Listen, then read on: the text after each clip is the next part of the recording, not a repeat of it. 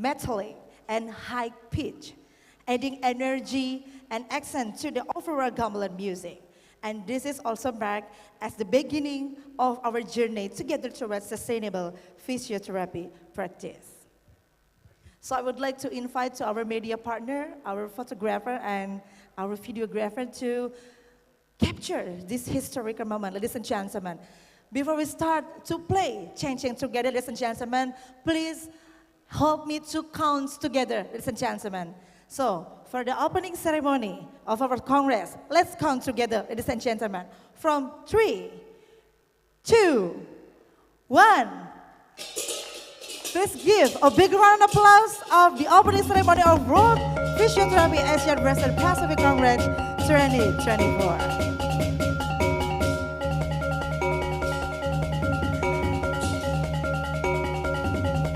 Once again, please be a round of applause. Ladies and gentlemen, please give a big round of applause to our opening ceremony of our Congress in this beautiful morning. Now we are going to take a picture. Please take a photos together, ladies and gentlemen.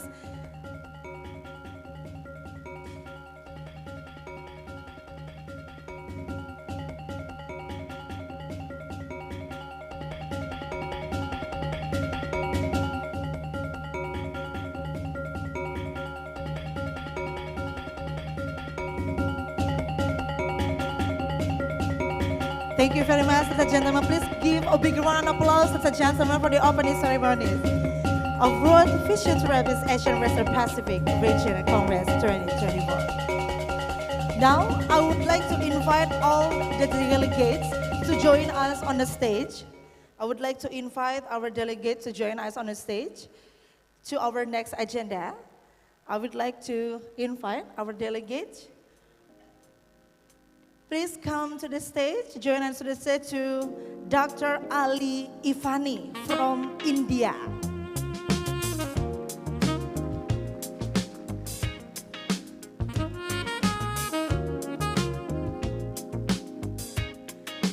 I would like to invite to the stage to Mr. Scott Willis from Australia.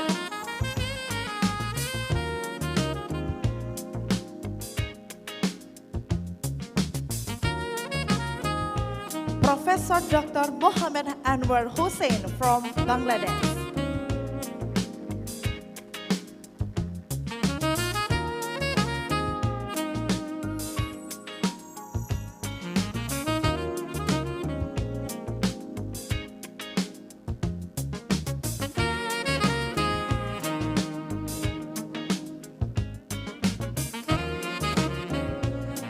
I would like to invite the delegates from Cambodia. Please welcome on the stage.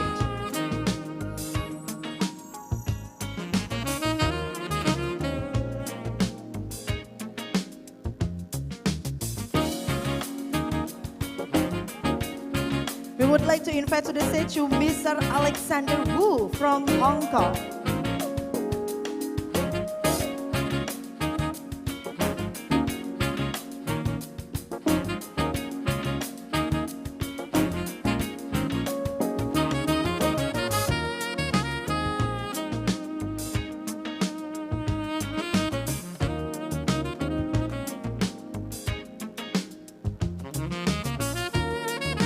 I will also invite Dr. Ali Ivani from India.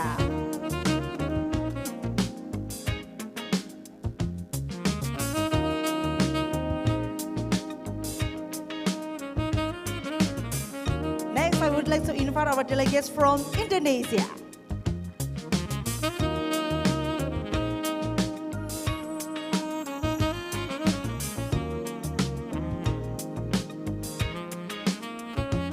I would like to invite to the stage to Shinichi Daikuya from Japan.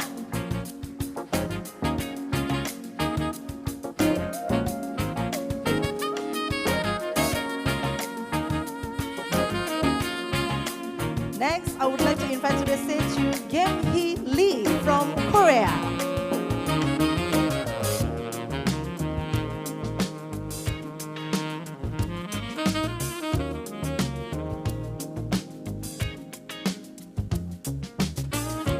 Welcome onto the stage to Joyce C. To from Macau.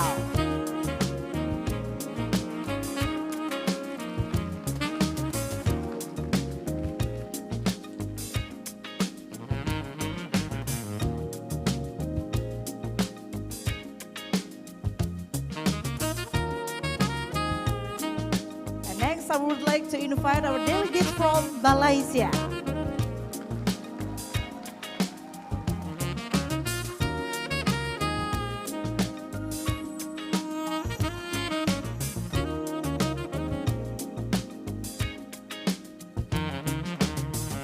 I would like to invite to the stage our delegate from Myanmar.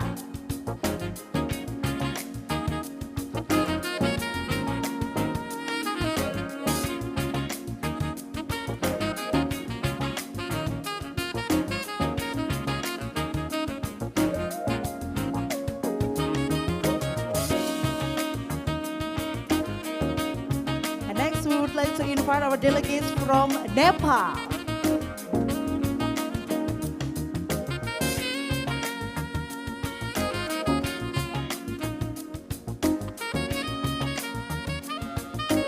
Please welcome on the stage to Oka Sane Vivi from New Zealand.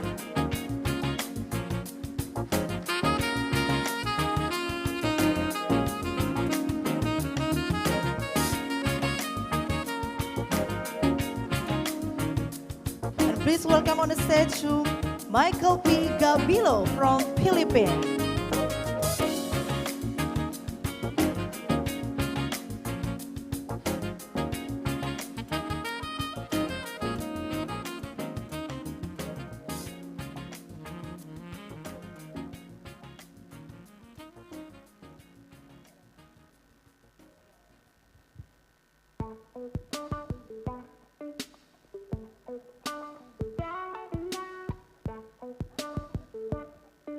We'd like to invite to the stage our delegates from Singapore.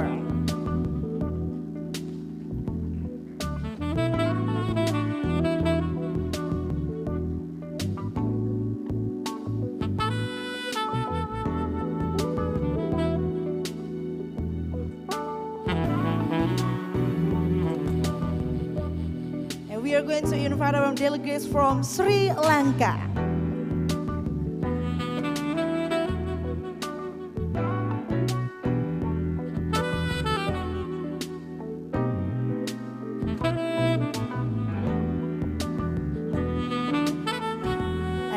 We are going to invite to the stage to Xin Fan Xiao from Taiwan.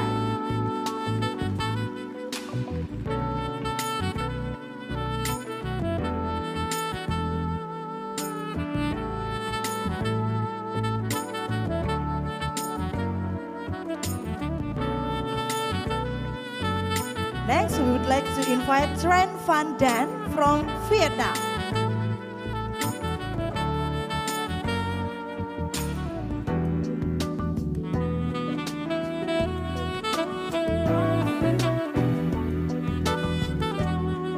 Now we would like to invite to the stage Idris Al-Babushi from Oman.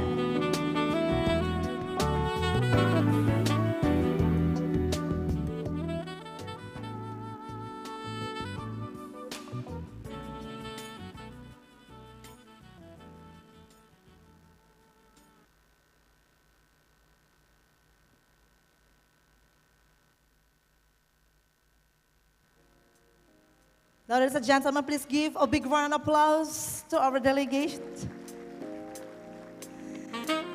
Now we are going to proceed to our next agenda, which is this is our commitment handshake photo.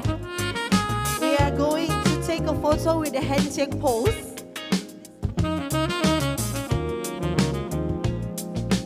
Ladies and gentlemen, we call it Asia handshake pose.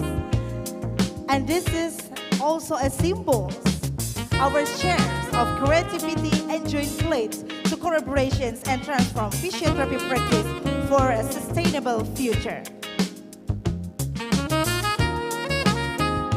And also this is our symbolize of our shared commitments to advancing physiotherapy in Asia, Western Pacific regions. Ladies and gentlemen, please give a big round of applause to our commitment handshake of all the delegates. Ladies and gentlemen, now we are going to invite you to go to our floor area because we are going to take a picture with all the audience together. We are going to go to our floor area and we are going to take a picture with all the delegates, participants, invited guys. And this photo will be taken on stage with our photographer and videographer. Ladies and gentlemen, please.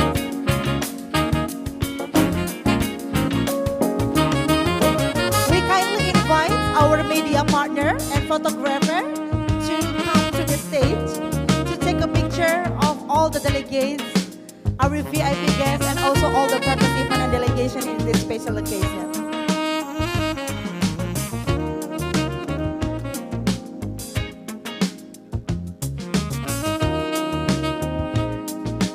Ladies and gentlemen, I hope you to all rise because we are going to take a picture in this very historical moment together. And for all the VIP guests, let's make a handshake pose again.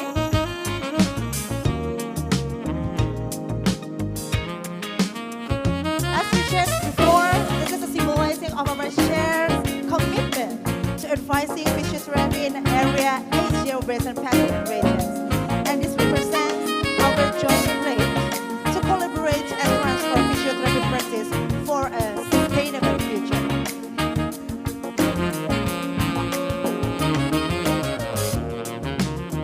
Ladies and gentlemen, let's give a sign of your hand.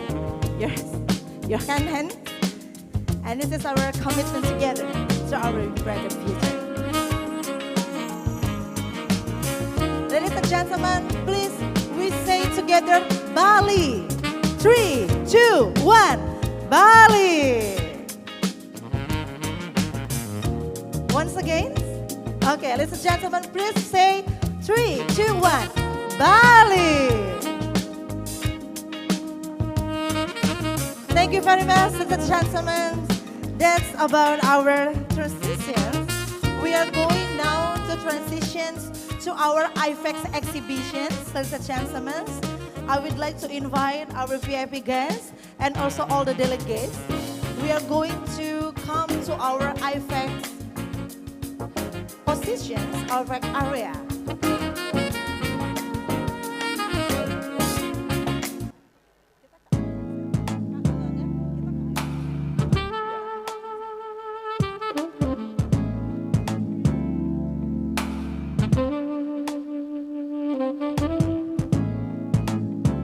Ladies and gentlemen, now we are going to officially open our IFEX exhibitions over there.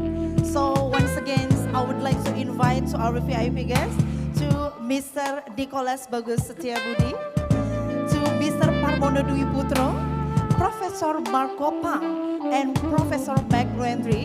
I would like also to invite Mr. Moh Irfan and all the delegates to go to our IFEX exhibition area because we are going to officially open our exhibitions, IFEX exhibition by cutting the ribbon. Please, ladies and gentlemen, we can move to our IFEX area.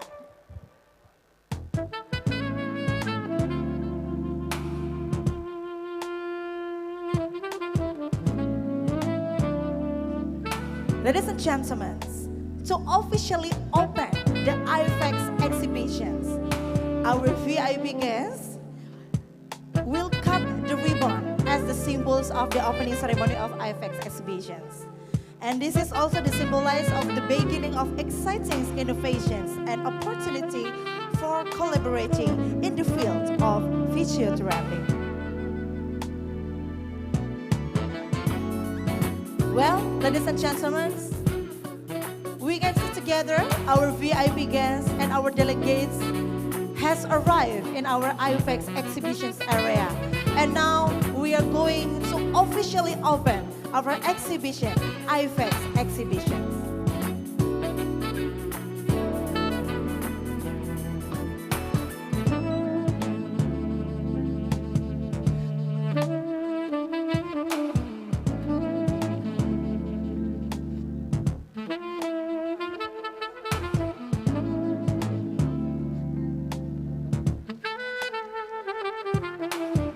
Ladies and gentlemen, let's count together for 3, 2, 1. Please give a big round of applause to the opening of IFEX exhibitions. By cutting the ribbons, this to symbolize that our IFEX exhibition is officially open. Please once again, ladies and gentlemen, please give a big round of applause to our exhibition, IFEX exhibitions, and all the opening ceremonies in this lovely morning. And now our IFEX exhibitions is officially open. We invite to you to explore the exhibition and enjoy the tea break, ladies and gentlemen.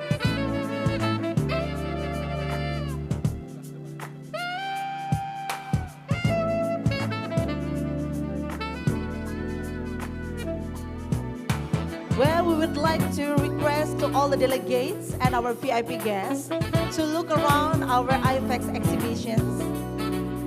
This is our commits and symbols of our innovation in the future in fields of physiotherapy collaborations.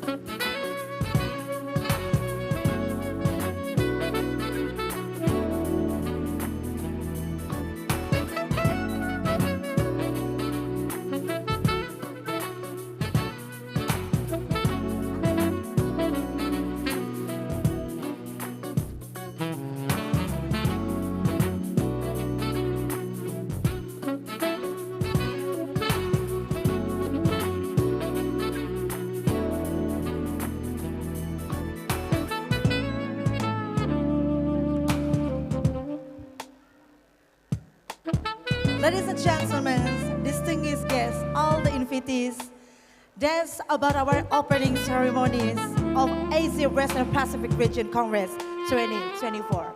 And also that's about the opening ceremonies of our exhibitions, IFEX exhibitions. Now, ladies and gentlemen, we are going to give a tie break to all of you. We are moved to our session, which is tea break. You can take a break for a moment before we move into our next segment, which is panel discussions and panels presentations.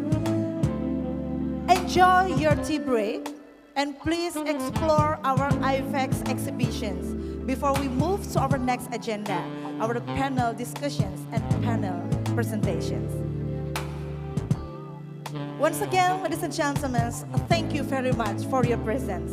Distinguished guests, our speakers, and all the delegates for joining us in this historical opening ceremony.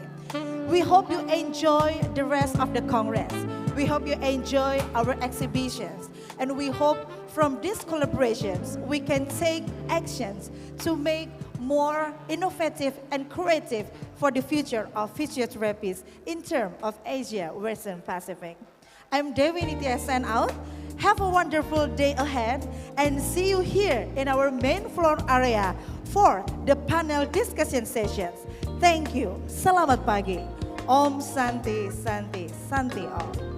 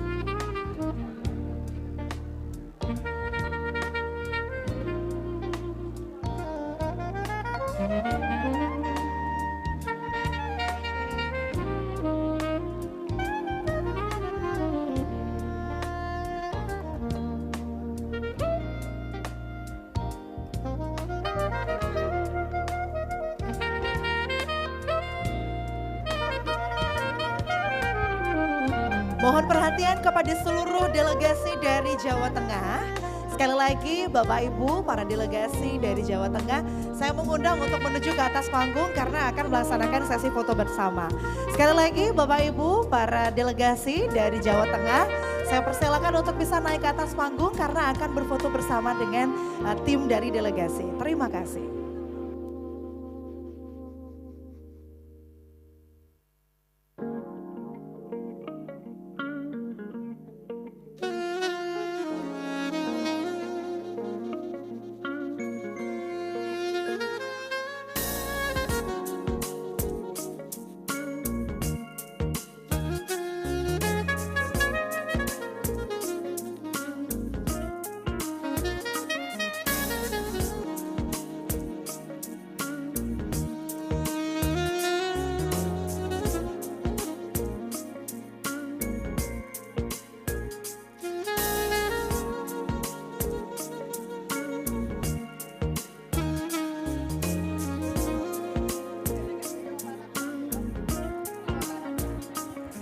Selanjutnya saya persilakan untuk para delegasi dari Jawa Barat untuk bisa menuju ke panggung karena akan dilaksanakan sesi foto bersama.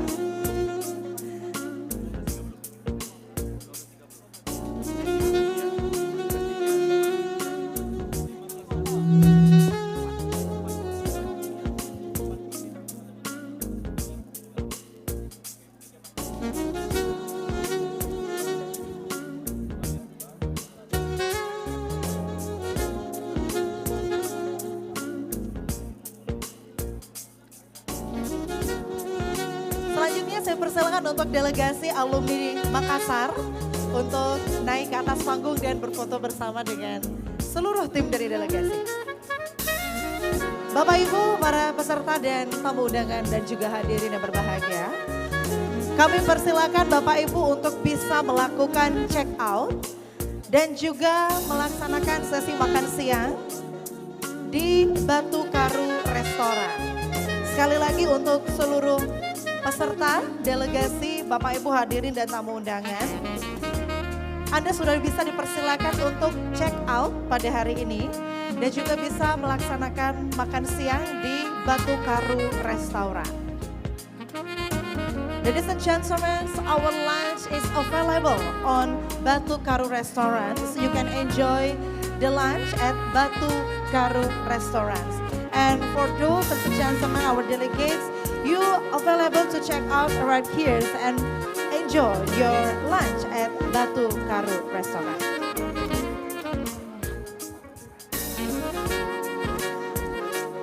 Sekali lagi kepada alumni delegasi Makassar, saya persilakan untuk naik ke atas panggung.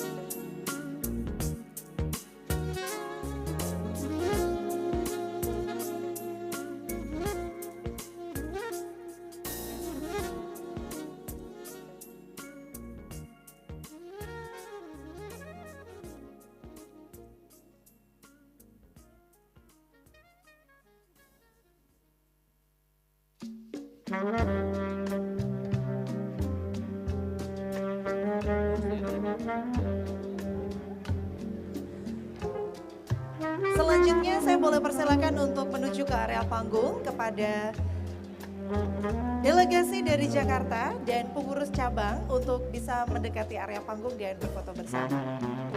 Sekali lagi untuk delegasi dari Jakarta dan pengurus cabang untuk bisa berfoto bersama.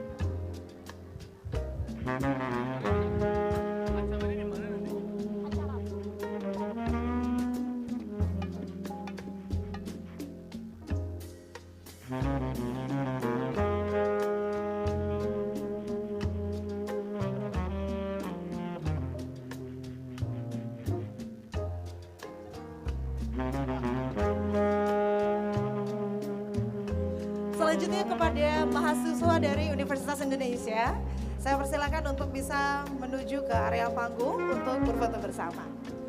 Bapak Ibu sekali lagi selamat menikmati tea break dan juga selamat mengeksplor exhibitions, IFAC exhibitions kita pada hari ini.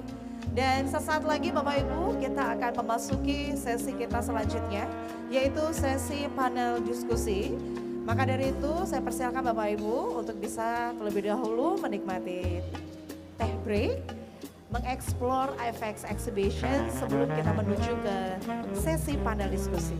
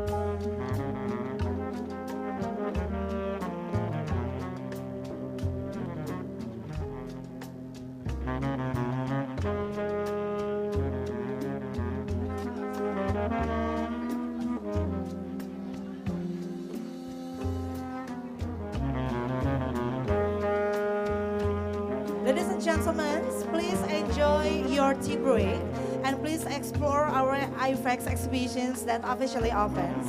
And we have time to enjoy the tea breaks until 11 p.m. And after that, we are going to move to our next agenda. We are going to proceed to our panel discussion sessions. Once again, ladies and gentlemen, we have time until 11 p.m. to enjoy our tea breaks and to explore many about IFAC exhibition. As after that, we are going to move to our next agenda. We are going to proceed to our panel discussions in 11 p.m.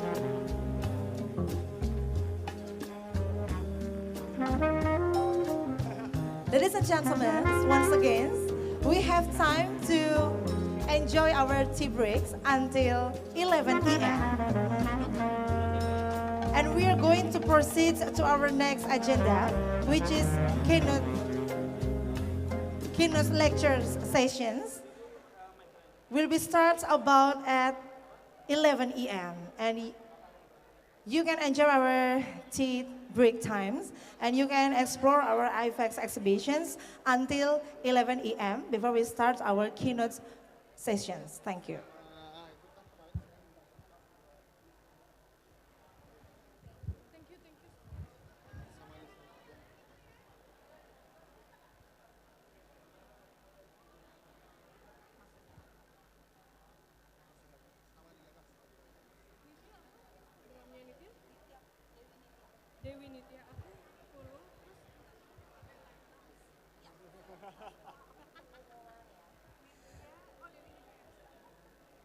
Dan tentunya pada hari ini kami ingin mengucapkan terima kasih yang sebesar-besarnya kepada seluruh pihak yang telah mensupport, mendukung terselenggaranya acara kongres kita pada hari ini. We would like to thank each and everyone who support our event World Physiotherapy Asian versus Pacific Region Congress 2024. We would like to say thank you so much to PT Karindo Alkesteron, PT Desti Karya Wesya, On Point Indonesia.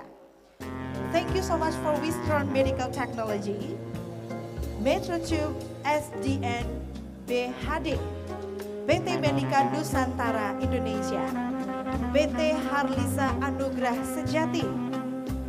We would like also to thank PT Tripatria Andalan Medika, PT Mitra Asa Pratama, the College of St. Scholastica, the Hong Kong Polytechnic University, Painkiller Transpulmin, Take Care Innovation SDN BHN, PT Polaris Arkan Starindo. We would like also to thank to PT Bold Technologies Leading Indonesia, PT Dynamis Mandiri Indonesia, PT Air Indo Sentra Medica, PT Murti Indah Sentosa, PT Aginta Sugikalindo, PT Visio Medica, Voltaren PT Haleon, PT Visio Pro Medical, dan Visio Tools JAMK. Once again, so we would like to thank each and every one of you and also our media partner who has supported this event since the preparations until now and also until the end of our Congress. And once again, ladies and gentlemen, we still have time until 11 a.m. to enjoy our tea break and to you to explore our IFX exhibitions before we move to our next agenda at 11 a.m. We are going to proceed to our next agenda, which is keynote sessions. Thank you.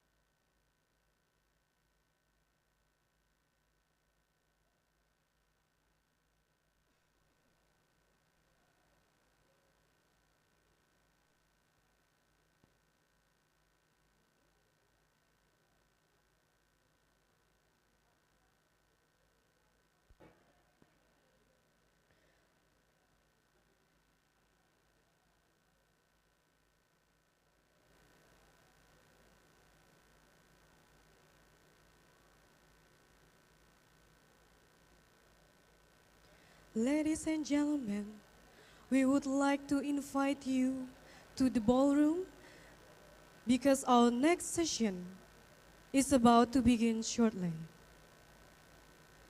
Bapak Ibu sekalian, kami mohon untuk kembali ke ruangan ballroom karena acara akan segera kami mulai. Terima kasih.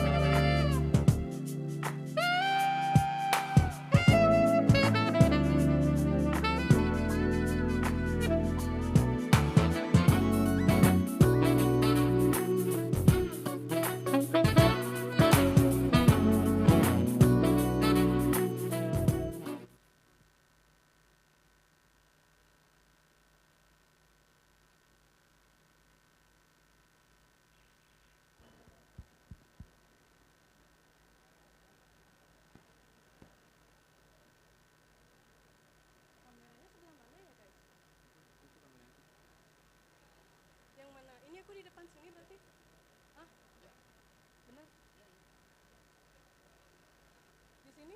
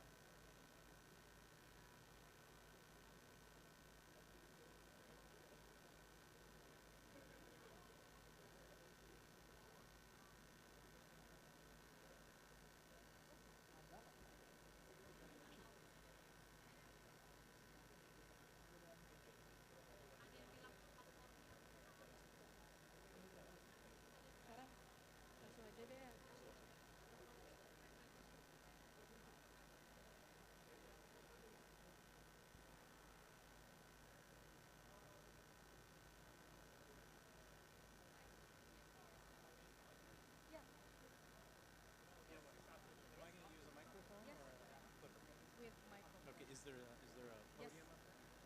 No podium. Oh, really?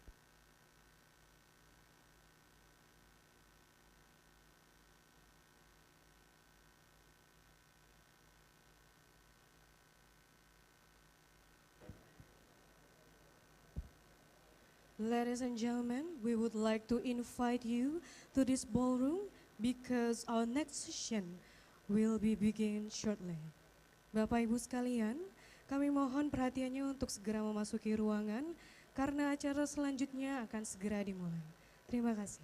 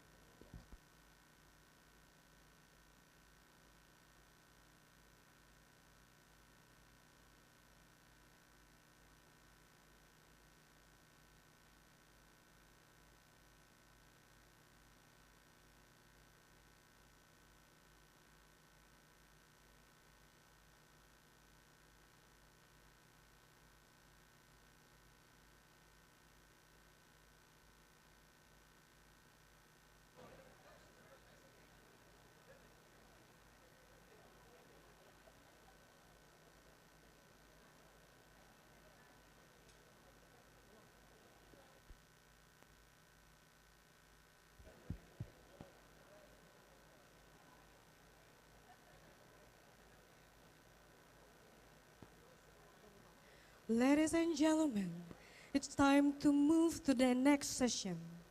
The next session is keynote lecture from Prof. Michel Landry as President of World Physiotherapy. He will talk about moving towards sustainably physiotherapy practice.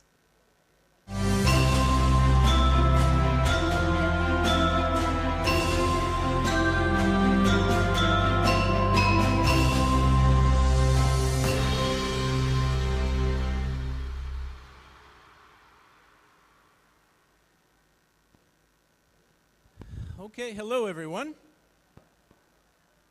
Hello everyone. Oh yeah. Let's try something. Hold on.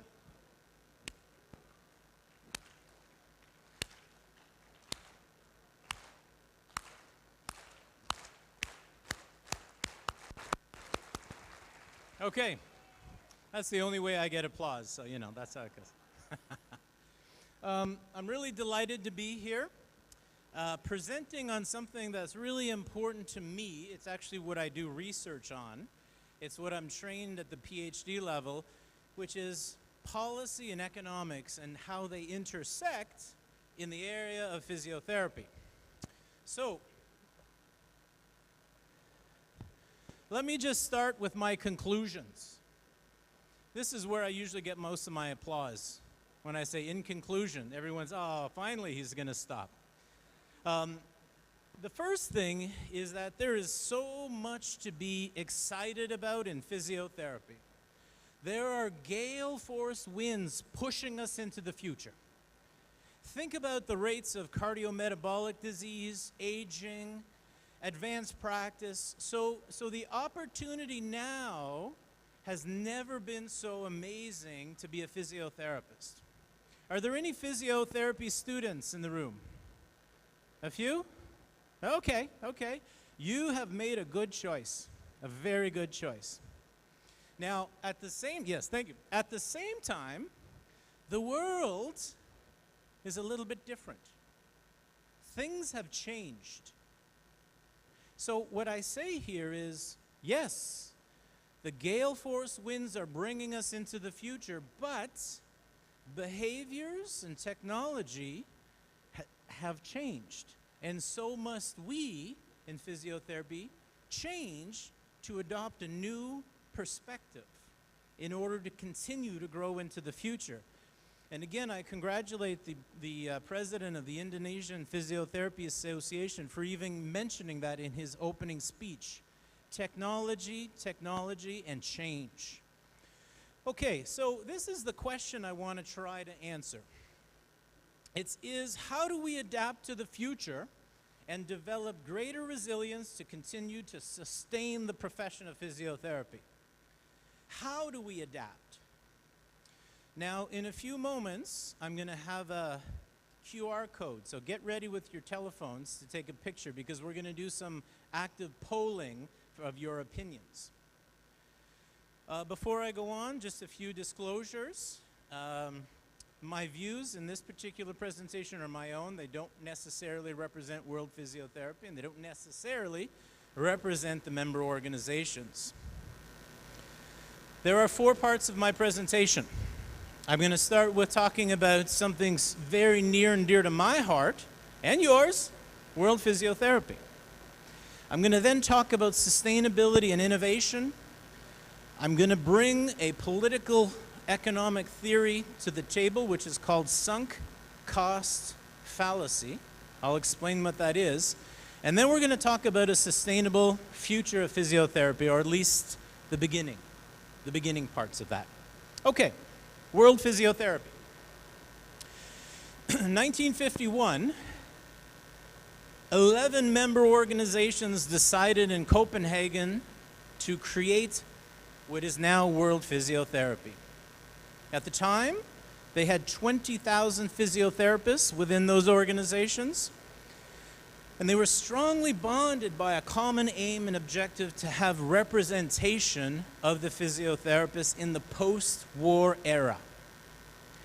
Now that's 1951. If we fast forward to a few years ago, we have now grown to 127 member organizations, actually a few more as of a little while ago. Over 600,000 physiotherapists in those organizations, and we are the global voice for physiotherapy. The global voice. If you remember when we were first established in 1951, that means that 2026 is our 75th anniversary. So get ready for some partying and some advocacy and some advancement into the future.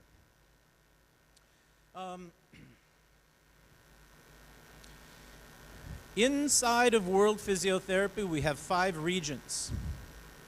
The regions are us, and we are the regions. They are one and the same. We have different foci, different parts of the world, but constitutionally, we are connected and we are the same. So the objectives of the region are the objectives of World Physiotherapy and vice versa. Now here in the South American,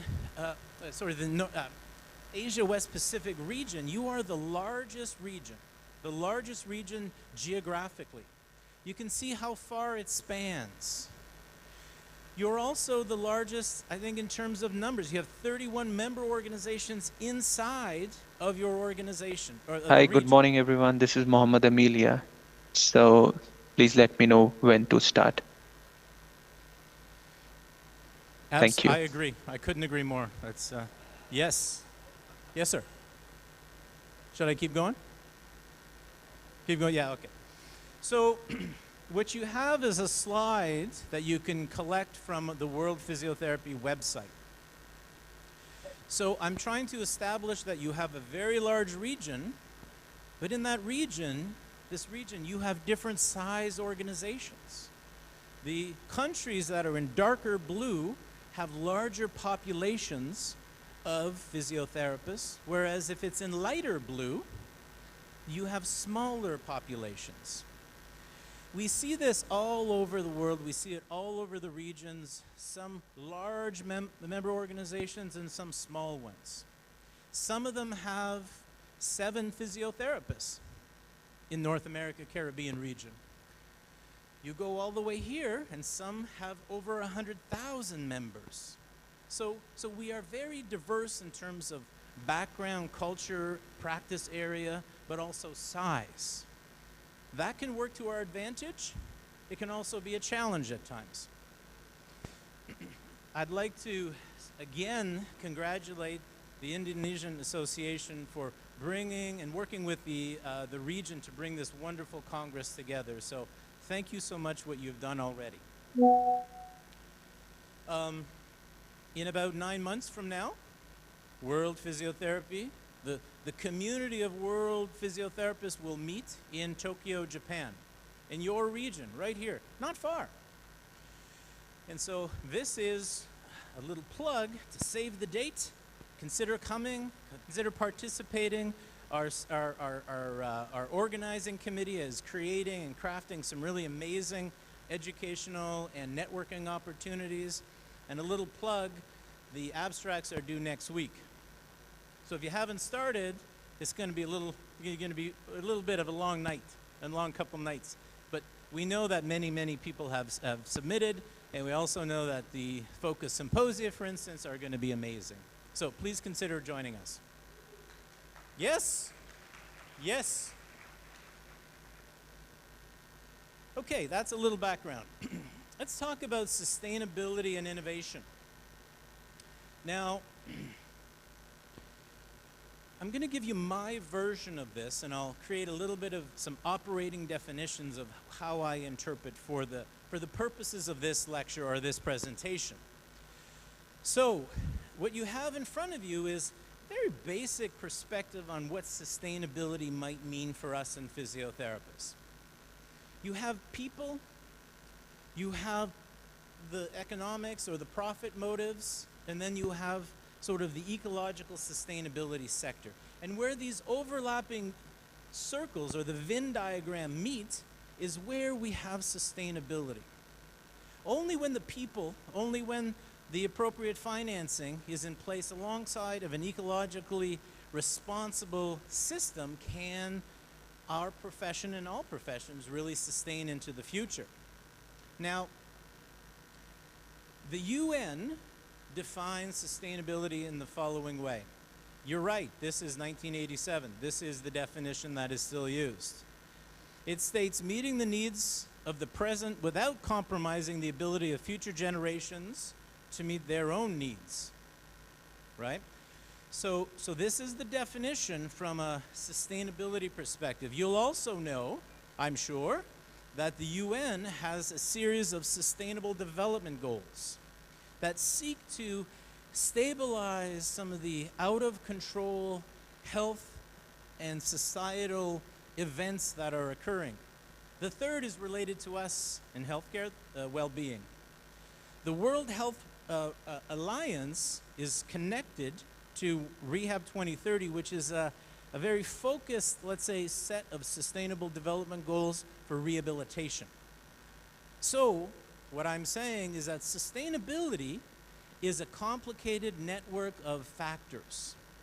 For the purposes of this presentation, the next half hour, I want to change the definition a little bit.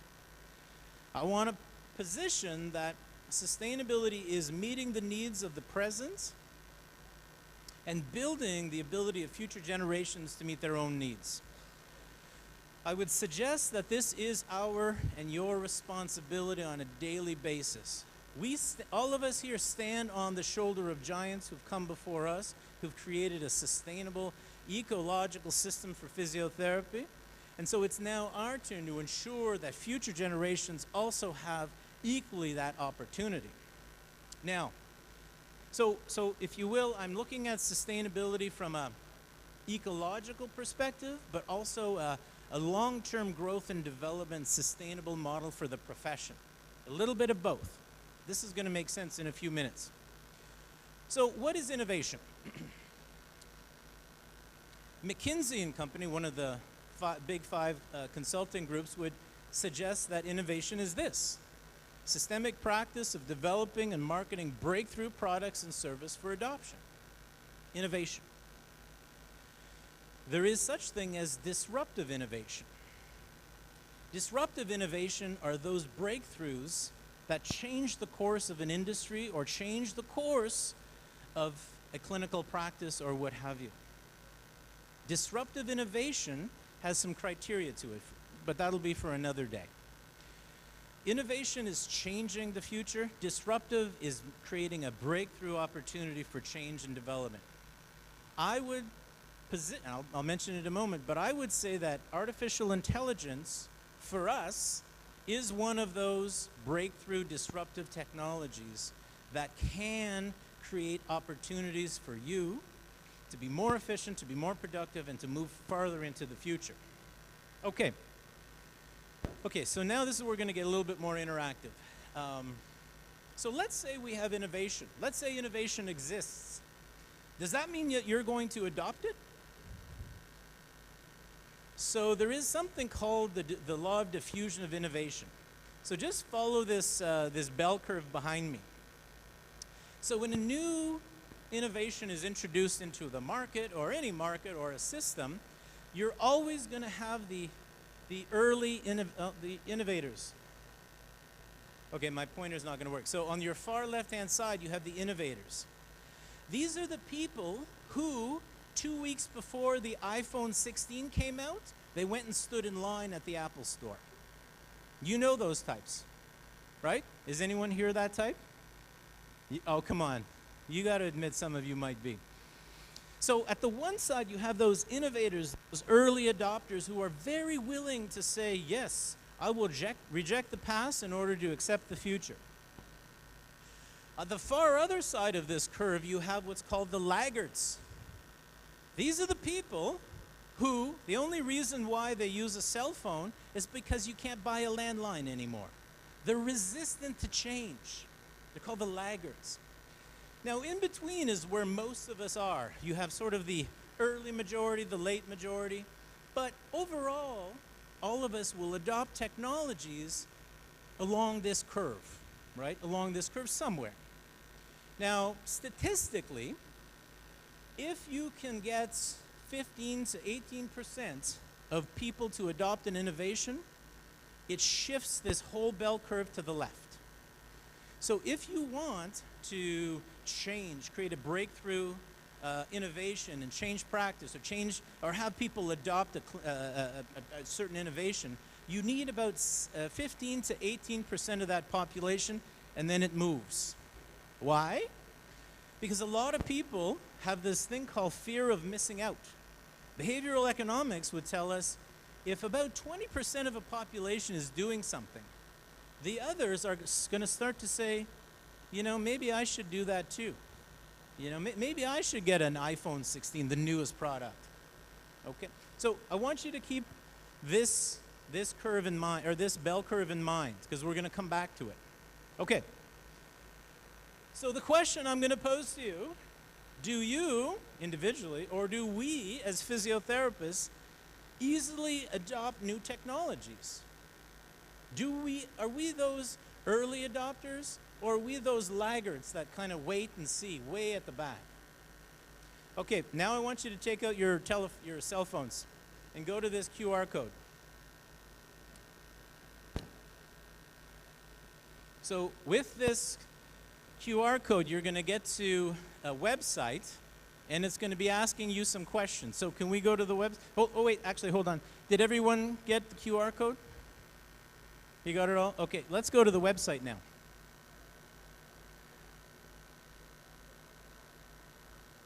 Don't answer them yet. Hold on. Just hold on.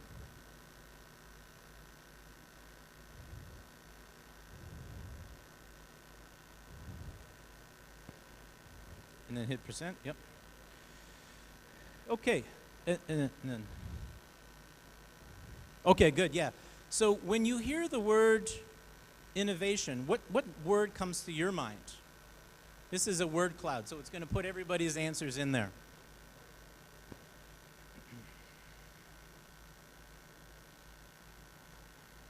Okay, keep going, keep going.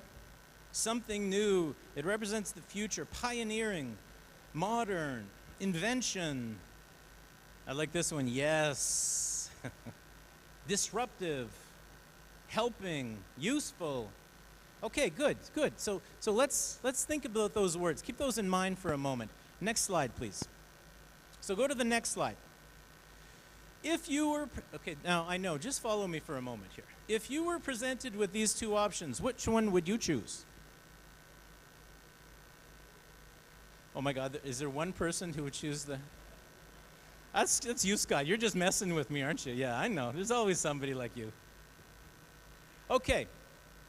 Funny enough, actually, I'm sure when Scott and I were young, that telephone with the red was actually an innovation. It was better than the rotary dials. So there you go.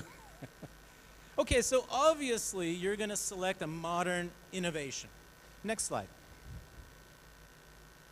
Okay, which one of these would you choose? And let me describe them. One on the left is a mobile cell, as you have in your hand. The other is a wearable communication device. These actually exist.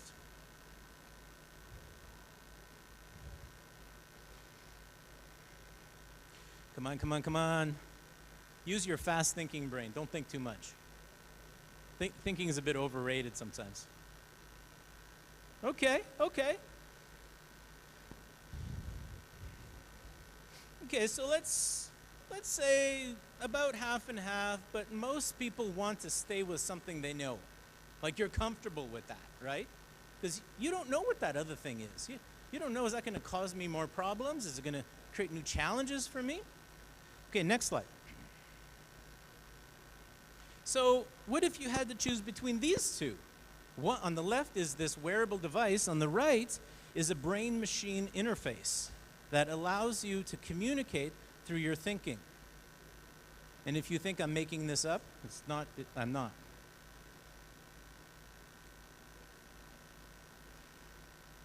Okay, that's surprising. You're not confirming my thesis by choosing that.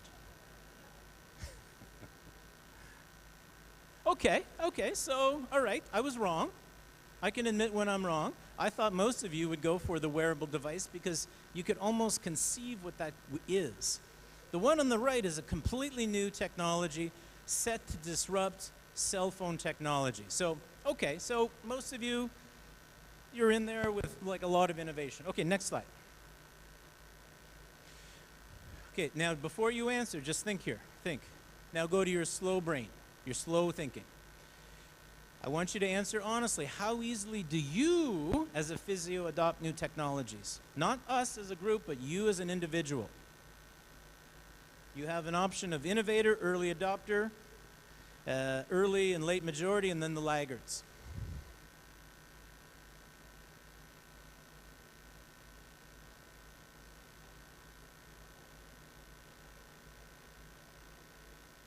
Okay, okay. There's one laggard out there. Can you stand up? No, I'm serious. Don't stand up. I'm teasing. No. But you can see that you, if we looked at you as an individual, it's a normal curve. It's a normal distribution, let's say. A lot of people in the middle, some early adopters, innovators. Okay, so you think you're really innovative. Okay, this is good. All right, good. Next slide. Now I'm asking you as a global community of physiotherapists, how easily do we adopt technologies? So I'm not talking about you, I'm talking about your experience with the global community, whatever that means. How easily do we lean in and adopt new technology?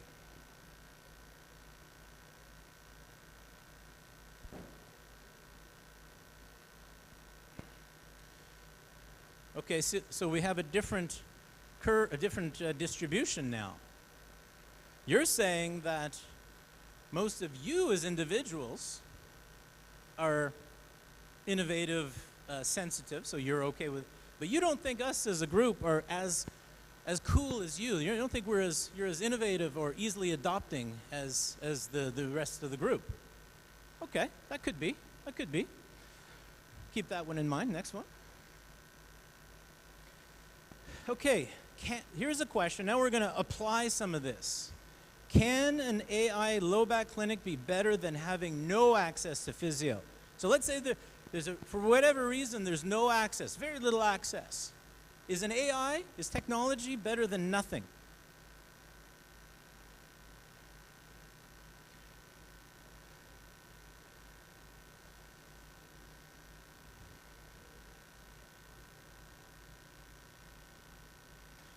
Okay, I'm surprised there's so few maybes. I thought there'd be more maybes.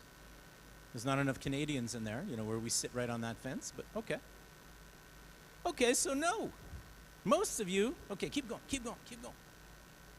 That's probably enough.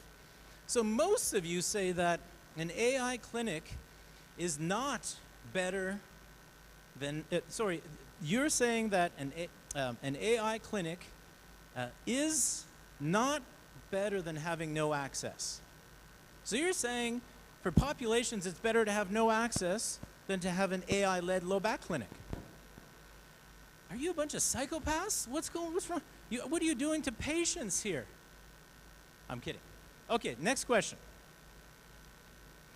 Now this changes a little bit. Here it is. Can an AI-led low back clinic be better than seeing an in-person physio? So is AI better than an in-person, direct to you? Some people think it's a stupid question. Okay. Never. It's never better. It's always better. It's a stupid question. You insult me, Mike, by even asking the question kind of thing. Sometimes. Okay.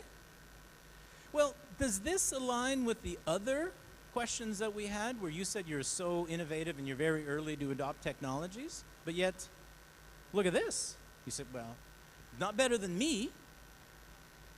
Are we a group of narcissists and think the only solution to healthcare, solving healthcare is us? Is there no space for technology? I'm trying to be insightful, I'm inciting some ideas here. So keep this in mind. Keep this one in mind. There's one more. Oh, no, there's not. Okay, let's go back to the...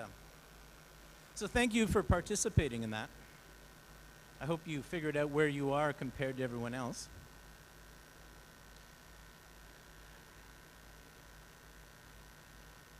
So the reason why I wanted to do that, one, is to kind of have a little bit of a gauge of where people are.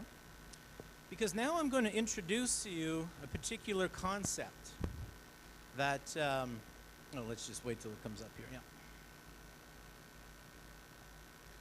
Okay, so now we're in the third part of the presentation where I'm going to discuss and present something. It's political theory here, but hold on tight, it'll make sense in a minute. It's called sunk cost fallacy. Another way to think of this concept is this. Sunk cost fallacy, if it exists, it's the enemy of innovation adoption. So this will make sense in just a moment. So sunk cost fallacy occurs when someone chooses to do or continue to do something just because they have invested resources in the past. So in other words, I'm going to do this because I've always done it this way, and it's what I know, so I'm just going to keep doing it. If that's the case, it's called sunk cost fallacy, right? Sunk cost fallacy. Sunk cost means you've invested in it and you can't pull your money back, or you can't pull the resources back. So all of a sudden, maybe there's a framework in your mind starting to get created here. We say we're innovative. You say generally as individuals you're innovative, more innovative than we are as a group.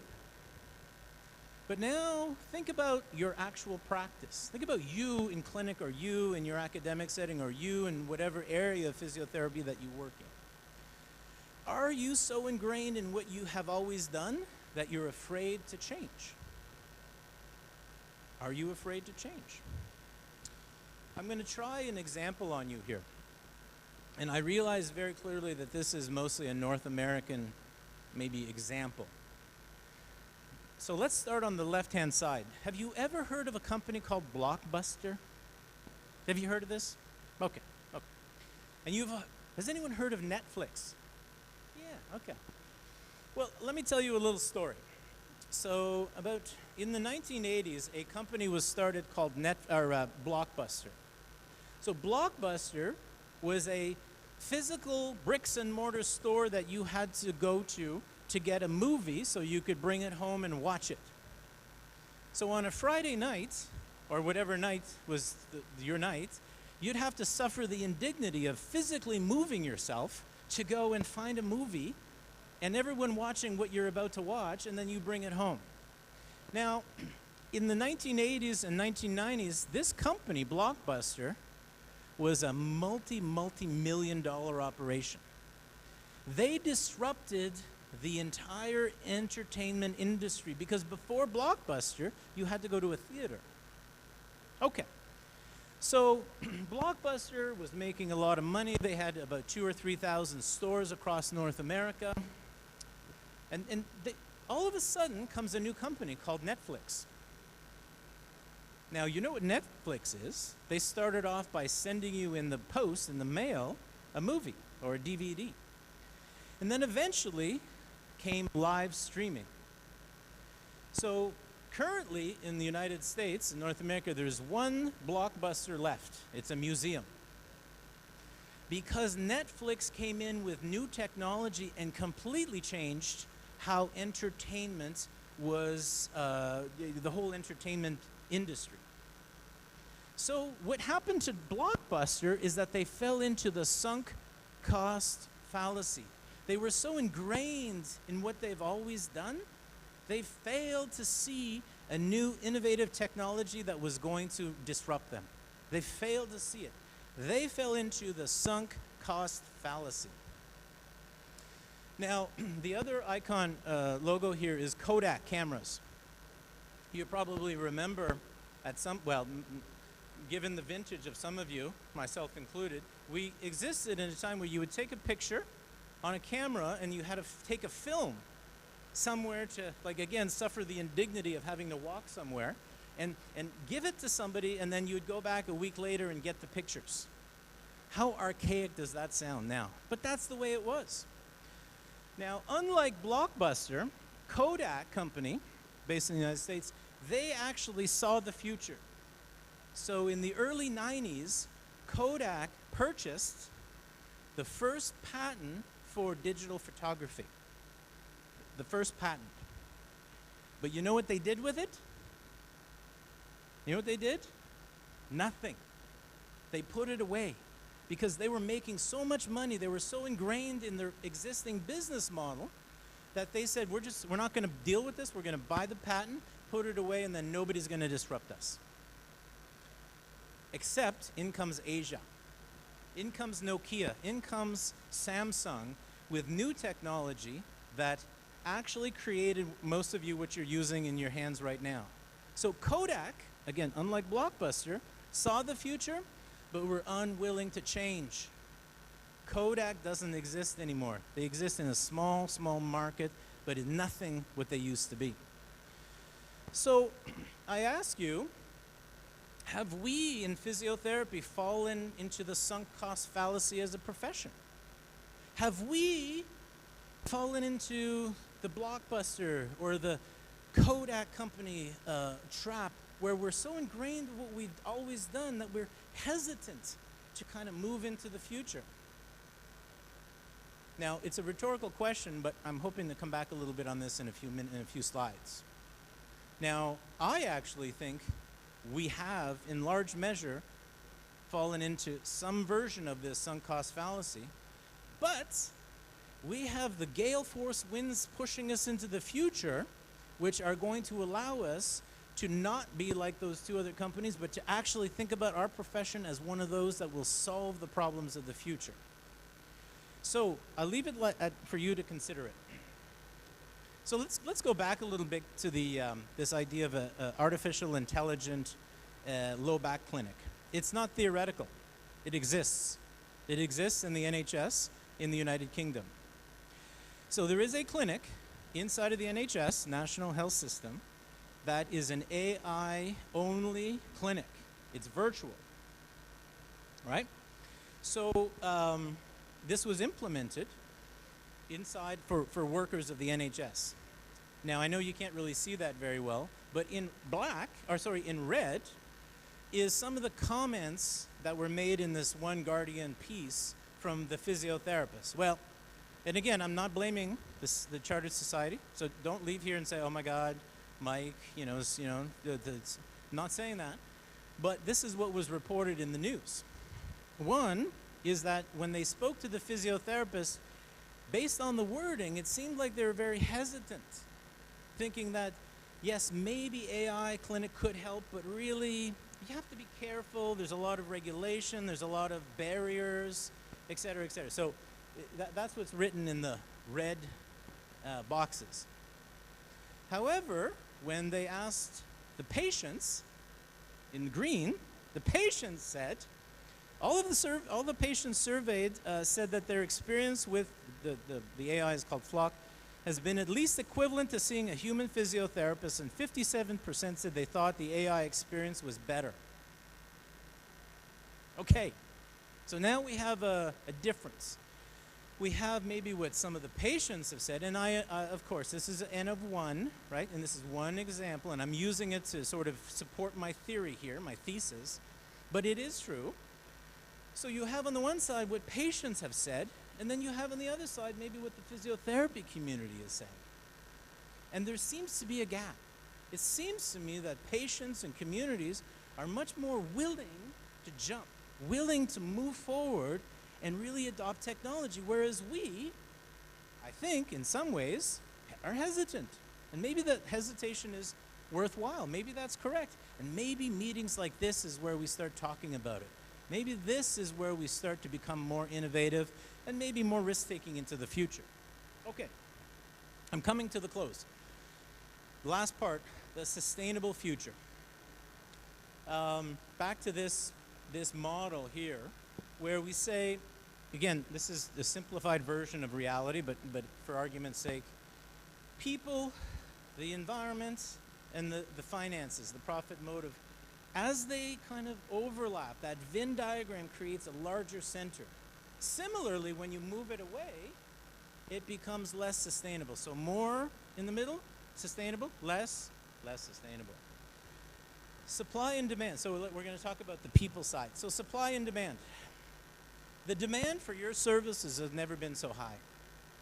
It's never been so high. You saw a couple of years ago that in the Lancet, it was identified that 1 in 3 people in the world have a condition that would be made better with with rehabilitation intervention. So, fantastic. We have, well, not fantastic, you know what I mean. There is a real demand for your services. Now, on the other side, if you think about the supply, that would be people, do we have enough? Are we able to meet that demand? I'm coming back to the region here, and this is again pulled directly from World Physiotherapy. How many practicing physiotherapists per 10,000 population? The darker the blue, the higher that health human resource ratio. The lower the blue or the lighter the blue, the less. So we might not have really the supply to meet all of the demand. So the question becomes, does that just simply mean that we turn up the volume? Produce more and more and more physios? In certain contexts, the answer is absolutely. Absolutely. In other contexts, maybe there's a different way to look at this. So I think we have an imbalance between supply and demand for your services. The demand is high, the supply side is not always meeting the demand. And when that happens, you have people entering the equation to meet that demand, right? We have competitors coming in to meet that demand. Maybe that resonates with you. Okay, so just gonna make a few points about the planet on sustainability, because this actually, ecological sustainability, because I think it really plays into our advantage as we grow our profession, because, again, you don't have to go to this QR code, but World Physio has a policy statement on climate change and health, and it's on our website, and there's a whole bunch of other really amazing policy statements that you can look at. But just to maybe highlight a few of the comments that were there. Healthcare accounts for 4.6% of the global emissions. So we are not one of the larger emitting, healthcare industries. Maybe dentistry, maybe others are, but not so much us. In fact, I would say this is one of our advantages. If the argument is that climate change is happening, we can argue our interventions are often low impact on the environment. Think exercise, think movement, think function, right? Think home care. So we offer a solution that participates in a more sustainable ecological system. Now, you may or may not know, but there is something called the Environmental Physiotherapy Association. Not connected to World Physiotherapy, but there is. And they do some really great work. A lot of their board members are from the Asia West Pacific, so just a little plug for them. Okay, so we talked about supply demand. People, are there enough people? Okay, maybe not, maybe. Ecological system, we actually have an opportunity to positively impact the environment by our interventions in healthcare. Let's talk a little bit about finances and profit. This is the last political theory I'm going to bring up here, but you all will know this, so I don't mean to diminish or insult you here, but this is a very simple supply-demand curve. Let me just show you something. I'm going to turn my back for a minute so I can point. Okay, you can't see that very well, can you? Okay, so you have a demand curve, and you have a supply curve. So the demand curve goes from up here to down here, and supply goes the other direction. If the demand is high, okay, let's say we're here, that means, if the supply, or if the demand is high and the supply is relatively low, you put up your lines and you have a fairly hot, let's go back. The price is high. So when demand is high, supply is low, price goes up. The alternative is also true. When the supply is high and demand is low, the price is low. This is pretty basic. This is called neoclassical economics. So in converse to what I just said, we have maybe not enough supply. That should signal, right, that maybe the price for our services should be high. But that's not the case. And why is that? Because healthcare doesn't always follow the natural rules of classical economics. The supply-demand curves don't always fall in terms of what healthcare offers. And the reason why the prices are not always high is because of regulation, it's because of substitution, other people doing the same work we do, vague scopes of practice, etc. So I want you to think a little bit of where are we in our supply-demand from a classical economic perspective. There is something I want to try to convince you of here today. So that was supply-demand. This is also supply-demand. Watch me for a moment. On the y-axis, yeah, the light is pretty... Anyway, on the y-axis, you have price. On the x-axis, right, you've got quantity demanded. Now, in the previous curve, it looked like it was almost linear. Like, as soon as the supply goes up, and all of a sudden the price could change, like in relationship to that. Well, that's not really the case. There's a concept called elasticity of demand, or price elasticity of demand. What it means is that if a service is very sensitive to a price change, it'll have a big sweeping effect on the demand or need. If the alternative is true, and with a price change, there's no change in the demand, that means it is inelastic. If a small change of price means big change of demand, it's elastic versus inelastic. Okay, now, here is why this is important. Because cardiac surgery is generally considered to be a very inelastic service. So when you need cardiac surgery, no matter what the price is, you'll do it, right? And you can think of other life or death kinds of interventions where you're not going to debate or rarely debate the price.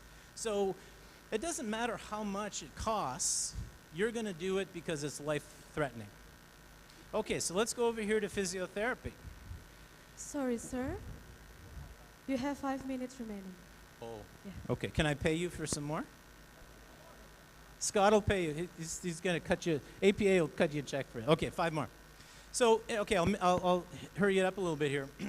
Because in physiotherapy, a small change of price often means a large change in the amount of services demanded or needed.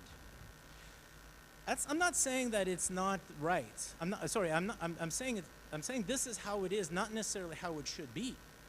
So the argument here is that I believe that physiotherapy is moderate to highly elastic from a neoclassic economic perspective, meaning you change the price, big change of demand. Now, the reason why that's a bit important is that if we look at the inflation rates, if we look at global inflation rates post-pandemic, we all exist in this environment of hyperinflation where what was one value of $1 before is significantly different today. This is a complex one. I'll tell you what it means. This is Consumer Price Index. So this is the cost of a product or a service and its change over time. What I've done is I've plotted all of the countries in this region. In this region. And the way you interpret this, just because I'll speed it up a little bit, is that if you're high on this list, it means that your CPI is much higher than it was 10 years ago. So this is hyperinflation. So if you're Sri Lanka, you're well above 250% increase in cost than you were in 2010. So you'll see the higher income countries on the bottom of this list and the lower resource settings on the top. So by introducing hyperinflation into the system, what we have is de facto a change of the price, an increase in price, which has triggered a lower demand in most areas in the world. So I'm going to end with this, is that I really truly believe we've got an opportunity, my friends, to build a sustainable model, to be ecologically friendly and move those circles closer. But at the same time, there are forces that are pulling them apart. Hyperinflation is pulling the economics apart for us. There's a pull towards, from ecological systems.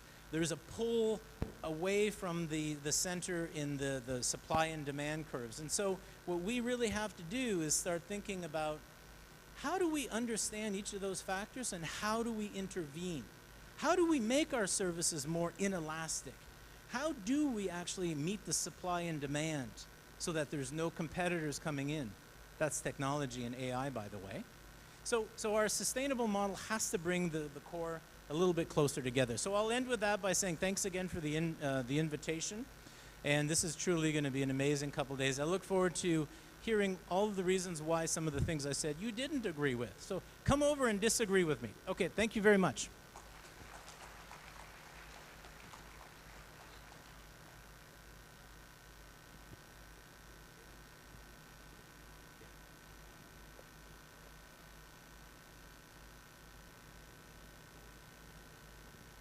Okay, give applause again for Prof. Mr. Landry.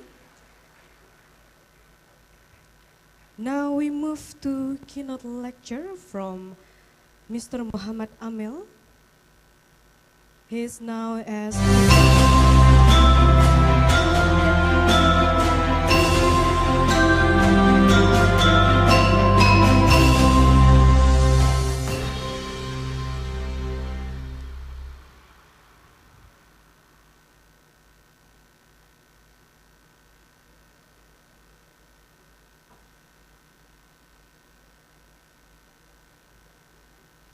Hello, can somebody confirm if I'm audible?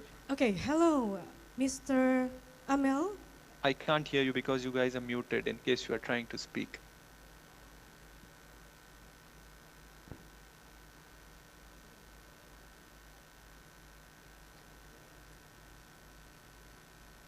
Hello, Mr. Amel. You're trying to speak something which means I'm audible. I Yeah. can't hear you well, but I think I'm audible. Can you give me a thumbs up? Oh, good. That's important that you hear me well. Questions I can take in the chat. So, what I'll do is I'll project my screen. Salamat Pagi to all of you. I am Mohammed Amil. I am based out of WHO Southeast Asia Regional Office. Currently, I am speaking from Bhutan, where I am on a field visit. So, Kuzu Zangpola from Bhutan, which is their greetings to all my colleagues who are in the beautiful island city of Bali. I've been there, so I know you guys are having a great, I hope you guys are having a great time there. So I'll quickly project my screen, but it says sharing is not turned on. So if the organizers can allow me to share my screen, I'll quickly do that.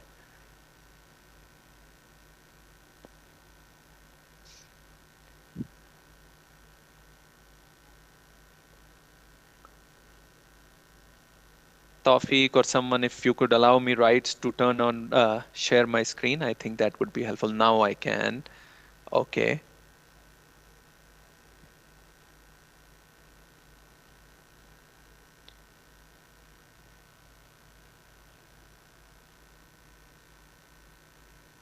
I hope my slides are visible.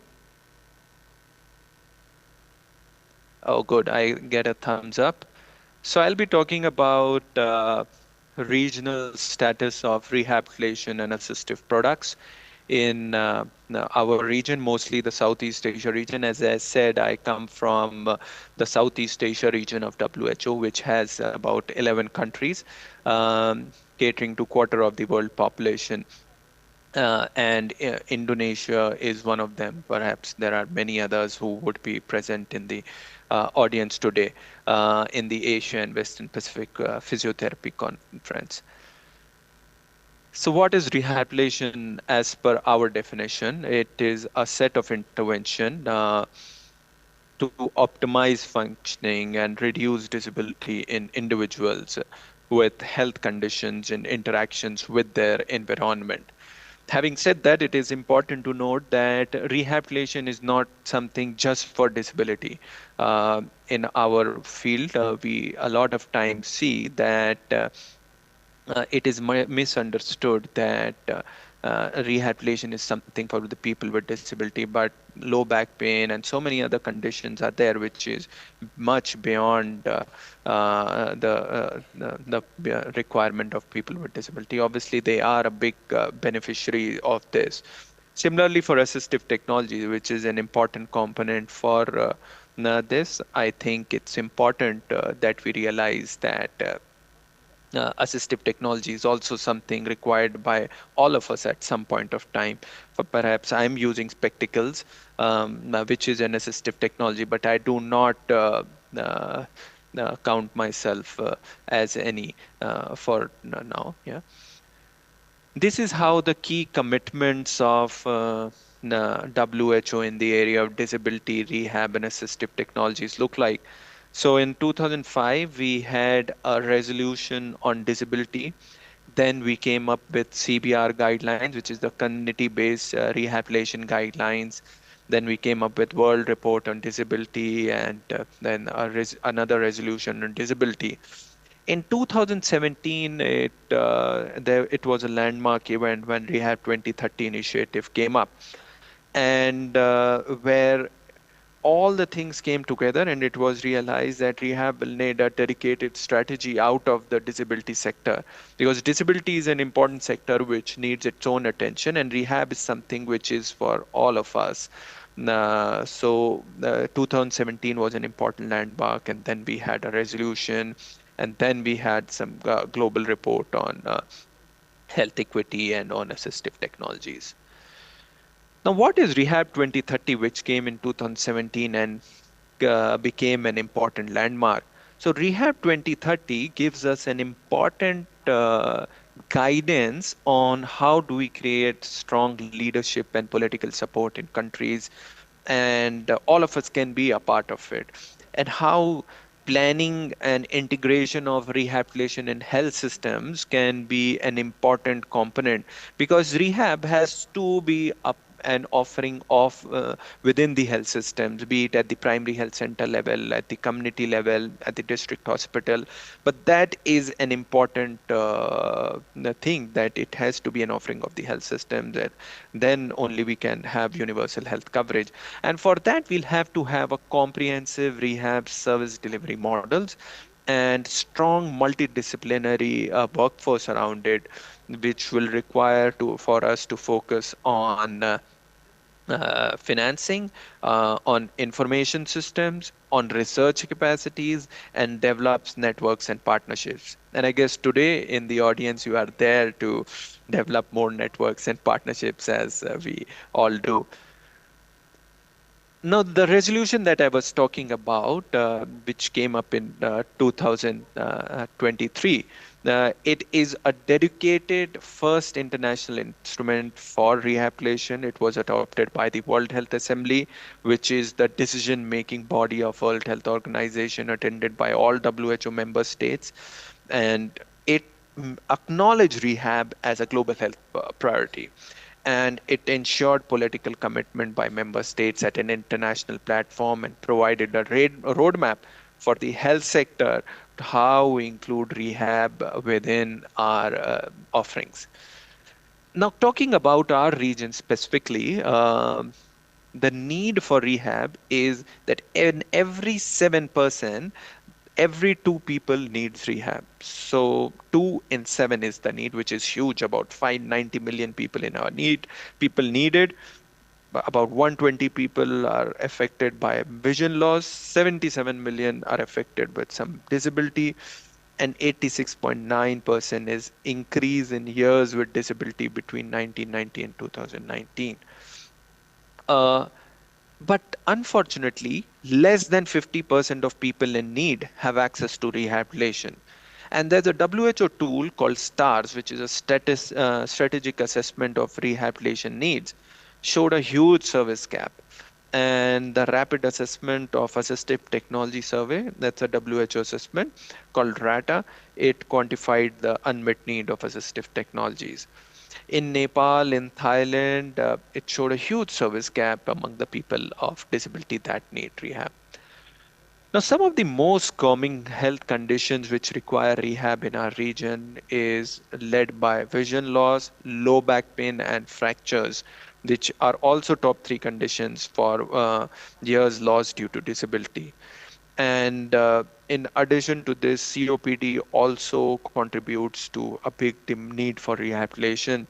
And one of the WHO tools called the package for interventions for rehab is considered to address these burdens. In fact, the package of essential non-communicable diseases, which has been conducted in our region, shows there's opportunity to the raise demand in this. Now, prevalence of aging, and it is important that we talk about this because this is also contributing to the need of rehab, the raised need. So, from 2017 to 2015, the aging population is going to double in our region. That's a huge number, double.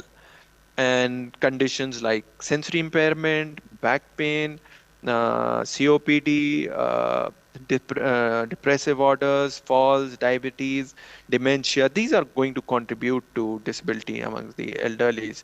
And that also raises the risks for falling and sustaining injuries and functioning decline. And for healthy aging, we need to promote functioning, rehab, and assistive technology are going to be the key. So amongst the injuries, the NCDs, aging is something which is rising at the maximum pace. So we need to work in that direction. Yeah. So, in summary, rehabilitation is something for anyone at any time, not just for people with disability, not just for people with elderly, because as you see, it's for children as well. It's for people with some communicable diseases, some non-communicable diseases, and all the population that needs it. It's a mental health service at all levels. It needs to be integrated as a part of health system offerings, and that's very, very important. The rapid assessment of assistive technology survey in that region showed that about 20% of the population at least one assistive product. That's huge. And the prevalence for need is much more. So use is less, the need is more, which shows there's a huge gap between what is needed and how many of us are using. So the met need is just 12.9% in our region. The survey also showed that two-thirds of the users are using private sector or their out-of-pocket expenditure for obtaining out-of-pocket expenditure, which makes a point that this should be an offering in the health systems. Now, some of the barriers for accessing assistive technologies like wheelchairs, crutches, spectacles, one of the biggest was affordability. As you see, the two-third people had out-of-pocket expenditure or access private sector. The next was stigma. We need to reduce stigma and lack of support or availability of those products. So some of the remote locations did not even had those products, even affordability was there. Now, one of the most alarming figures shows that in some settings, only 3%.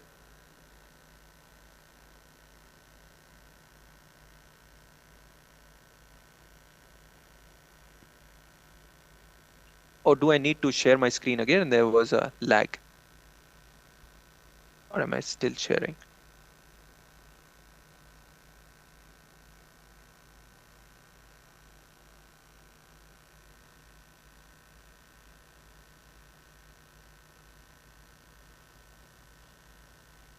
Okay, good. I continue from here and I'll try and conclude. I think there's some network issue because I'm not sure if you could see in the background. I know I'm on a top of a hill. So, so one of the alarming figures showed that only 3% of people had access to assistive technology in some settings, which is low income settings. Although in high income setting, it was as good as 88% of it. So the figures also show that two out of three people age over 65 need at least one assistive product. So every two-thirds of the population, that's huge. And there are access issues, there are barrier issues, and there is need in crisis. This one block shows the need for assistive products and rehabilitation in base of the primary healthcare services or the community services. Shows that simple services or the screening or referral systems need to be there. At the secondary level comes the general AT services like the wheelchairs, and at the specialist level, the tertiary level, you have the prosthetics, the orthotics, or the intermediate levels of the wheelchairs. So this is how the complexities are growing.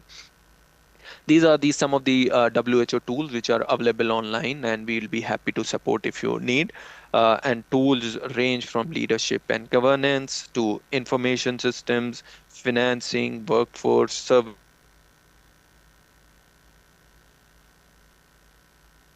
delivery, on emergency. There's a rehab guide for action and the strategic assessment tool for seeing the gaps in rehabilitation services, and which shows that Myanmar, Nepal, and Sri Lanka have conducted these services, and there's significant unmet need on workforce, on service delivery, on collaboration, coordination, and on the coverage. And this is the map of different countries who've used various WHO tools, and what are the outcomes, how well they are performing, but I don't think we need to get into this at this stage. So in conclusion, a rehabilitation and assistive technology optimizes functioning for communication, for mobility, for self-care, for ingestion. But I understand this is a physiotherapy conference, so I think mobility is your biggest much, much beyond all of you know than mobility in itself. So with this, I conclude and Salamat Pagi and Assalamu alaikum to everyone. Thank you. Thank you, Mr. Amil, for your interesting topics.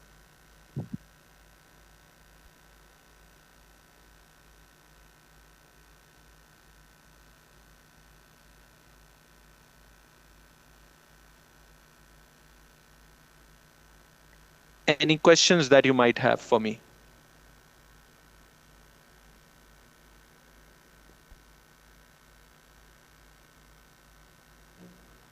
I can't hear you if anybody is speaking.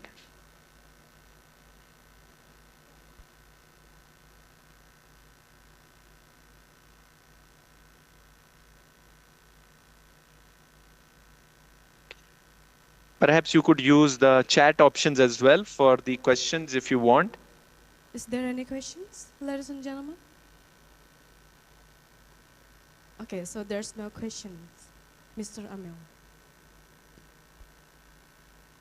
Okay, so I read in the chat that you don't have any questions, and thank you so much for your time. And if you permit, then I'll take your leave because, as I told, I'm in a workshop in Bhutan where we are discussing how, how we need to consider people with disabilities in the National Action Plan for Non-Communicable Diseases, because people with disability are most vulnerable for risk factors, be it unhealthy diets or their physical activities or use of alcohol and tobacco that's most prevalent in people with disabilities. So I'm here discussing that. With this, I conclude. Thank you so much, everyone.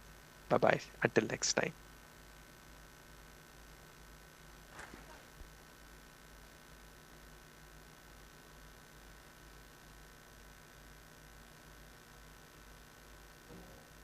Okay, we're going to the next session. Keynote lecture from Mr. Padang Wicaksono. He is now as a Dean of Vocational Higher Education Program, University of Indonesia. He will talk about strengthening education in health sciences.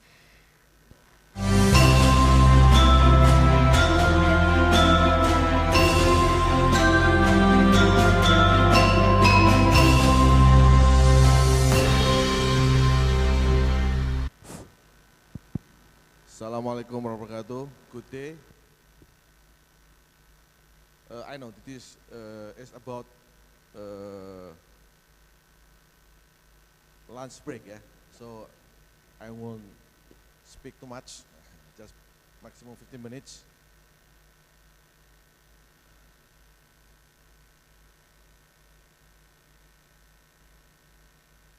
Let me see a note to our distinguished guests as follow, particularly Bapak or Mr. Parmono Dwi Putro as the President of the Indonesian Physiotherapy Association. Good day, Pak. Professor Marco Pang as the Chair of World Physiotherapy Asia Western Pacific Region Executive Committee. Good day. Michael, Mr. Mike, Mr. Michael, President of World Physiotherapy. Ladies and gentlemen, participants and all delegates.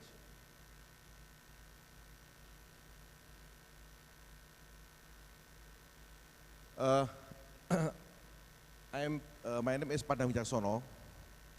I will make disclaimer, I'm not physiotherapist. I'm a PhD holder in labor economics, but due to my position as a Dean at Vocational Higher Education Indonesia, so I would like to make a lecture in brief regarding the enhancing physiotherapy education and its impact in Indonesia. So let me introduce our institution. Actually, I'm from Universitas Indonesia. Within Universitas Indonesia or University of Indonesia, we have 14 faculties, 2 schools, and 1 vocational higher education program, or in Bahasa Indonesia we call as a program pendidikan vokasi, ya. So we call it in English vocational higher education. So our school is quite unique, yeah, compared to other institutions, particularly in Indonesia or probably in neighboring countries, because we have courses from diploma 3, I don't know in English, associate degree particularly, yeah. We have 9 courses in diploma 3 or associate degree, and then 6 undergraduate program or bachelor, or we call it as applied bachelor. Within 6 we have physiotherapy courses, yeah, diploma 4, and then 1 graduate program, we call it a master, applied master. So we have 1, yeah, physiotherapy diploma 4 or undergraduate or applied bachelor. So our faculty member, Mrs. Please stand up, Faiza, yeah, is chair of physiotherapy courses, and then Mr. Riza, yeah, as one of our faculty, and Miss Mita, please stand up, and Mr. Mr. Iman, yeah, Mr. Iman, please, and Mr. Denny, please stand up. Okay. No. Please, I will skip this one, yeah. Okay. So far, we have done, or we have conducted many innovation, yeah, in our school, yeah, based on the activity student combined with the lecturers and industry. So first of all, let me introduce what so-called as a campus-based wellness. This is our technical term, probably is a bit awkward, but what I would like to say is we have so-called Vokasi Wellness Center, which is one of the teaching factory, or we call it as a living lab, yeah, a living lab. What makes this is unique is this teaching factory or living lab is managed by student working together with lecturers, and we have partnership with the industry. So this based on the originally, based on the activity of teaching, class teaching, and practice. So particularly due to during the pandemic, global pandemic, 2020 until early 2022, many demands from the internal Universitas Indonesia community. Then shortly afterwards, the demands increase outside our campus, yeah.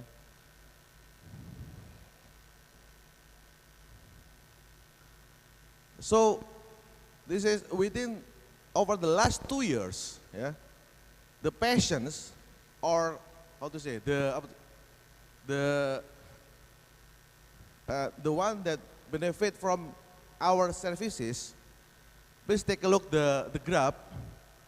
Yeah, more than half the patients coming from, I mean, outside the campus, from the public, yeah, from the general public, and means that the existence our wellness is benefited not only the campus society but broaden society. This is the important message. So that's why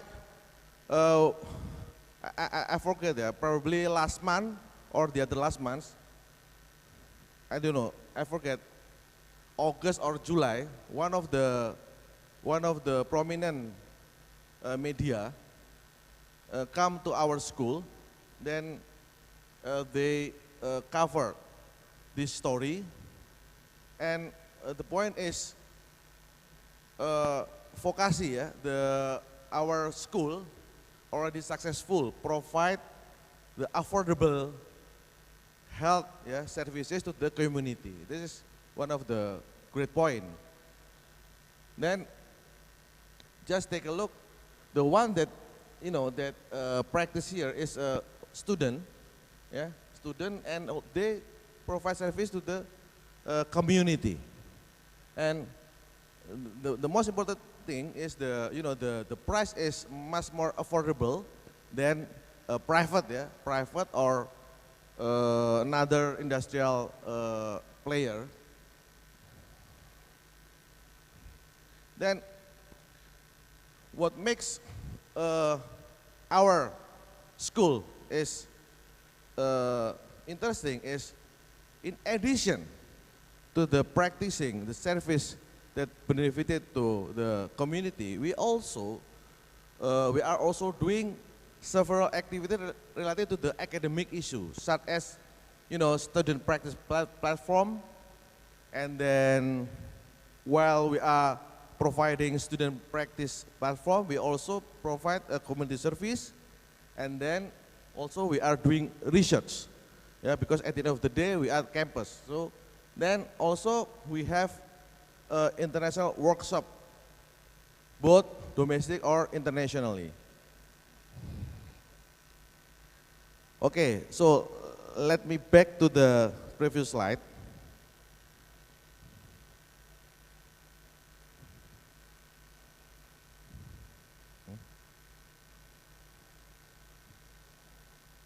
Okay.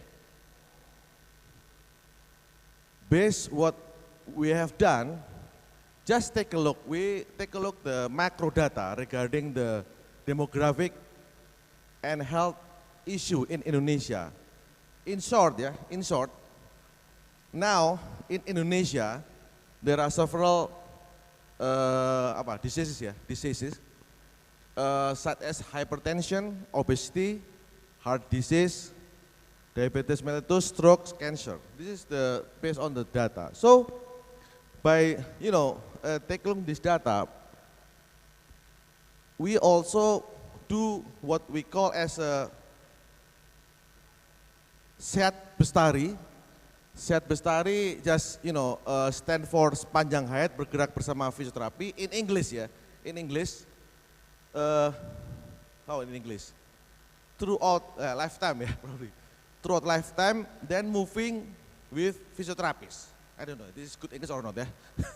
But we call in Sehat Bestari. So, what is the Sehat Bestari? This is what we have done. Yeah, first, Sehat Bestari, we student working together with the lecturers and the alumni and also the partner from industry. We participate in so-called community engagement in Kepulauan Seribu, yeah, dealing with elderly and non-communicable diseases.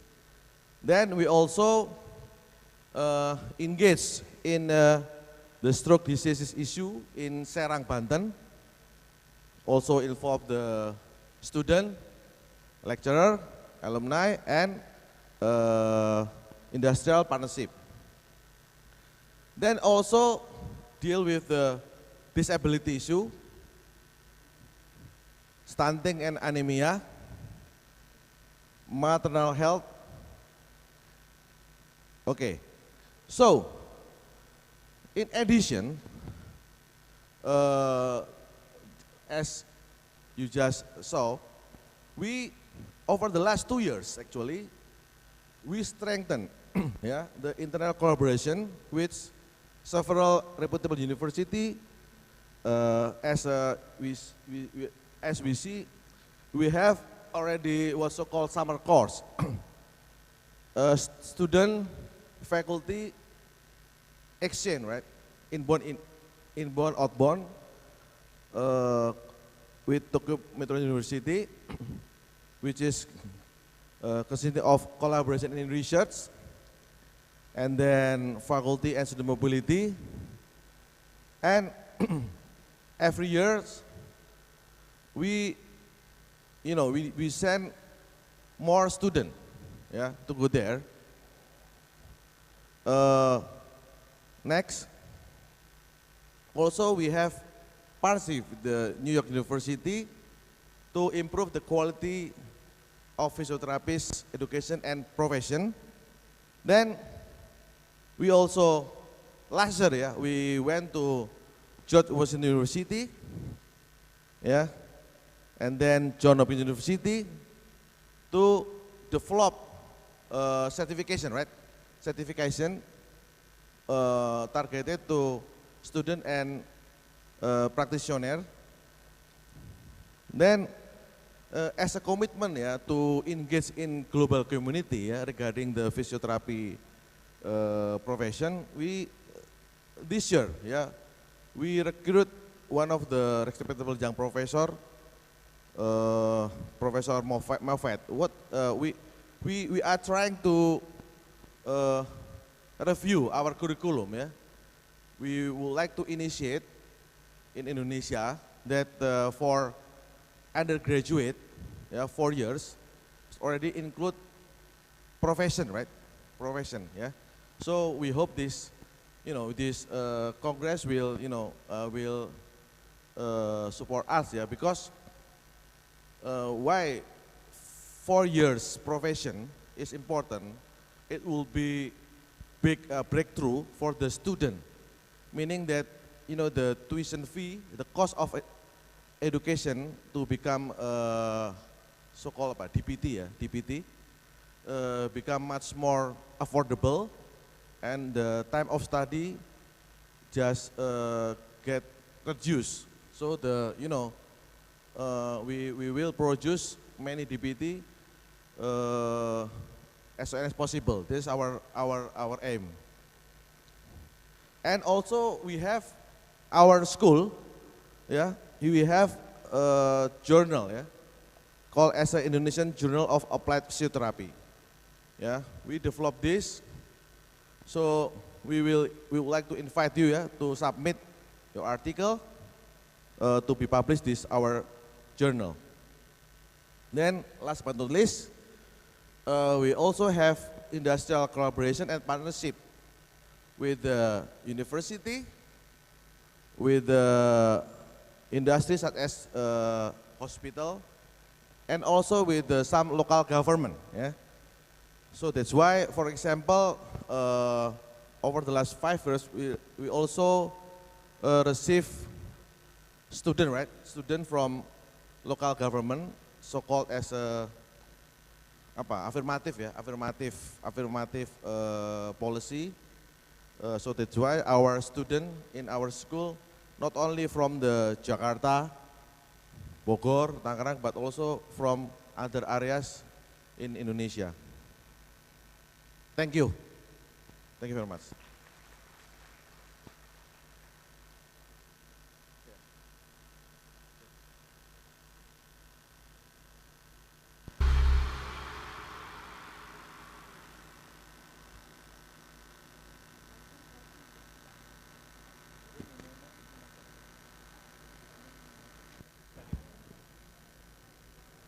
Okay, thank you for Mr. Padang. Thank you, ladies and gentlemen. Now it's the lunch time. we would like to inform to all of the participants that the lunch time will be held on 2 different rooms. For Mukernas participants, lunch will be served in Batukaru room, while the others participants with voucher will have their lunch served in restaurant. I'd like to inform to all of the participants that we will have next session at 1:30. So please be returned to this room 10 minutes prior. Thank you. Attention please. Bapak Ibu yang terhormat, kami informasikan bahwa kami telah menemukan sebuah flash disk berwarna putih. Apabila Bapak Ibu merasa kehilangan flash disk tersebut, silakan untuk mengambil di meja MC. Ladies and gentlemen, we would like to inform you that the white flash drive has been found. If you believe it is yours, please collect at the MC's desk. Thank you.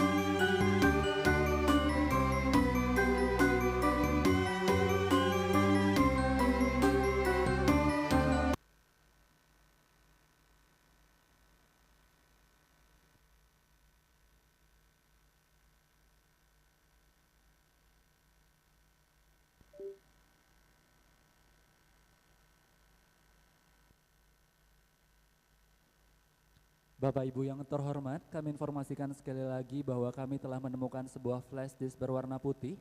Apabila Bapak Ibu merasa kehilangan flash disk tersebut, silakan untuk mengambil di meja MC. Terima kasih. Ladies and gentlemen, we would like to inform you that a white flash drive has been found. If you believe it is yours, please collect it at the MC's desk. Thank you.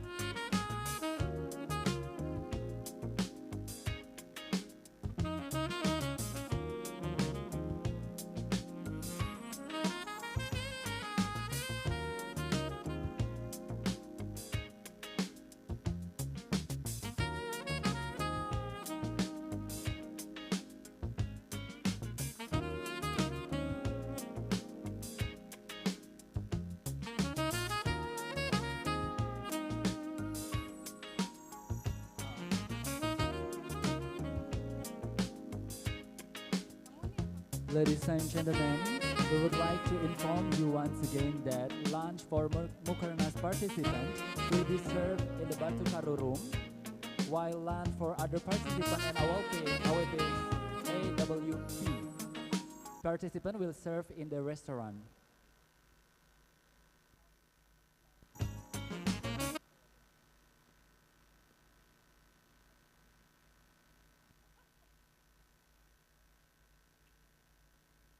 Ladies and gentlemen, we would like to inform you once again that lunch for the Murkenas participant will be served at the Batukar room at second floor, while the AWP participant will be served in the restaurant on second floor.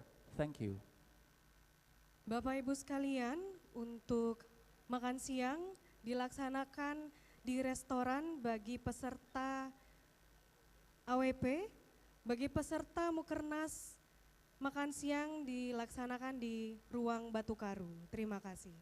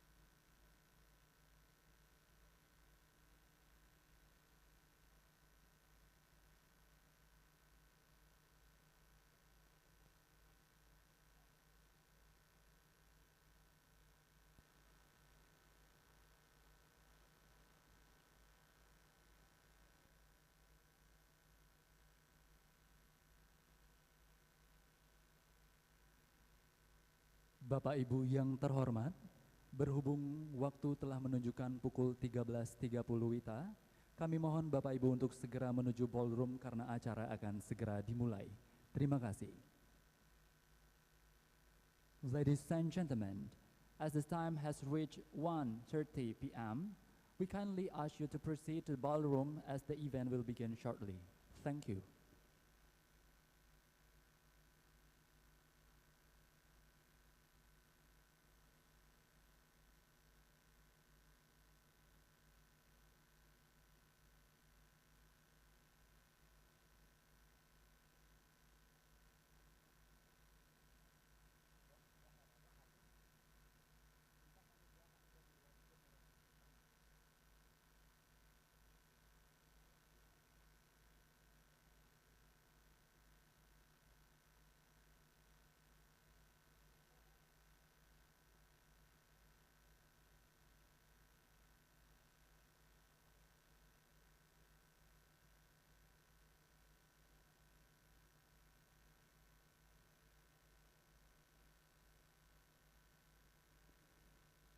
Bapak Ibu yang terhormat, berhubung acara akan segera dimulai, kami mohon Bapak Ibu untuk segera menuju ballroom.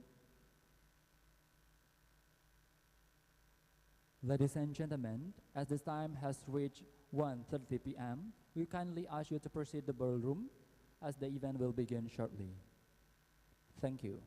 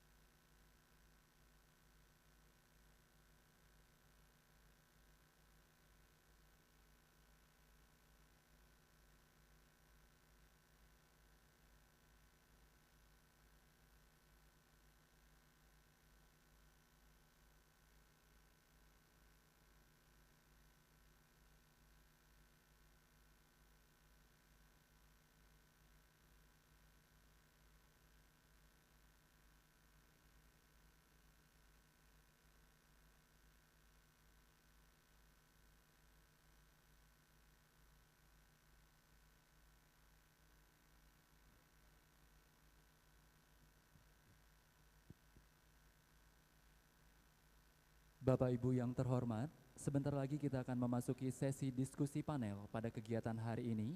Kami mohon Bapak Ibu untuk segera menempati tempat duduk yang telah disediakan. Terima kasih.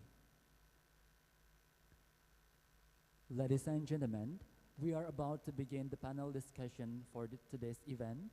Kindly take your seats in the designated area. Thank you.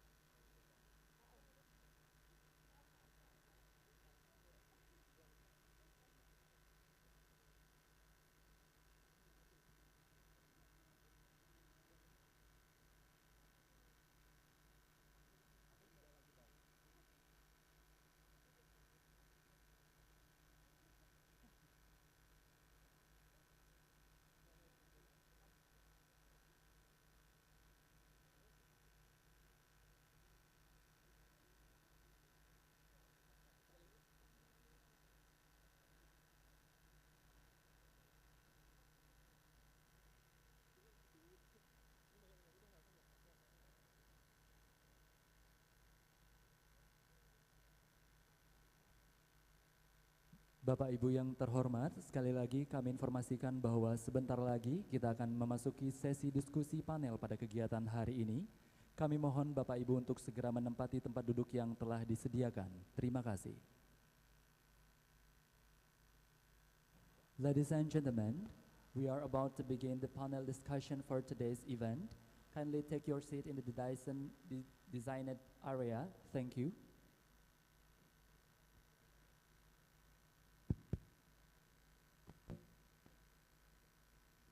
Good afternoon, ladies and gentlemen.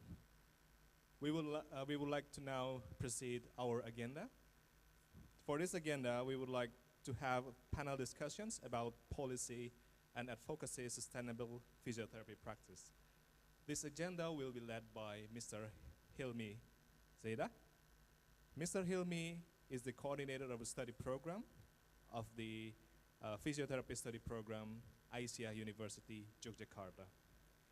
He is also the member of the Education and Training, Research and Development for the Indonesian Physiotherapy Association. For Mr. Hilmi, please come to the stage. Thank you.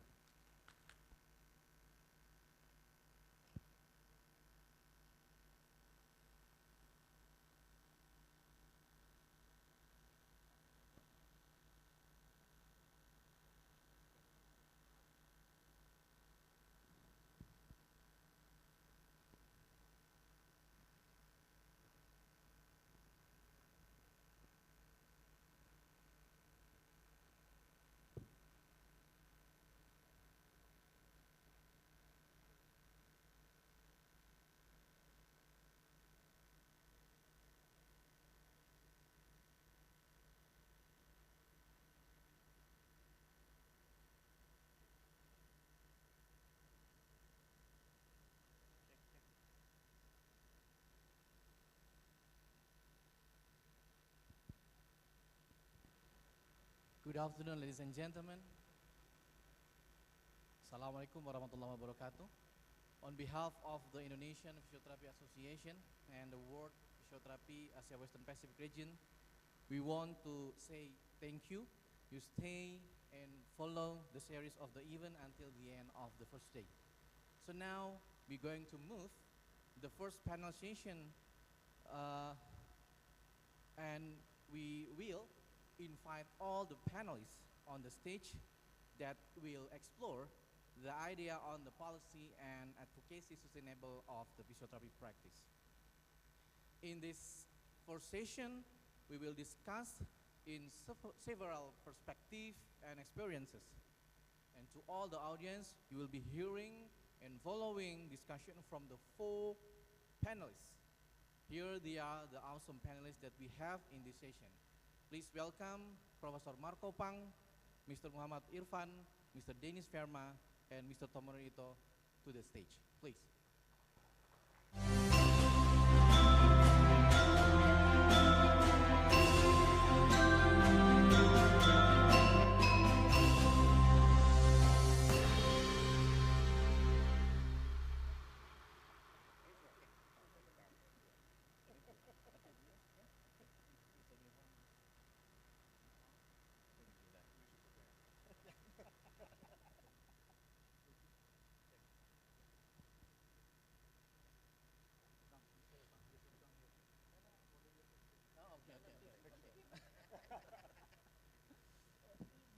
Okay, ladies and gentlemen, first I want to introduce briefly all the panelists. Here we have Professor Marco Pang. We know that he's now currently Professor of Neurorehabilitation of the Hong Kong Polytechnic University. He is also the Director of the University Research Facility in Behavioral and System Neuroscience in the same university. He is right now serving the chair of the World Physiotherapy Asia Western Pacific Region Executive Committee. And the second, we have Dennis Verma. He's a professional and entrepreneur with the bachelor degree physiotherapy and degree in the MBA. He's have a clinical physiotherapist experience more than 10 years. And then he's have experience as well with the manufacturer representative and a distributor over the 5 years. And the third is Mr. Muhammad Irfan. He's currently now as a lecturer and a researcher of the neuroscience and the electrophysical agent and technology of the University of Yogyakarta. And Mr. Irfan research interest in neurological applied technology in stroke patient. And he has been the General Secretary of the Indonesian Physiotherapy Association since 2009. And the last is Mr. Tomonori Ito. Now, he is a present job in the GBTA, and he served for the public health through the project management of the professional development in physical therapy by enhancing skill of and knowledge experience. And he has many of the experience in the organization from the July 2023 until present as the World Physiotherapy ASEAN Western Pacific region as executive committee member and the GPTA as well. Now, ladies and gentlemen, to all the panelists, I will help you to keep track of the time for the discussion. We have around 60 minutes to discuss and 25 minutes to question and answer with the audience before we are closing. So all the question delivered by the moderator, and I give you all, the panelists, the chance to ask the question to another panelist. Thank you. Now we are moving along to our session, and we will start discuss in the sequentially question to you all. In this panel discussion, we explore the vital role of the policy and advocacy in advancing sustainable physiotherapy practice across different healthcare systems in your country respectively, and your point of view based on your experience there. Okay, next, let's be moving along the first session. I want to go to the first, for the Prof. Marco Pang. Prof. Marco, regarding the support for the sustainable healthcare practice, what the policies currently exist within the Asia Western Pacific region to support sustainable healthcare practice, particularly in physiotherapy? You can explore based on your experience, and maybe in Hong Kong, or maybe based your experience as a AWP chair, please. Yeah, within the AWP region, we do not have specific policy statement, but as mentioned by Michael this morning, World Physiotherapy does have a policy statement on, what is it? You remember? Climate change and health. So World Physiotherapy itself has a specific policy on climate change and health. And so we know that physiotherapists play an important role in contributing actions that would minimize the factors that drive climate change. And we know that about 5% of the greenhouse gas emissions actually come from healthcare services, and the majority of it comes from hospitalization and pharmaceuticals.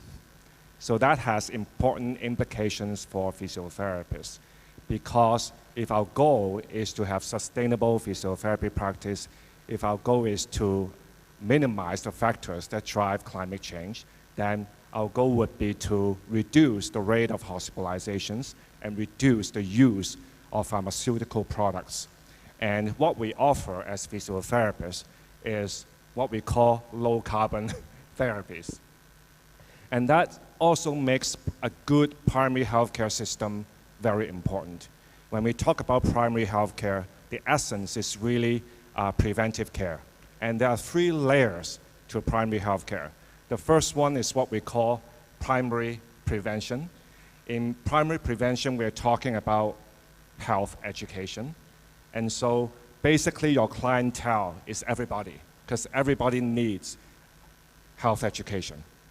And then the next level is secondary prevention. So we're talking about health screening, risk stratification, and triage. So physiotherapists are highly capable of screening, for example, musculoskeletal problems. And for people who show mild symptoms, if we can offer timely advice, timely interventions, it would prevent these conditions from becoming chronic or becoming more serious that may result in hospitalizations.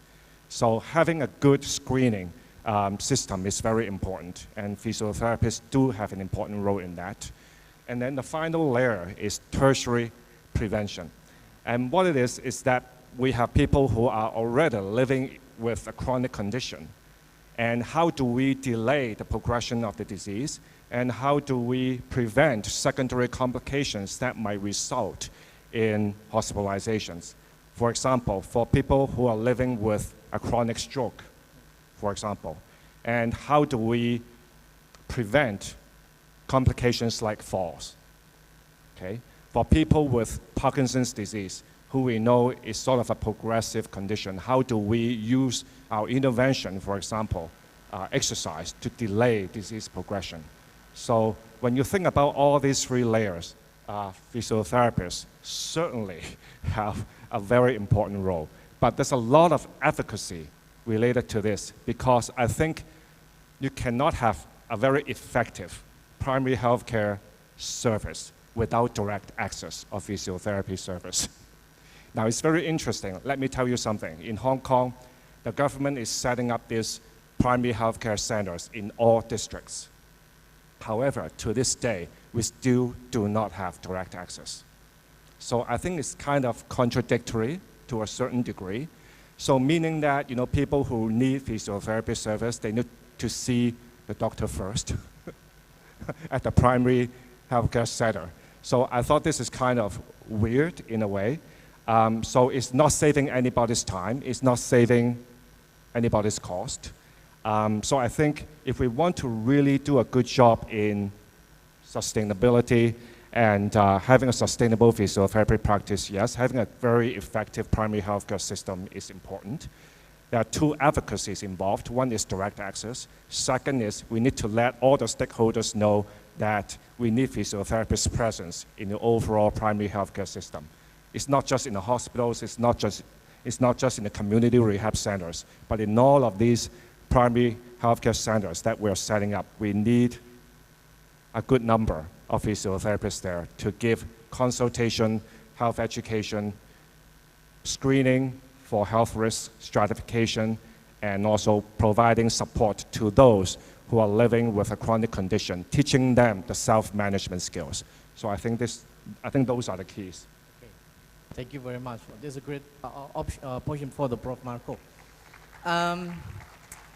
Now we're moving to Mr. Irfan, based on, in line with what the Prof. Marco experienced. And so, what do you think about the role can advocating for the sustainability practice within the healthcare system, especially maybe in Indonesia?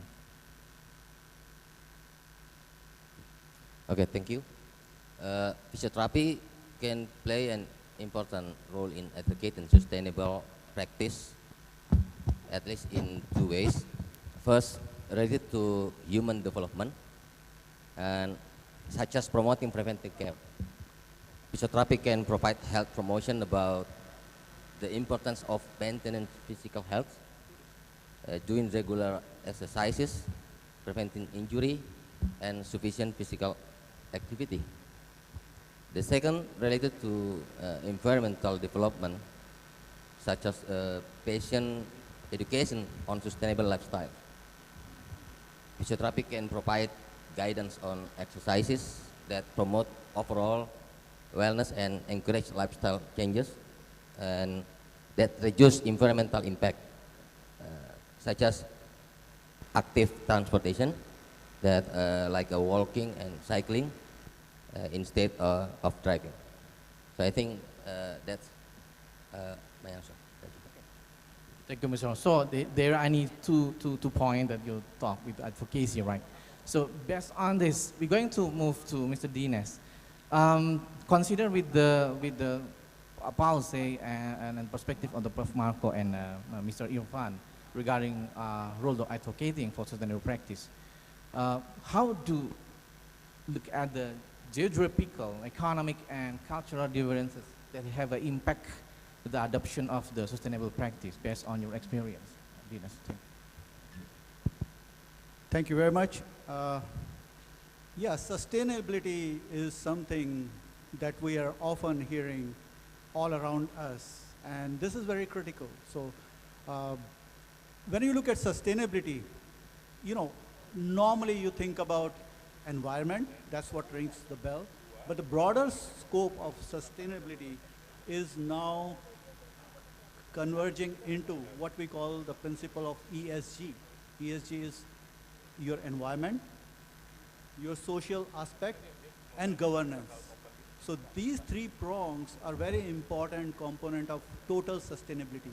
And in organizational level, sustainability are measured against these key indicators. So let's look at what we're talking about, environmental issue. Geographical challenges, geographical diversity indeed will pose challenge for us to pursue our sustainability efforts. So example, if a country who has low water levels will be automatically driven to create policy to reduce the water consumption compared to any country which has surplus of water. They won't have a natural desire to have that level of protection going for water conservation. And this is where there will be a bit of shift in how you approach to the sustainability challenge in each country. In terms of geographical, also in development, if you look at that, if development is more of urban level, these urban places would have more access to the technology which are sustainable in itself, such as buildings, recycling plants, ability to get biodegradable materials, compared to rural setup which will have lack of those kind of engineering capability to create environment-friendly building as per se, right? Environment-friendly building, what I'm referring, if you go to now modern airports, you'll see they use less of light. There's more of natural light that is coming out. The modern buildings are created in that way that you use more of natural light than electrical generated power supply. In terms of transport and accessibility, if there's a lack of transport, mass transportation, public transport available, then people are more relying on your own transport. That means you're burning more fuel, burning more, petrols and generating more carbon. So, so these are very important geographical consideration. If you look at economical level, yes, a country's economical development will again very much influence how much effort goes into sustainability matters. If you look at developed countries, I think what we saw in Mike's presentation this morning, how advanced they are going into creating the virtual physiotherapists in those back clinics and so on. And the whole idea is reduce the commuting of patients going repeatedly to the hospitals for treatment. So, so economic is very important. The healthcare funding that government can provide in order to do sustainability efforts, right? So give you example, like in Singapore we have, there's a bit of thrust going on to use of electrical vehicles, right? And the government is giving you special subsidy to own electrical vehicles. So if the government is in that kind of capability to promote sustainable energy generation, then it will definitely be more favoring sustainability effort compared to economy which are actually struggling to provide basic necessity, basic needs for their own community is to have some form of hospital. So that's my view on economic. In terms of cultural, I think also very much matters what kind of cultural attitude one has. Give you a very simple example. If in certain cultures it is taught that wasting the food is not a good habit, you should consume all, right? So now you see when you waste food, you need to be facing a issue of recycling that food, waste material. In certain cultures, it could be having abundance, And living it means sign of prosperity. And that mind shift has to happen. I think very important for any sustainability effort to be successful is to have the shift in the mindset of everyone who's involved in the process. And so these kind of issues are very influential in how we shape up sustainability efforts, right? Thank you. Okay, that's a good point. The evidence impact that the adoption based on the geographical and economic and culture. Well, based on differences impact that explained by Mr. Dinesh, we're going to go to the Mr. Tom. Considering these differences as a geographical and economic and cultural, what do you think the condition? How important is the regional collaboration in the fostering the sustainable digital practice? Maybe we cannot, what the partnership that you think quite effective, Mr. Tom, between countries or maybe between institutions or maybe sector are essential for this cause, please. Thank you very much indeed. And I'm not quite sure, like, my background in physiotherapy, but also like a master degree course, I've learned about public health and health promotion in the UK. And for those some like Asian country, maybe maybe difficult to like imagine like a partnership work is quite strange question. Sorry, but like let's say like a government say okay do this implementation. It's almost that one we need to follow something like that. It's not something like a decentralized, but also like a civil like a citizen have a power, but it's still weak. I mean, like, if we're talking about a lot of like participation, it's a little bit middle or like something like that, moderate. But if you come from like other like Western cultures country, you may know like partnership the key, right? Partnership the key together with work with the government. So this is kind of different in each the country where are you from. But nowadays, if there is a social issue, we need to tackle to the social issue. Without partnership is not achievable. I mean, partnership is a key. So it is say that. And even like if we're talking about SDGs thing, now, as you can see, the SDGs graph, and you can see that 17 goal is the partnership. To achieve the goal with partnership. It was not there when, if you remember about the Millennium Development Goals, it was exist. But now,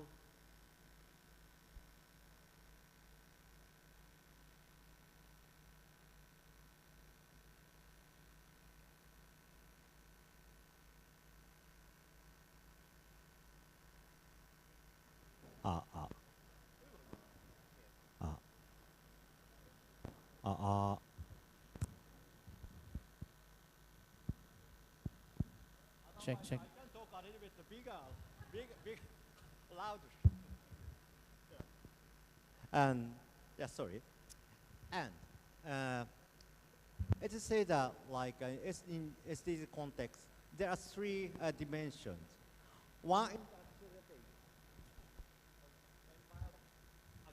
environment. Oh no, gosh. Thank you. Sustainability. Yes, thank you. Anyways, so there are three dimensions. It's divided, and one is the environment, and second thing is that the second, like a next floor up, the social, and the top like economic or something like that. On the basis those things, there is economic growth. Maybe like controversial. I think why it's really necessary to have like a economic growth or not. But anyways, if we look at like a technology or innovation, if they may come to our life, they should be okay to help the people with disabilities or aged society, I guess. So in that case, maybe economic growth is important. But within that, say that partnership is access. to achieve those things, but together with many people. And the sectors or organization or ministries, let's say, as much as possible, if we involve, the goal is more achievable. I don't know quite, it is quite sure though, but those like, inter-organizational work should be important.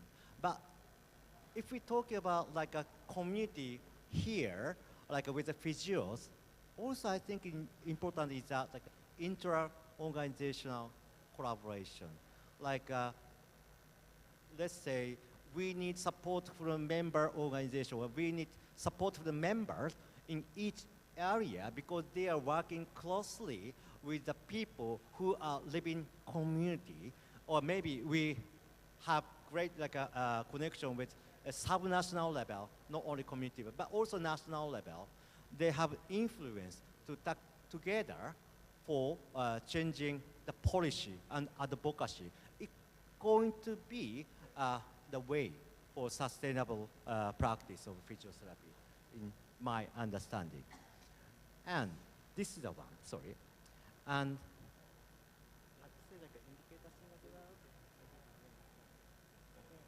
I think I stopped just now, yeah, sorry. Okay. Thank you, Mr. Tom.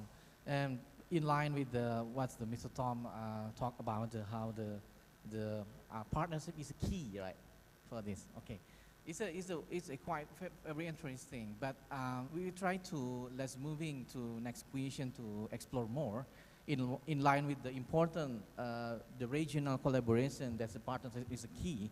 Prof. Marco, could you explain more to us how can the countries in the Pacific region maybe achieve the balance between the providing affordable healthcare services and how the maintaining together sustainability goals, based on your insight, please?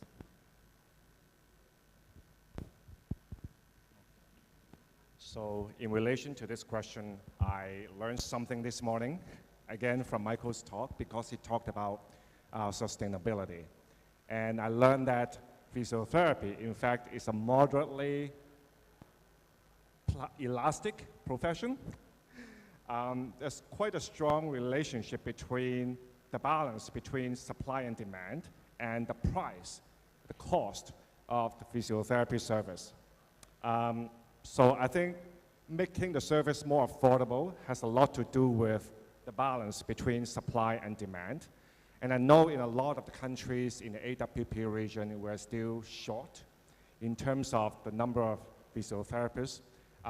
In Hong Kong, for example, we have a population of approximately 7.8 million, and we have about 4,500 physiotherapists, which is, I think, below what a lot of countries, a lot of the Western countries have. So we're still short.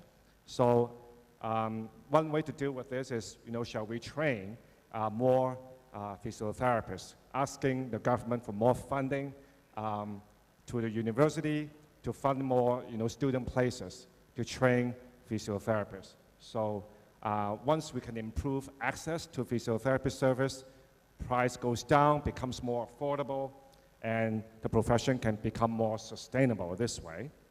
And another way to improve access, I think, is to make use of innovations and technologies. Once again, Michael has sort of alluded to that. He mentioned something about the AI physiotherapist clinic launched by NHS. Yes, there are a lot of innovations and technologies out there, and maybe I just quote one example from my university. So one of my colleagues is doing research in osteoarthritis, and she had this big project screening all the elderly people living in public housing estates, which is, in Hong Kong, we're very densely populated. We have a huge elderly population now, talking about the aging population. And basically, she asked each of these individuals, each of these elderly persons, to do 3 simple functional tasks, okay, in a community setting. And then using AI technology, she's able to stratify different elderly people into 3 groups: at risk for developing knee pain and knee osteoarthritis later on, marginal risk, and also no risk, basically. So using the AI technology, then she's able to stratify these different elderly persons into 3 separate groups according to the risk level. And then after this stratification, then they will be given different intervention programs, okay? For the no-risk group, maybe just some health education is good enough, how to promote your knee health and so on. The marginal risk group, they have certain number of supervised exercise sessions, but after that, it would be basically self-management, once they learn the self-management techniques. And then the very high-risk group, yes, they will have a structured, supervised exercise program. So I thought this is one way to deal with what we call affordable and sustainable physiotherapy practice, making use of technology, because we are short in terms of manpower, and can we use some innovations to improve access. And by the way, this exercise prescription, exercise program, is all done by physiotherapists. So it's not that we are just using AI to replace everything that we do. We still play a very important role in designing the exercise program, coaching the patients, teaching them the self-management skills and all that. So I think the message has to be very clear. Is the physiotherapists who make use of the technology to suit our needs and to cater for the patient's needs. So I think this is my message. Thank you very much. So amazing strategy to achieve the balance in supply between the supply and demand, Professor Marco, and about the wisdom to utilize of the technology as a physiotherapist, right? And considering how the strategies to achieve balance, we look at the local communities here. Mr. Irfan, based on your experience, how can the local communities and maybe context in the cultural context in Indonesia be integrated into the sustainable physiotherapy practice, please? Thank you. Integrating local communities and cultural contexts into sustainable physiotherapy practice can be achieved through education and local resources, teaching patients how to utilize local resources, and such as community space for exercises or natural remedies, can promote sustainable health physiotherapy practice. And the second, about the holistic health promotion, encouraging lifestyle changes that align with cultural and such as community sport or community-specific groups like elderly club, can foster a sense of identity and promotes wellness. In Indonesia, we have a community-based rehabilitation. Thank you. Thank you very much. That's two vector, right? That maybe look at the local community that is related with the educational local and to resilience the community. And based on that information, there's a good point from the Prof. Marco regarding the balance and how the local community results. We're moving to look at and explore, accelerate the strategy regarding the utilization of technology. Mr. Dinesh, could you explain more how can the technological advancement that's related with the leverage to promote how the sustainability practice in physiotherapy? Please.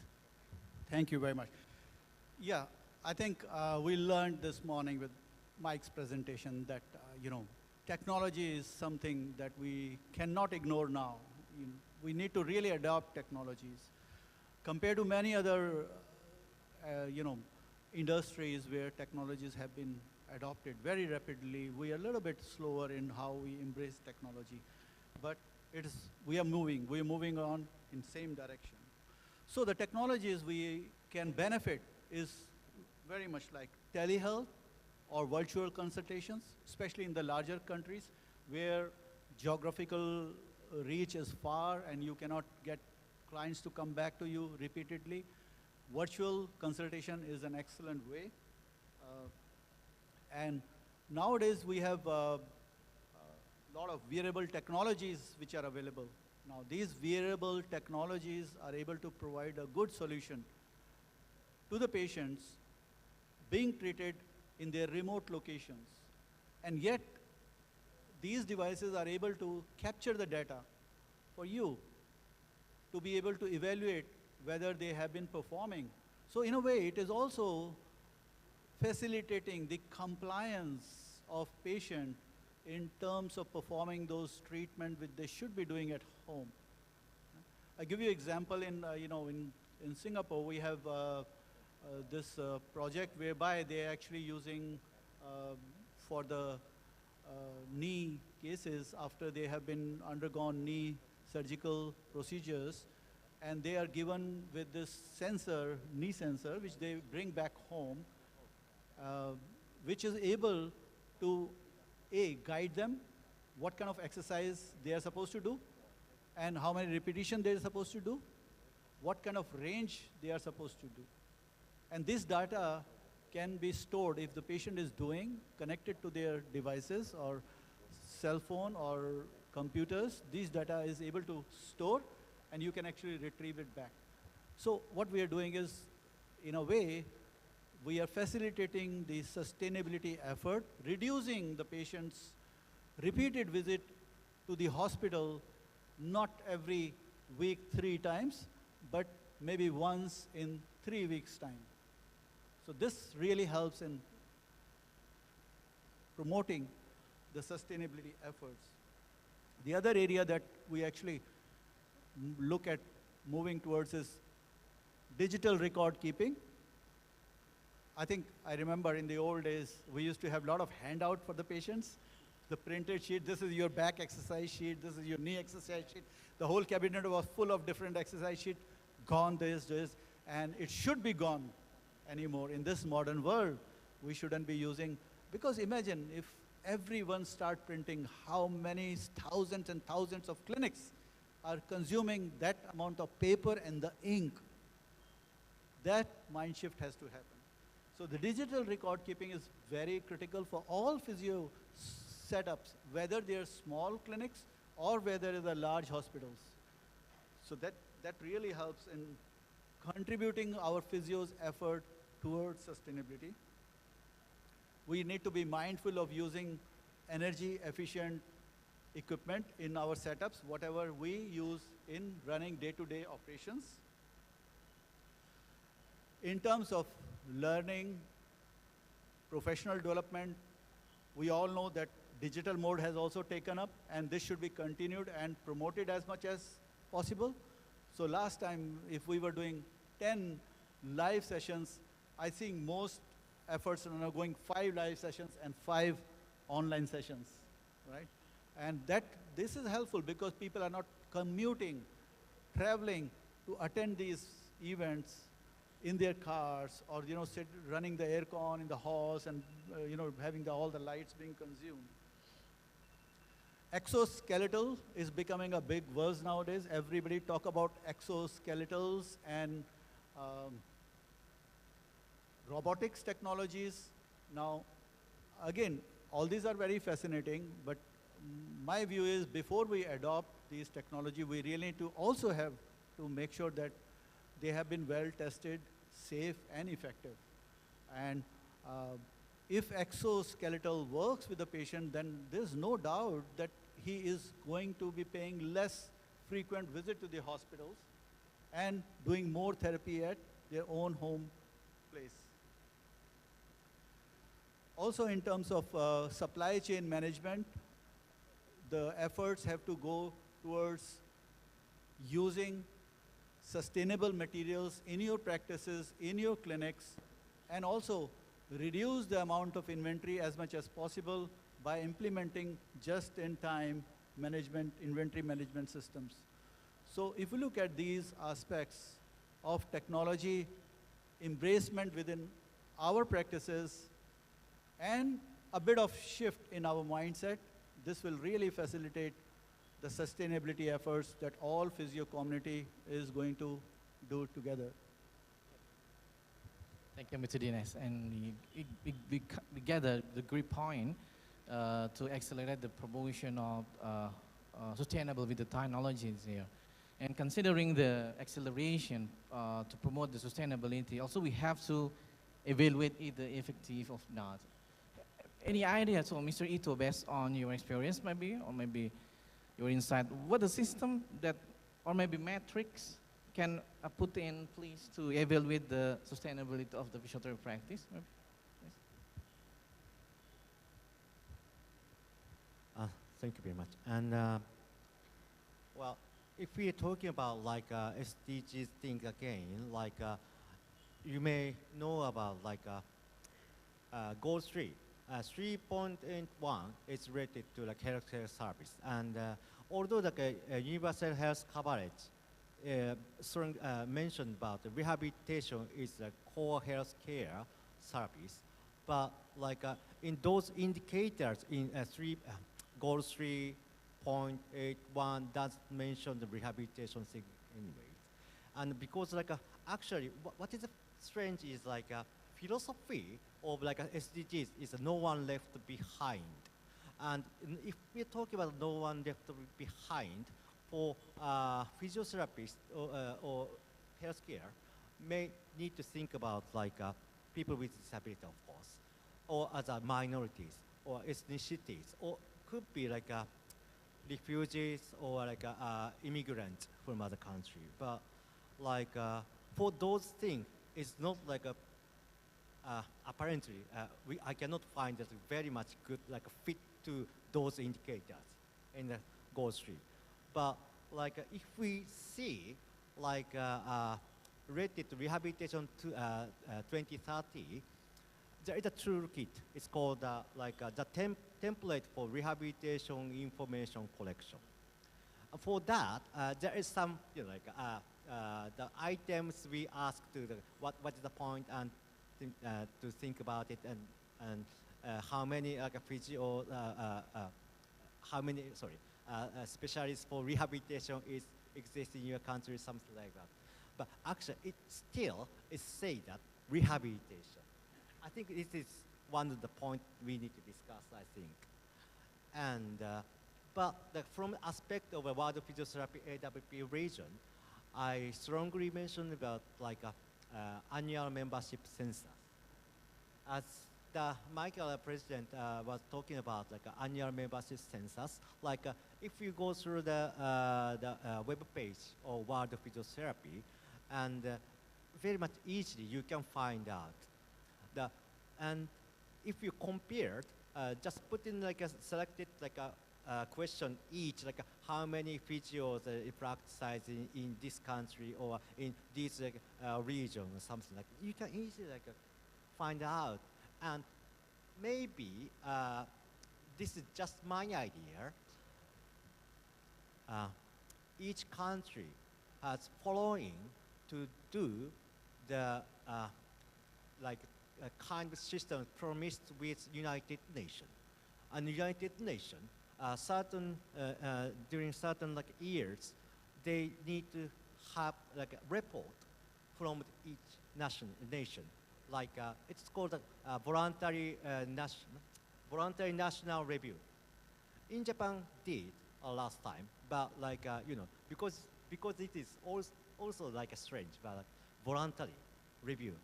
Does it make sense anyways? But and each country, if you have a power or influence to the politician, you may ask, okay, please put this kind of indicators when you are looking at goal 3, or maybe kind of equity or like a fairness or decent work, or like people with disabilities in your country. Okay, it's not enough to. Okay, please put on at like this kind of like aspect which is necessary not for like physios, but like for the people who need physiotherapy service. And yeah, this is a kind of idea, just I'm thinking. But if we talk about the decent work, again, I think there is another side. Decent work, like if the physios work like enough salary with like a good price, like a dignity, to treating the patient is almost also important. Because if we're talking about Japan, the salary is not getting good, although it's, inflated a lot in the economical growth, but still we are trying to get more to have decent work situation. So anyway, so this is my question. Thank you, man, thank you.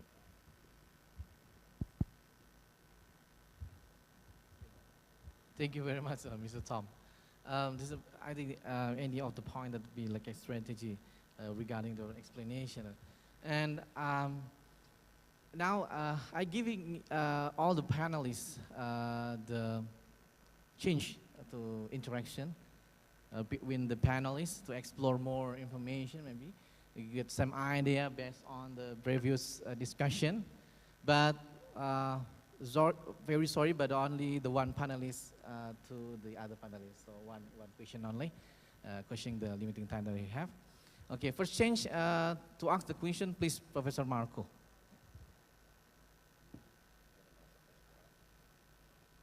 Go to, okay, yeah. Let me ask you some. Okay, what are the primary challenge in implementing sustainable physio practice in developing countries in Asia Pacific region? Of course, there are no lack of barriers. Within the AWP region or more globally, I think as I've mentioned before, direct access is the key. Because once you have direct access, that opens up many more opportunities. Remember, preventive care is going to be very important. Having an effective primary healthcare system is key to improving the population health. And I think one of the barriers is if we don't have direct access, then that will limit physiotherapists' opportunities. Remember, everybody needs primary healthcare, regardless of age, regardless of gender, regardless of whether you have a disability or disease or not. So even apparently healthy people, okay, might need health education for one thing, but also proper health risk screening so that the early stage of the chronic disease can be identified promptly. So I think that would open up many, many more opportunities for physiotherapists once direct access is granted, and that's one important factor contributing to sustainable physiotherapy practice. But another major barrier is the recipient end, the public's perception of what physiotherapists can offer. In Hong Kong, let me tell you, if a person is experiencing, let's say, some low back pain symptoms, where does he or she go? It's not the GP. Who? The first contact, an orthopedic specialist, my goodness. This is what they do in Hong Kong. They always want to see a specialist for something. So of course, a specialist is very expensive. Once you are in a specialist office, there might be three things. Okay, medications, not good for sustainable healthcare practice. Second, they may send you out for medical imaging, okay, not necessarily low carbon. The third thing, they may suggest, oh, why don't you have a surgery? Hospital care, not low carbon either. So this is what happens with the general public, you know, because they just do not have that concept, even if you have direct access. There should be a lot of public education that goes into this, that they can consult a physiotherapist as the first contact. I think this is really the essence of primary health care. This is a team approach. So the first contact person could be a doctor, yes, but it could also be a nurse, it could be a physiotherapist. It's really a multidisciplinary team approach. And we know our scope of practice. We're very capable of doing what? Screening for red flags and so on. So we know our scope, okay? So it's not that we want to, you know, hang on to the patient forever. So if we know that the condition is beyond, okay, our scope of practice, then we refer back to the doctor. I think this is really the essence of primary health care. But so it's really about being the first contact practitioner. That would open up so many more opportunities for physiotherapists. So the demand is there, especially with the aging population.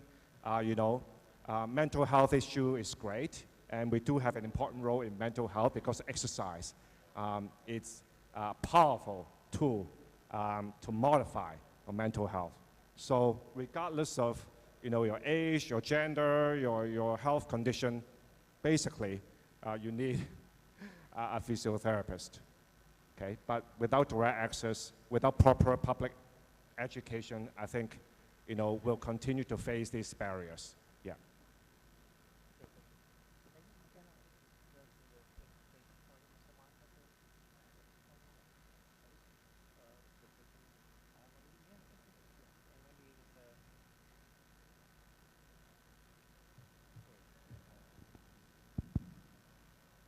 Okay, maybe Mr. Irfan wants to ask.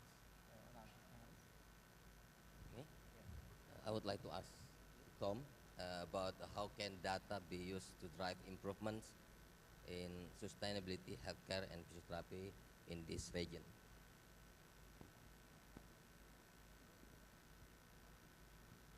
Well, it's quite difficult question, but the data is very much powerful, I think, and how to use it is important, I guess. How to use it, how do we utilize that data to advocate, to your country or the territory or region around here. But if we talk about a region, AWP is not, correct much too. For example, let's say World Health Organization, like a region. And maybe good idea if we, for example, let's say the country on here may ask useful or ASEAN, for example. And maybe Japan or some other country may use the for other a region or a framework or an international cooperation or maybe economic a framework in this region, I think. But if we see, but in national level, again different social system exists over there, each country. And again I'm talking about Japan, but every year annually government decide the budget of how much budget they can use for social security. It's not so correct way, but if we talk about the human rights-based approach for healthcare, budget is not limited for the people, I guess. And if we talk the initiatives of ILO, for example, ILO put in the a social security system with healthy work. ILO is International Labor Organization, which is related to United Nations. Something like that way, I think better to use a human rights-based approach in each country. So maybe the better to use the data for such kind of thing. Or also, we can use international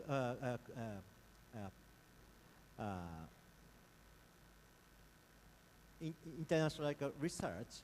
This country is compared to this research situation in this country is something but another country over there is using this. Okay, in this country, please do this for better life or a better outcome the health in this country. So you maybe use this kind of way to the nation.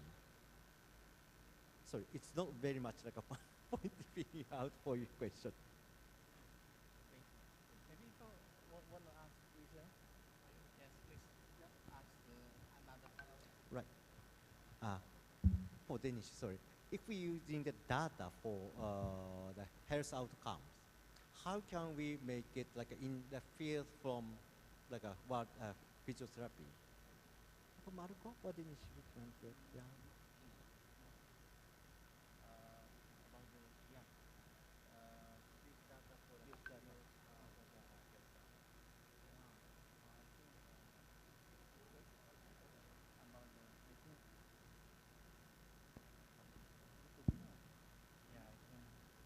you mean is about for the Ito 2D is like innovation tools, I think, that you were thinking about the data is combination for innovation, right? Okay, that is data that based on the discussion of them is like what the innovation that we are using to support the sustainability, Dinesh. That is the Ito talk to you, ask to you about that. What do you think about that? About the specific innovation or tools. Yes, innovation or tool based on the data that is all talk, and then innovation tools, something like that. Sure.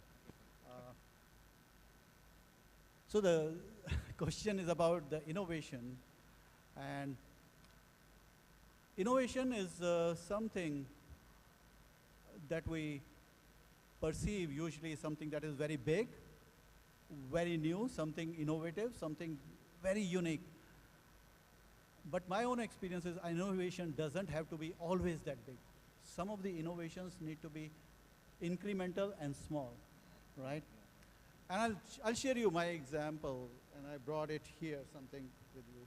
I think every physio uses this electrodes, right? Electrode. And all of them are coming in plastic. Okay, all. You can imagine millions of plastic are being used for this packing. Now, the question I ask myself is, Dinesh, is this necessary to do, or can it be substituted? And we found the answer. Created completely eco-friendly packing. And it struck to me because I was eating nuts in this kind of packing somewhere in a restaurant. And I was eating, and I said, this packing looks great. What can I do with it? And we made this.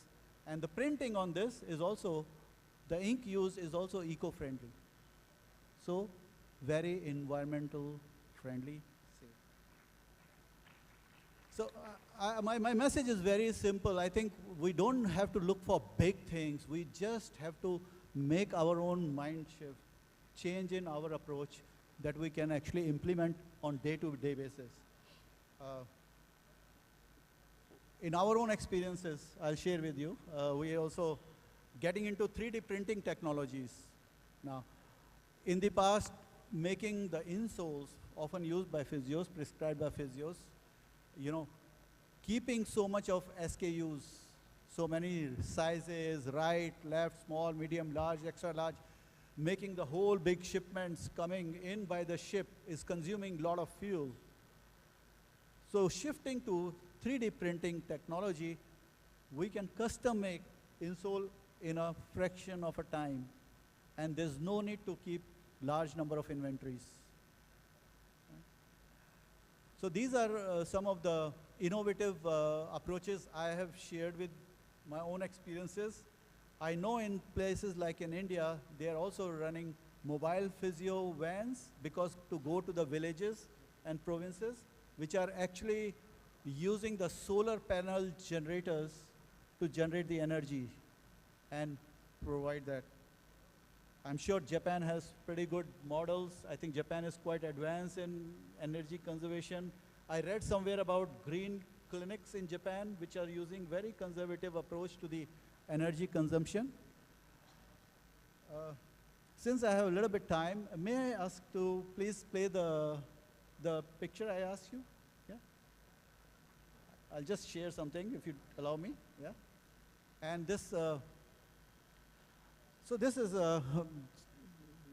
no, you can't see that. Okay, very interesting. And you can see the date is on Monday. On this Monday, when I was about to get to Bali, I was flipping my newspaper and reading the articles, and I saw this. Listed firms to report carbon emission from year 2025 in Singapore. Now, first I just glanced and passed. What is to do with me? But then at a second thought, I said, no, it has implication to us. Why not? Now if you look at a lot of big private hospital groups, like you may have in Hong Kong as well, right? They are listed companies, right? If they are listed companies, now Singapore is requiring, we have listed companies in Singapore which are healthcare. In fact, major group of hospital in Singapore is the listed company. That means the next year they have to report the carbon emission, and they are calculating it by two levels. One is direct energy consumption, how much you are consuming the power in running the hospital. And they're also going into second step, whereby they actually see scope 2, direct emission resulting from the generation of purchased electricity, steam, heating, and cooling system. So that means whatever the provider is also consuming, you also have to be accountable for providers' energy consumption. Is your accountability as well. And this will go into the third level, whereby they will also integrate the small and medium enterprises who are actually involved in their businesses. That means moving forward, you will need to audit your supplier, your third-party workers, to make sure that they are also following energy conservation and green steps. So this is what I'm trying to say is, you know, everything has some level of implications to us, and all we need is a bit of mind change to ourselves. Thank you. Mr. Marco, at the last interaction, for you to ask the as a panelist to other panelists, maybe to Mr. Irfan. Okay. Sorry to interrupt. We still have 10 minutes left. Thank you. Okay. Okay. Okay. Maybe the last question to Mr. Irfan. Mr. Irfan, can you share to us about any of the one of the like a success story maybe about how the effective advocacy that the IPA led to changes the healthcare policy in Indonesia, maybe. Thank you. I would like to share experience about how to Indonesian Physiotherapy Association advocacy sustainable in physiotherapy practice, especially in the government. It's not easy for us.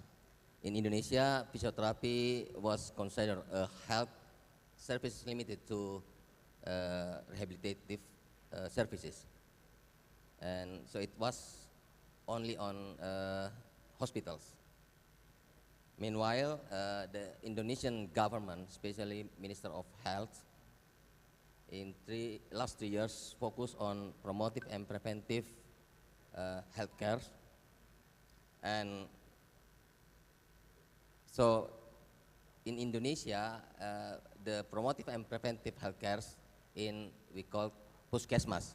Puskesmas is community health centers. It's not easy to explain the role of physiotherapy in promotive and preventive healthcare actually. Many things have been done by the Indonesian Physiotherapy Association to explain the role of physiotherapy in promotive and preventive healthcare. For example, we organize many seminars involved with the Minister of Health, and we share the article about the role of physiotherapy in promotive and preventive healthcare. And then we have also conducted like a simultan screening, physical screening in all provinces in Indonesia. Only 2 hours we can collect data about the physical health, more than 14,000 participants. And we received an award from the Indonesian Museum Record that has the largest health screening in Indonesia. And finally, in July 2024, Ministry of Health issued new regulation that physiotherapy, part of services in community health centers. So this is like our advocacy to the government about the physiotherapy in promotive and preventive health centers. It's not easy for us because in Indonesia there are more than 10,000 community health centers. So we must to make acceleration about the all school or institution, university to produce the physiotherapy competence in promotive and preventive healthcare. Yes, thank you. Thank you very much for the Mr. Irfan and to all the panelists. So it should be any audience that we have, is it still have time?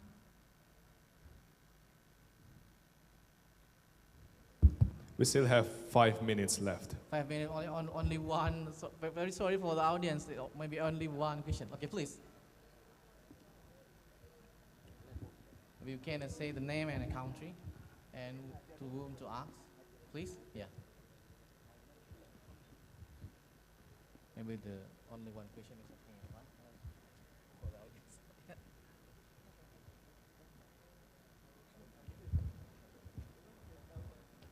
Sure. First of all, my respect to all of the people in here. My question for the Mr. Marco Pang. I introduce myself first. My name is Adão Model Silva. I'm a lecturer of nursing, and I'm from East Timor, especially in the Institute Superior Cristal. So, me and my friend, Mr. Corbafo, we delegate from East Timor, especially in the Institute Superior Cristal. So, as we know that education of the physiotherapy is very important for the quality of education. As we need to sustain our demand as a patient in primary care and rehabilitation. So next year in East Timor, Institute Superior Cristal going to open the vocational diploma 3 education. So we are here, need your suggestion for next year. We are going to open this education diploma 3. What is your advice or suggestion for us to prepare this program study to be a produced student with compete in the competence as in the ASEAN Western Pacific regional? And the second question is preventive, and as we know that physiotherapy is focused on the preventive and rehabilitation. So we focus on the stroke disease. What is the role of physiotherapy to prevent stroke disease in the world? I think that's all my question. Thank you.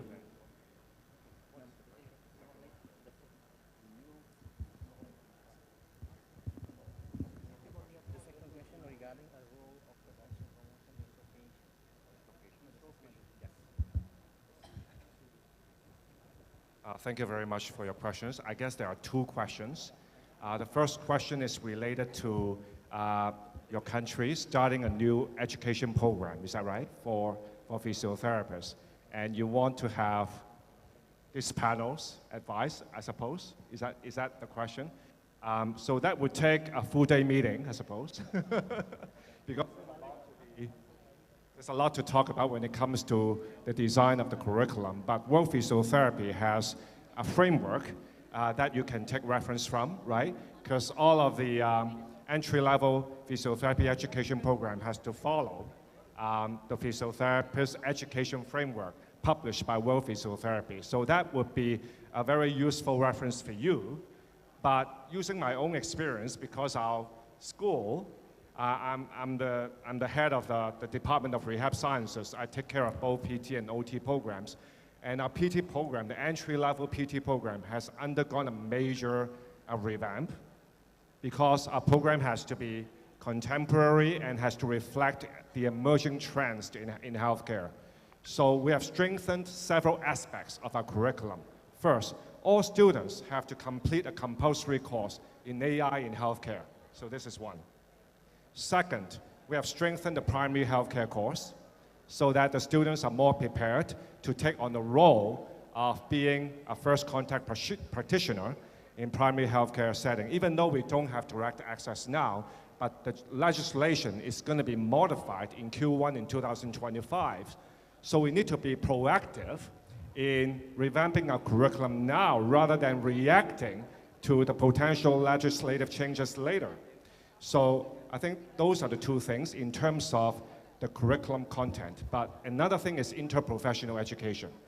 So we have added a course on interprofessional education. And at least in our department, we have PTs and OTs. And in our faculty, we have nursing, optometry, medical lab sciences, radiography. We have everything, basically, except the doctors, because we don't have a medical school in our university. But why don't we start from our department? At least we have the PTs and OTs. They often work very closely together. So we've added an interprofessional course. They're going to discuss more complex patient cases that require interdisciplinary care. So the students get to work together in formulating, in discussing patient cases, formulating interdisciplinary assessment plan and treatment plan, and discharge planning, all of this. So we have strengthened these aspects of our curriculum to make our program more contemporary, because we want to train future leaders, not just a pair of hands doing manual therapy, no. Okay, so this is my comment on physiotherapy education. And your second question is related to primary health care for stroke clients, is that right?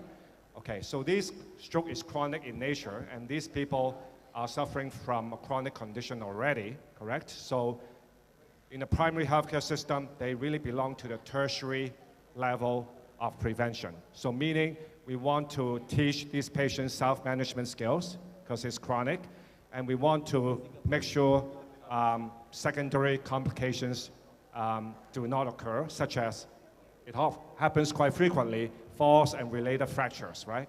So we want to teach them proper exercises to improve their physical condition to prevent falls and potential secondary complications. Okay, so that's what we do in the primary healthcare setting for people with chronic conditions. Yeah, thank you. Thank you very much for Marco for suggestion. And we have to, because the limiting the time, this is the ending that our session today. Thank you very much to all the panelists, Professor Marco and Mr. Dines, Mr. Irfan and Mr. Ito, for the addressing and exploring interesting topic on behalf of the committee. We would like to appreciate to all of you and to all of the organizer committee and all the audience. We're proud of you all, and thank you for joining us today. Thank you very much. Good afternoon and have a good day.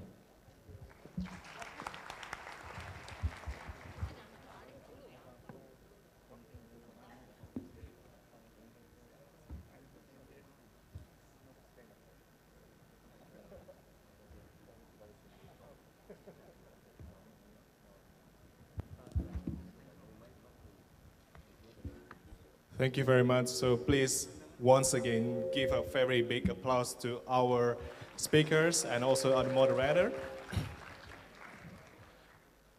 For the next agenda is the tea break. So participants are invited to enjoy the dishes that have been prepared by the committee. And we also invite to one point to prepare the promotions that we will be delivered to the participants. And the tea break will be last until 3:30 p.m. Thank you.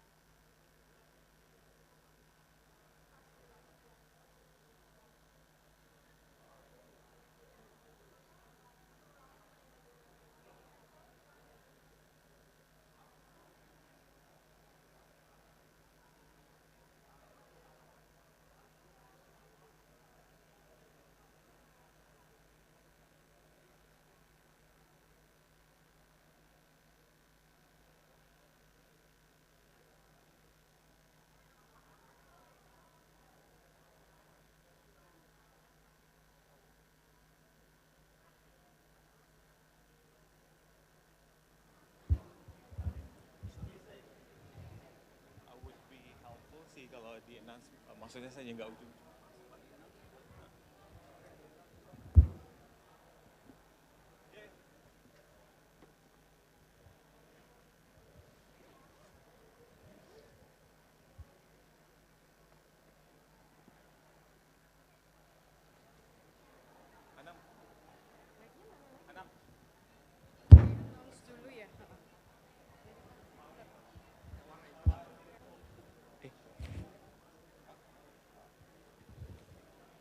Good afternoon, participants. Today we have a commercial break from On Point, and we would like to invite Mr. Carlo to present their presentation about On Point. Please welcome. Thank you.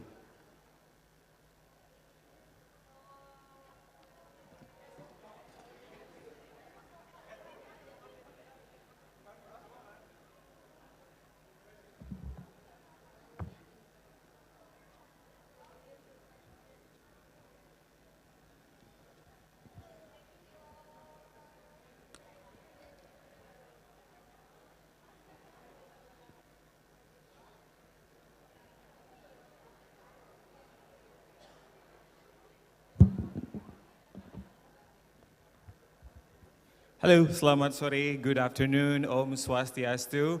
How are you doing? Glad to be here to be part of the Asia Western Pacific Regional Congress 2024.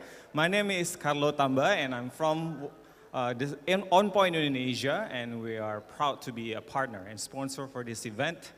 Especially, this is an international event where all the practitioners and the experts in the physiotherapy world are gathering to get some knowledge further about the world of physiotherapy. It's quite nervous to be here because there's a lot of professors, people with PhD, and who are very experienced in the world of physiotherapy. Me, myself, even though I'm part of On Point Indonesia, I am a personal trainer and I've been a coach for 15 years, so I get a little bit of understanding of how physiotherapy helps people. In my case, I just help people to get stronger and lose some weight, but whenever my clients have problems, I never take care of them by myself. I always refer them to the most expert people, which are the physiotherapists. Now let me introduce a bit about our company, On Point Indonesia. We are a local Indonesian brand, and we specialize in making innovative gear to enhance especially excitement in sports participation. We don't want people to get bored in doing their sports, but at the same time, we want to teach them and educate them how to get excited in recovery process after their sports activity. Now, we want to be the top and leading global brand in sports recovery and performance gear, and our mission is mainly to support athletes and sports enthusiasts in recovering their body and achieving their best performance. Especially after the pandemic, we see a high increase in participation in sports events such as marathons or fitness competitions, and we see people just want to get strong, but it is so hard for them to incorporate proper recovery after their intense physical activity. And that's why we're here. We want to also educate them the importance of recovery post-intense sports activity. Now, the brand itself is co-founded by the Tokyo Olympic 2020 gold medalist women's double badminton. Her name is Gracia Polii. Gracia has been an athlete in badminton for about 30 years, and in the past 15 years particularly, she has noticed the importance of immediate recovery after every match that she encounters. Badminton is a very specific and unique sport because the scheduling of the tournaments and the competitions is very intense. So usually an athlete would go for 3 weeks to Europe or other parts of Asia, and from Tuesday to Sunday, they will compete every single day with very high intensity competition. This is different from, let's just say, tennis. When you compete at world level tennis, you probably get 2 or 3 days break in between, so your body can recover a lot longer. Whereas for badminton, if you pass the qualification on Tuesday, you have to compete on Thursday. If you go to next round, you'll compete on Friday. And every single day, the competition gets even tougher and even more demanding. That's why after every match, recovery is very important. Now, for her, she cannot always rely on physiotherapy to help her recover post-match. That's why she's been also using muscle gun or massage gun for about 8 years on her own. Now, sadly, as a trainer, I would like to also approach things from a scientific perspective. But so far, percussive therapy has very minimum researches, especially on competing athletes or pro athletes, because their schedule is very tight. And there's also a lot of therapists who says that massage gun or muscle gun is not beneficial. But for Gracia herself, someone who competes on the world level, muscle gun is very useful for, again, immediate recovery after her match or intense sports. That's why she also co-founded this brand, and this is our first product. It's called Forge Muscle Gun. But I'm going to explore later about the products. We have currently 2 products, which are the Forge Heat and Cold Muscle Gun, and the other one is Iron Open Ear Headphones. Both are using the latest technology in both of their genre. The Forge Heat and Cold Muscle Gun is unique because it can produce heat and cold at the same time. So the level of hot or heat that we say is up to 49 degrees or 3 levels, and the cold is also 3 levels down to 10 degrees. Why 49? Why 10 degrees? Based on latest researches, that's enough for especially manual recovery. And after 9 months only, we have partners with so many physiotherapy centers in Jakarta. They say that in the way they practice using the massage gun, these warm and or hot and cold are actually enough for managing or treating general public. And it also has 5 levels of speed vibration, and the sound is not loud. Let me try to turn it down a bit. So I'm putting the mic close to the muscle gun, and you won't hear any sound at all. This is level 1, and this is level 5. So that's the highest level. There's no sound at all, so that's why it's very convenient and very comfortable to use. And at the same time, Gracia has been using foreign products, massage guns, which handle are very hard to maneuver. We have specifically tried to make a handle that is very adjustable, especially for, let's just say, people in Asia, Western Pacific. We tend to have smaller hands. So it's easy to maneuver. You don't always have to use it this way like you're going to shoot someone, but you can turn it around and put it and apply it yourself. So that's the Heat and Cold Muscle Gun. It has 5 of the massage head or nozzle, the cylinder, spherical, buffering, U-shape, and on the top right you can see the hot and cold massage head or nozzle. The battery can last up to 1 hour if you use intensely the cold and hot massage head or nozzle, but for the rest of the nozzles you can use up to 3 to 4 hours depending on the level of vibrations. We are very glad that we participated in so many of the physiotherapist events.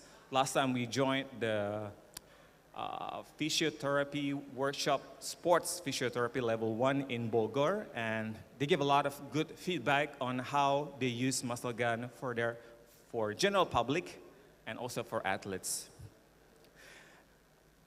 The idea behind creating the On-Point Forge Heat and Cold Muscle Gun is for, like I said earlier, we want to educate the general public of the importance of therapy post-intense physical activity. Now, of course, we never say that this is the best massage gun or muscle gun in the world. You must have this, otherwise you will not be able to recover. No.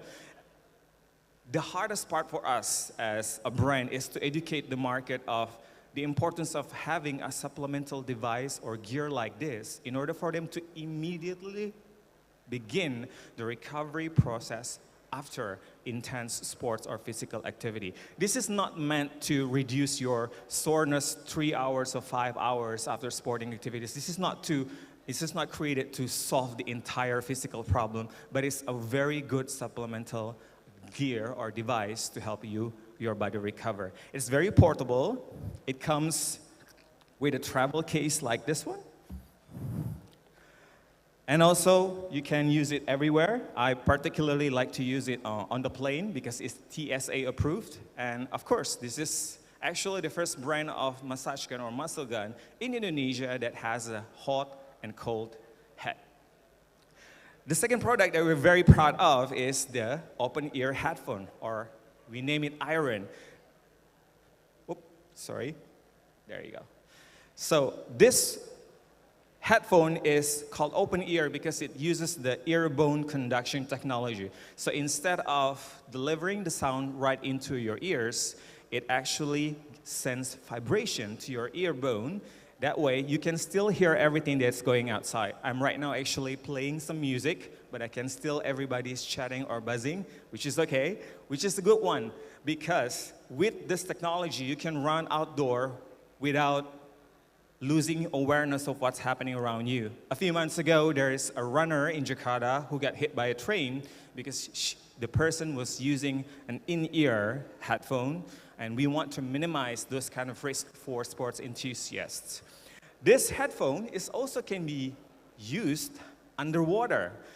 It has the IP68 technology. It's dust and waterproof. So if there is any of physiotherapist in this building who is practicing a hydrotherapy, this can be a good addition for you to treat your client so that they don't get bored underwater. But when you're using it underwater, you have to use the MP3 technology instead of Bluetooth, because if you're constantly underwater, the Bluetooth cannot penetrate into the machine. So this is also one of the products that we are very proud of, and it's getting a lot of traction in the market. The Bluetooth is very fast. Once you turn it on, it will immediately connect to the device that is latest connected to. And the MP3 storage can be used up to 32 gigabyte. So does anybody really listen to MP3 music these days? Well, it doesn't have to be music. It can be lectures.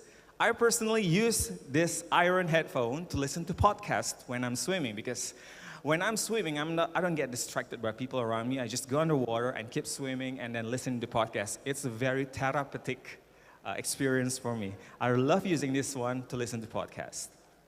And the battery can last up to 8 hours. Oh, another market that is very, very keen of this kind of headphone because they cannot use the Bluetooth or they don't have any reception when they're doing their sports. It's our trail runners. They used to run through the jungles or the forest, and it's hard to get reception, so they have to store everything that they want to listen to into the headphone. I actually sat down during the several early sessions of this conference today, and I get 3 very important key points that has been talked about. First one is accessibility, and the second one is the importance of partnership, and I forgot the other one. Does anybody remember? Oh, okay, no, nobody remembers, that's fine. But partnerships, I agree. In educating the market, it's really important to have partnerships because everyone here has knowledge that is extensive, that is deep, but unfortunately, the general public or the market only has so little time to understand what you are talking about.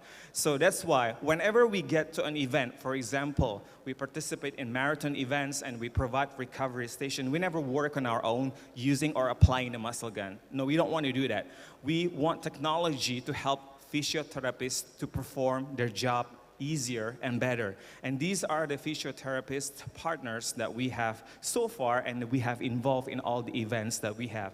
We currently are focusing on Java area, and we're trying to get more partners from outside of Java by being in this event. So what are the events I was talking about? First, fitness competition like powerlifting or fitness CrossFit competition. We provide the recovery station, and what really struck to us is that the therapist was helped a lot. So not only the athletes that need help, but also the therapist. Because during these kind of events, you can have 100 or 200 people participating and all need therapy. And 10 to 15 people doing manual therapy means that the therapist will need therapy after this event. So by using this muscle gun, they can shorten the manual therapy time that they apply to the participants. We also participate in a lot of major running events in Indonesia, or major marathons. We are part of Pokari Run, Maybank Marathon, and Jogja Marathon, and we're also going to join Jakarta Running Festivals. So what we do is we create a tent where we have 10, 15, or 20 physiotherapists from our local partners, where they apply the therapy, either manual or using the muscle gun that we have. So it's been a great experience learning from therapists about how they can utilize the muscle gun in their practice.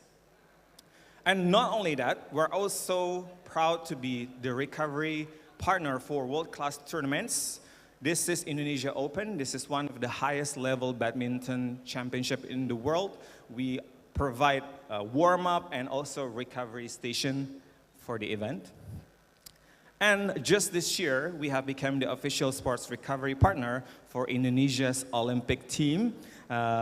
Because I'm not a practitioner or physiotherapist, I will let Dr. Dika plays a bit and explains a bit. If Mas yang operate bisa play videonya, Mas, boleh di-play. So this is Indonesian. We sent about 20 of our muscle gun to the Olympic team in Paris 2024. Satu yang tidak boleh terlupa adalah ini dia, On Point, massage gun dari Kak Gracia Poli yang luar biasa, sudah membantu kita mensupport dengan produknya yang luar biasa. Ini alat gokil sih, ya. Jadi dia tuh bentuknya massage gun kecil, praktis banget, bawa kemana-mana gampang. Tapi yang bikin gokilnya adalah mesin ini bisa memberikan sensasi panas dan dingin. Jadi kita bisa melakukan terapi perkusi namanya. Jadi terapi perkusi itu kayak massage gun lah ya, yang memang dipencet ntar dia mijit gitu. Cuma nanti kepalanya bisa memberikan efek panas maupun efek dingin. Sehingga kalau kita lagi butuh untuk pemberian suhu panas gitu kan, kita pengen ototnya lebih rilis, itu bisa kebantu banget. Keren. Okay, so one of the things that I've learned from Dr. Dika by training the Olympic team is when he applies the muscle gun on cycling athletes, it's actually different when he applies it on other athletes.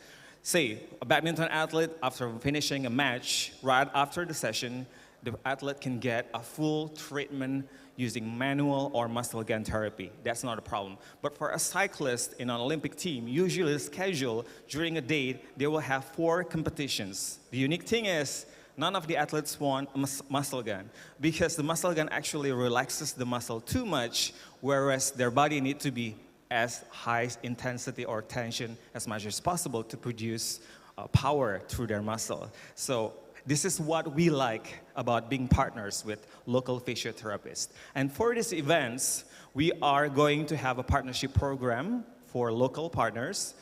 You can get into the program by purchasing the first unit for 50% discount, and then the second and until 11th unit discount 30%.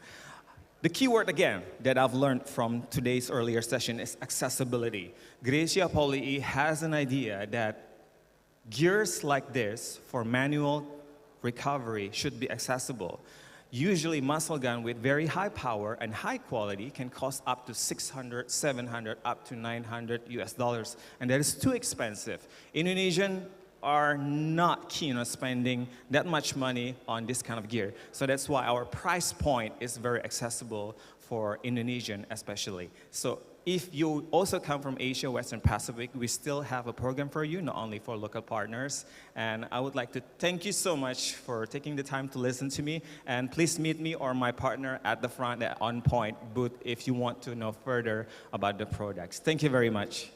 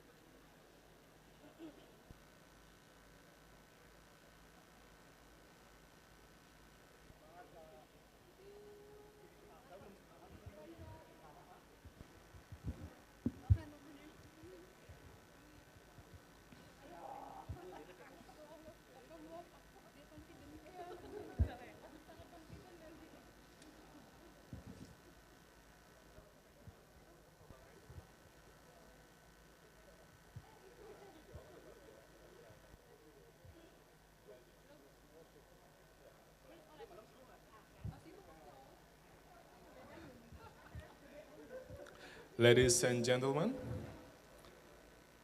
now we would like to proceed our agenda. For the next agenda, we will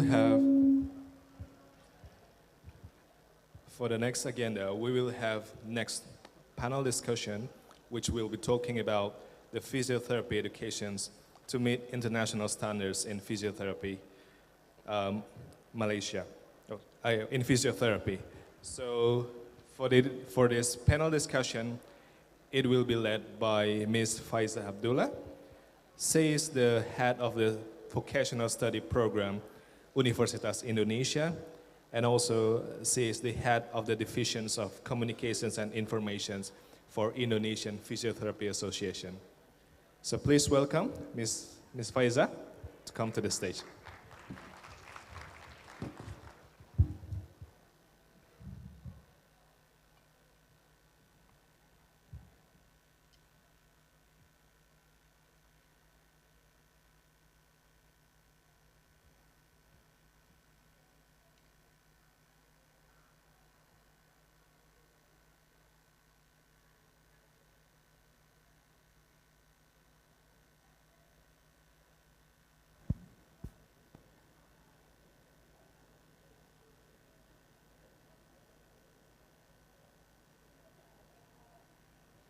Assalamualaikum warahmatullahi wabarakatuh.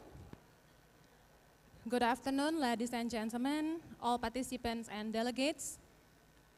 My name is Faiza, and as the MC just announced, that I'm the head of international affairs of the Indonesian Physiotherapy Association, and I'm also the head of the physiotherapy department of Universitas Indonesia. I'm honored to moderate and welcome you to the second panel discussion with a very engaging topic, which is physiotherapy education to meet international standards in physiotherapy. So the panel discussion provided a comprehensive overview of the challenges and opportunities for improving physiotherapy education to meet international standards in the Asia Western Pacific region. For this session, we have 4 distinguished speakers from 4 different countries. Malaysia, represented by Dr. Muhammad Haizir Manaf. And yeah, please join me in the stage. Vietnam, represented by Ms. Van Tan Lee.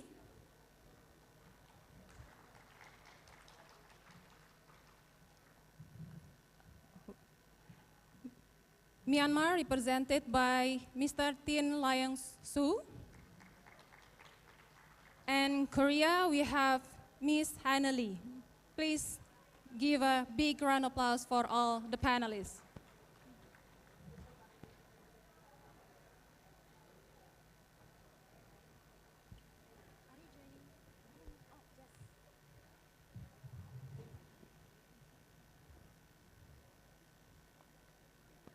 So for all panelists, I will help you to keep track of the time.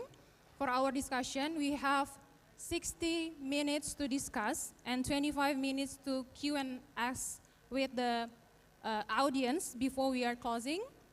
And as the moderator, I will give all panelists a chance to ask and answer the question. And you also can ask another panelist for a question. All right, before we start, I would like to introduce our panelists. First, we have Professor Madya Dr. Muhammad Haizir bin Abdul Manaf. He is an esteemed academic in the Faculty of Health Sciences at University Teknologi Mara with a specialization in neurological physiotherapy. Since joining UITM in 2008, he has made significant contribution to research in health and wellness, particularly focusing on rehabilitation, stroke recovery, gait analysis, and chronic diseases such as diabetes. His work includes numerous leadership roles in research projects, home-based integrated exercise program, and stroke management. As a respected figure in the field, Dr. Haizir has published widely and continues to influence advancement in physiotherapy and rehabilitation sciences.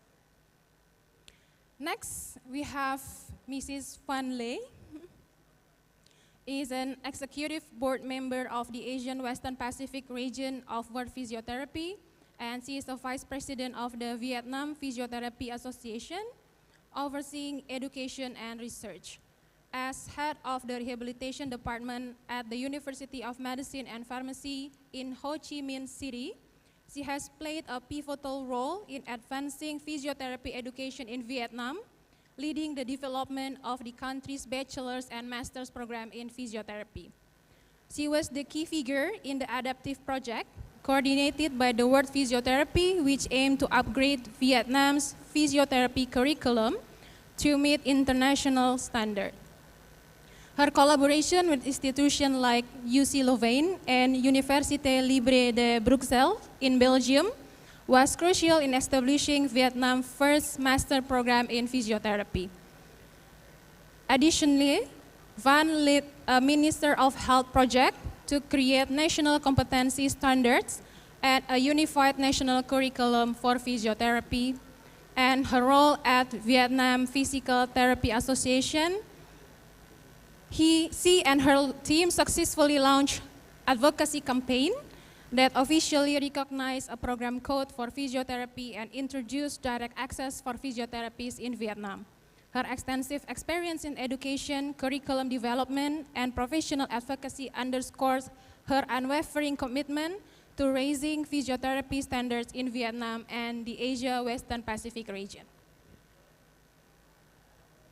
Our third panelist is Mr. Tin Laing Su, an executive board member of the Asian Western Pacific region of World Physiotherapy and the president of the Myanmar Physiotherapy Association, where he oversees education. As a postgraduate lecturer at the University of Medical Technology and a clinician physiotherapist, he has played a vital role in advancing physiotherapy education in Myanmar. His collaboration with institutions such as AWP World Physiotherapy has been crucial in establishing the first master program in physiotherapy in Myanmar. His extensive experience in education, curriculum development, and professional advocacy underscore his commitment to improving physiotherapy standards both in Myanmar and across the Asian Western Pacific region. And lastly, we have our fourth panelist, Ms. Hannah Lee, an associate professor in the Department of Physical Therapy at the College of Health Science, Gachon University, Incheon, Korea, where she has served since 2015. She is the chair of the International Affairs Committee for the Korean Physical Therapy Association and a member of the Executive Committee of the Asia Western World Physiotherapy. Dr. Lee completed her Doctor of Science in Physical Therapy at Loma Linda University, California, where she earned her Master of Physical Therapy. Her research focuses on women's health, cardiopulmonary rehabilitation, and the mechanism of muscle fatigue and motor control. Dr. Lee is the clinical director for Special Olympics East Asia and has contributed to various national and international organizations, demonstrating her commitment to advancing physical therapy education and practice globally. So enough for the introduction. Now we will start our discussion. So thank you all panelists for joining me in this session. I think we all here are excited to hear your valuable perspective on physiotherapy education. And as we all know, education is the key to equipping future practitioners with the skills and knowledge to assess, diagnose, and treat various health issues. And the field has evolved significantly in recent years, integrated new technologies and evidence-based practices. This shift highlights the need for continuous learning and adaptation within our educational framework. So we will have two rounds of discussion. For the first round, I will ask Dr. Haizir Manaf. So from your perspective, especially you as an educator, how does the current physiotherapy education system in the Asia Western Pacific regions compared to the international standards? Thank you very much, Madam Chairperson. First of all, I would like to thank the organizer for inviting.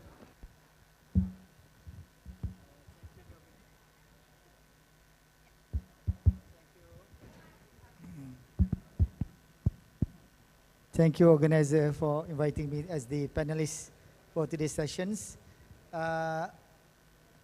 So I can answer the question, but relatively I will discuss from the perspective in Malaysia. So the current physiotherapy education system in Asia, Western Pacific, especially in Malaysia, maybe depends on different regions, varies between the countries. And in general, many countries nowadays, as published by the World Physiotherapy last year, I think, they published the physiotherapist education framework, and then supposed to be that in certain countries that we have the accreditation board. So, for example, in Malaysia, we have the Ministry of Higher Education, and also we have the Malaysian Qualification Agency to help us to see our curriculum and also our program. So, according to the international standard, World Physiotherapy, so they have few domains, especially when they talk about physiotherapy assessment and interventions, ethical and professional practice. Also, they focus the domain into the communication, evidence-based practice, interprofessional teamwork, reflective practice, and also quality improvement. The last one will be the leadership and management. Also in Malaysia, we have several key competencies required in order to complete 4 years degree program in physiotherapy. So the total domains that we have is 11 domains, which include the knowledge and understanding, cognitive skills, practical skills, interpersonal skills, communication skills, digital, numerical, leadership, entrepreneur, and also ethical and professionalism. So we in Malaysia currently we focus the students not only to work with the hospital of the government, they have to become the entrepreneur in order to survive in the physiotherapy professions. So currently in Malaysia, we have about nearly 2,000 physiotherapists working in government hospital, and the rest are working in the private hospital, and majority, about 40%, are working as the private physiotherapy practitioner. So in order to help the students working in the private setting, they have to know about the entrepreneurships. On top of that, in terms of our syllabus, because we are from the Commonwealth country, we are following UK standards. We have the 4 years program, and most of the teaching and learning, all the practical during the first 3 years will be in the university, and the last year about 1,000 hours credit for clinical for the practical clinical training in the hospital setting. So for the practical sessions or the clinical practice, they should cover the few areas that have been recommended by the World Physiotherapy, such as musculoskeletal, cardiorespiratory, neurological, pediatrics, and other specialized area that should cover in integrated physical therapy clinical training. So as compared to other countries, for example, in Indonesia, they have the term, we call it the 4 years program, and another 1 year as the profession. So in Malaysia, we have only 4 years program for Bachelor of Physiotherapy. But again, to tell you that in Malaysia, we started the program as the diploma program in Malaysia. There's a 3 years program, 1,000 hours for clinical practice. Since 2005, we have the degree program, the first degree program in University Kebangsaan Malaysia, UKM. And after that, there are few universities, for example, UiTM, also the private university, MASA, already have the degree program, 4 years program. And our plan in the future is that in 2035, we would like to demolish diploma program, and we only focus on one pre-entry qualification, which is degree program. So this is something that I think some of you know about the history in Malaysia, because we started with the diploma program. So this is our challenge. We have to convince our government in terms to make it as one pre-entry qualifications. But I think we are going to that direction because currently we has governed by our Act 774 is for Malaysian Allied Health Profession Councils, and we have already started the registrations as a practitioner. So about 3,700 physiotherapists in Malaysia already registered as a physiotherapy. As we predicted, we have about 6,000 physiotherapy in Malaysia. So hopefully by 2025, we can get all the physiotherapists registered as the physiotherapy. Okay, thank you. Wow, thank you. And any other panelists have comments or some opinion on that? You may add some from your perspective, probably.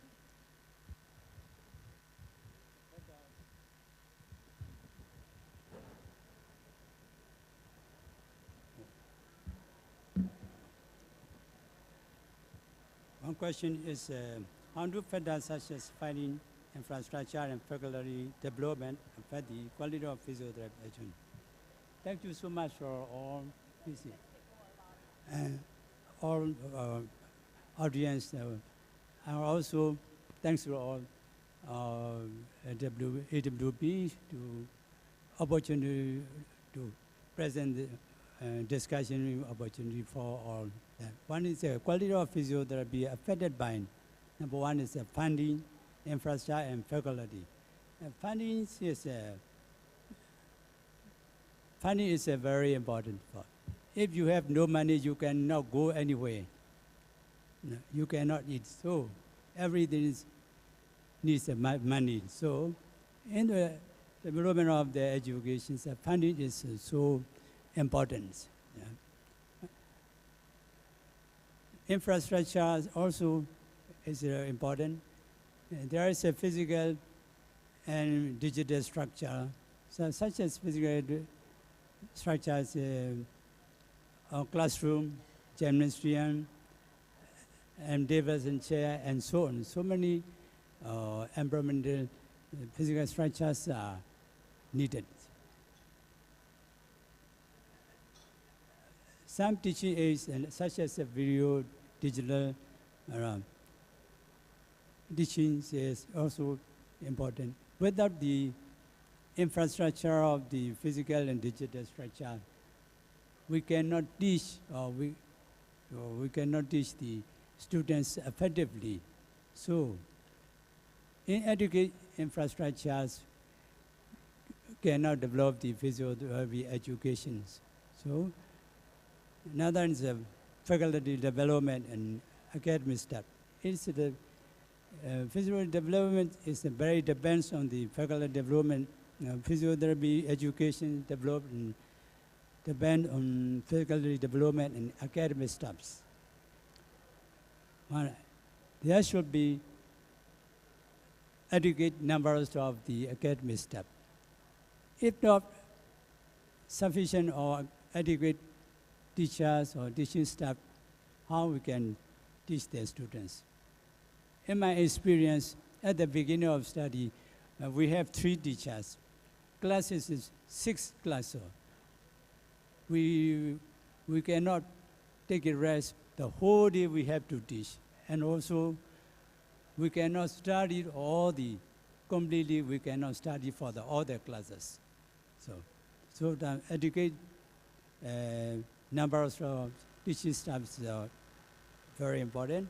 Another is the qualifying academic and clinical education. All the teaching staff should be qualified at least a master's degree or PhD degree.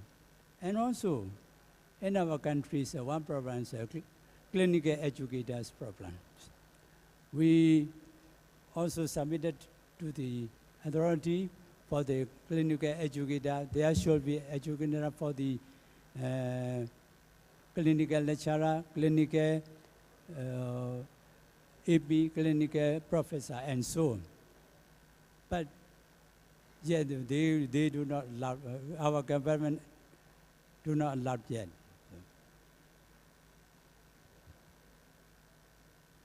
For the clinical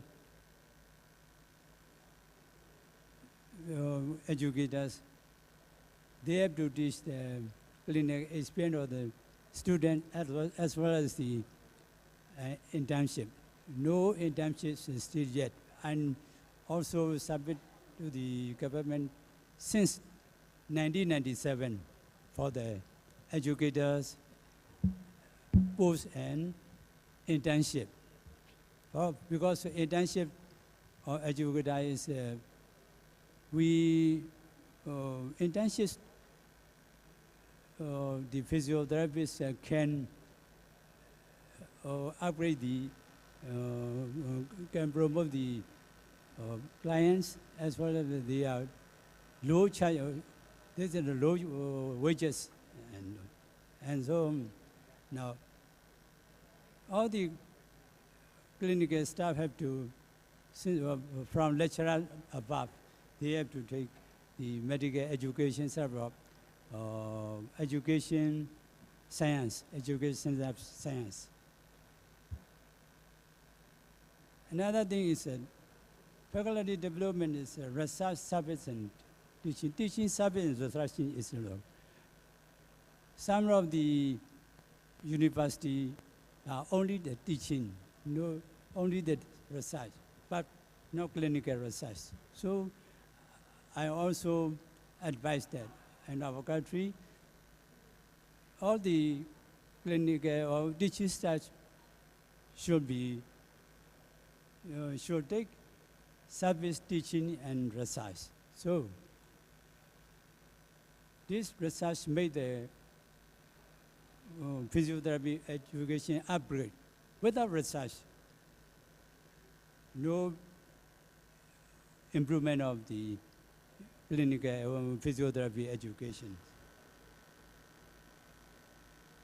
Okay, thank you. Okay, thank you. I think you made you highlight the key points other than the curriculum, that the infrastructures, funding, and the other parts of the education.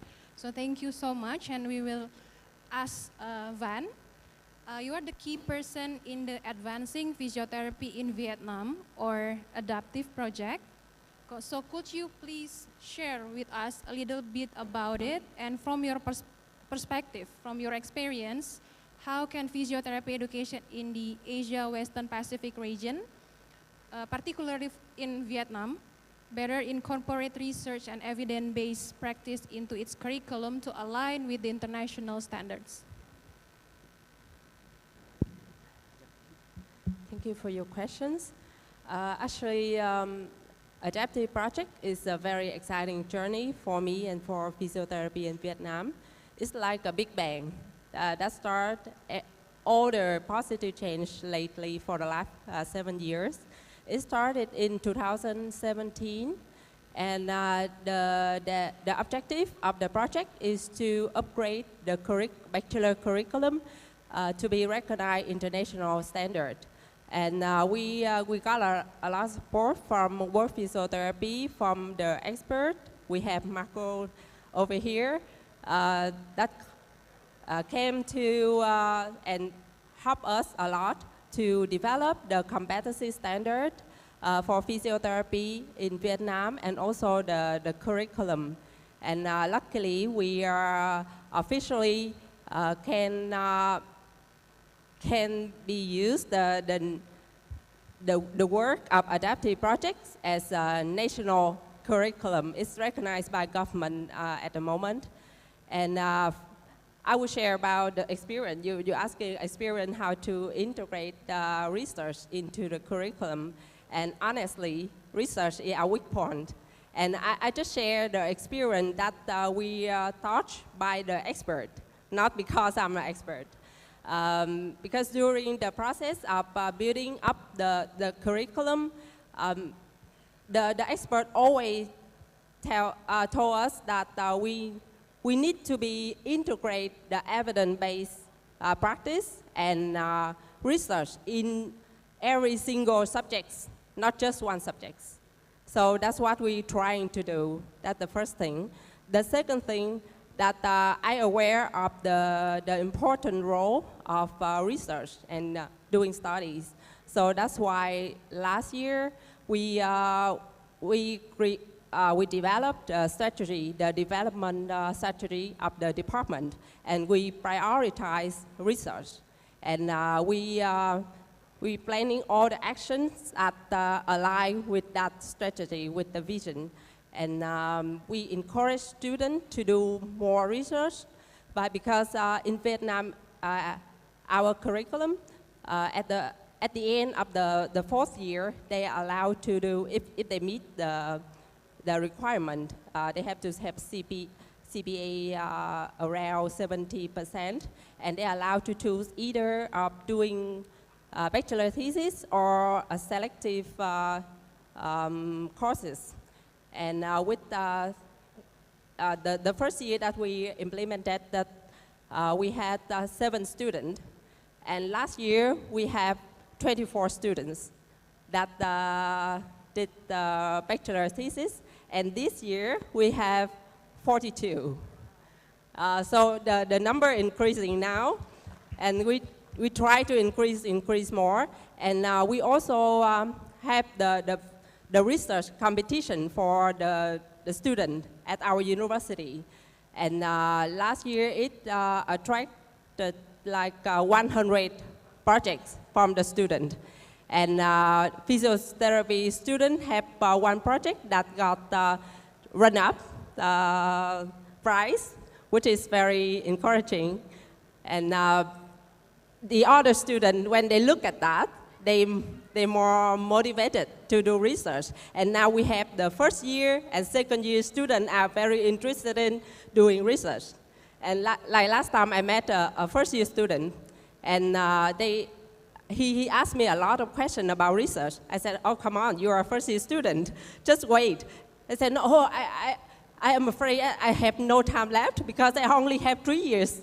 Oh, I'm doing PhD right now, and I feel very pressure when they say that because I have 1 year left. But it's a very positive side that they now aware of the importance of research, and they show their motivation, they show their interest of doing research.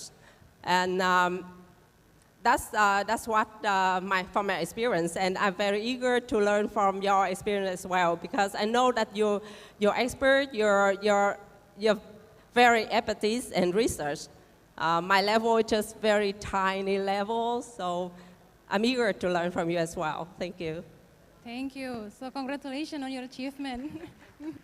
And any other panelists wants to add some experience in research in curriculum? You have any other? So it's from my experience. So in Korea, especially in my university, so we have the research courses and the biostatistic courses for the undergraduate students to foster them to go to the graduate level. So, for example, the curriculum, we have actually now in Korea, we have a 2 education system, the 3-year system and then 4-year system. We try to unificate this whole system to the bachelor's. Actually, the bill just passed the first level yesterday afternoon. So we are kind of expecting to have the whole unification effective from 2026.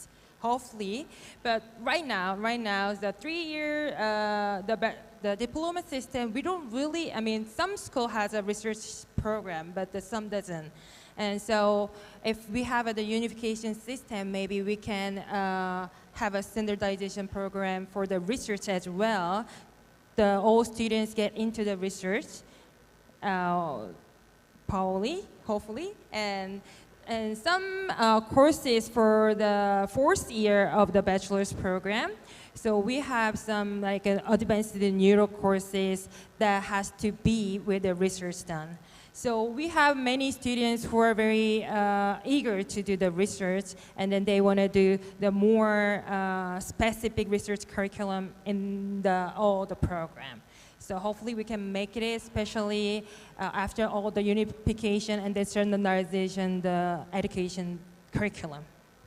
Wow, that's great. So I will keep with you, Hanel. Okay. So as a member of the executive committee of the Asia Western Pacific region, overseeing 31 member organizations. Yes. Yes.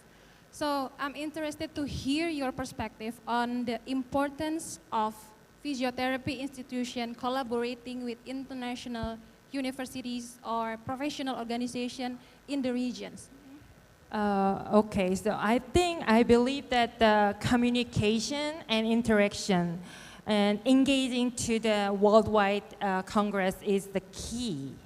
So from my experience again, so the KPTA had very limited interaction with other MOs, and then we really didn't engage to all the worldwide congresses and things. So that way we are not fully aware of the global development in education services, especially provided by the World Physiotherapy.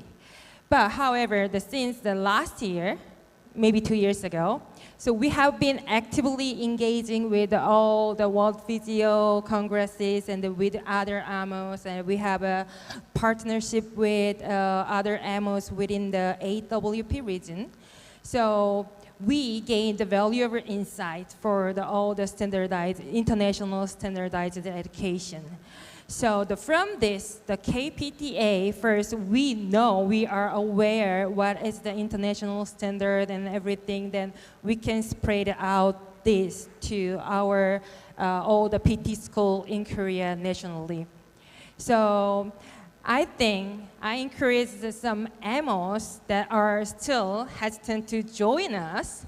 So we're here to have them engage with other activities and things. So as together, maybe we can achieve the significant process in this aspects. Yeah, sure. Okay, so moving forward to fun, ensuring quality in physiotherapy services require establishing educational standards. So as the organization leader, you are the vice presidents. So we are keen to learn about your experience in collaborating with some organizations in harmonizing physiotherapy educational standards, and how do you think it can be implemented across different countries? Oh, thank you for your questions. Because when the adaptive project started, in Vietnam we have 4 bachelor program in physiotherapy, and each university have their own curriculum. So that's why I know that it's very important to have the national curriculum, because you're going to have the national standard for physiotherapy. That's important, not only for the physio, but more important for the patients and the society. And when we started, we only have 4 universities that involved in the project. And then when the government assigned us to develop the national curriculum and national competency standard, I tried to invite other universities to involve, because at that time we had 11 universities that deliver the bachelor degree. And we tried to invite them, but of course some of them didn't want to come. And now, when the project stopped, now we have 13. So the development quite fast. And I think it's good that I'm working at the organization, Vietnam Physiotherapy Organization, because it's a very good way to connect all the university. If I'm just working at the university of our university, I don't have the right to connect everyone, but since I'm working at the organization, so I created, we call the education network, where I involve all the teachers from all the university in Vietnam. And I try to convey the message about the education framework of work physiotherapy and the importance of having a national curriculum to them. So that's the way I'm trying to do. And that's what I learned from the way work physiotherapy did when they did the adaptive project. So that's a very effective way. Wow. It's great to hear the experience that you have. So, okay, we coming back to Tin. So, as an educator and also as a clinician, you played a vital role in advancing physiotherapy education in Myanmar. So, please share your experience and provide some insights on how the Myanmar curriculum is tailored to meet international standards while considering local healthcare regulations and cultural differences.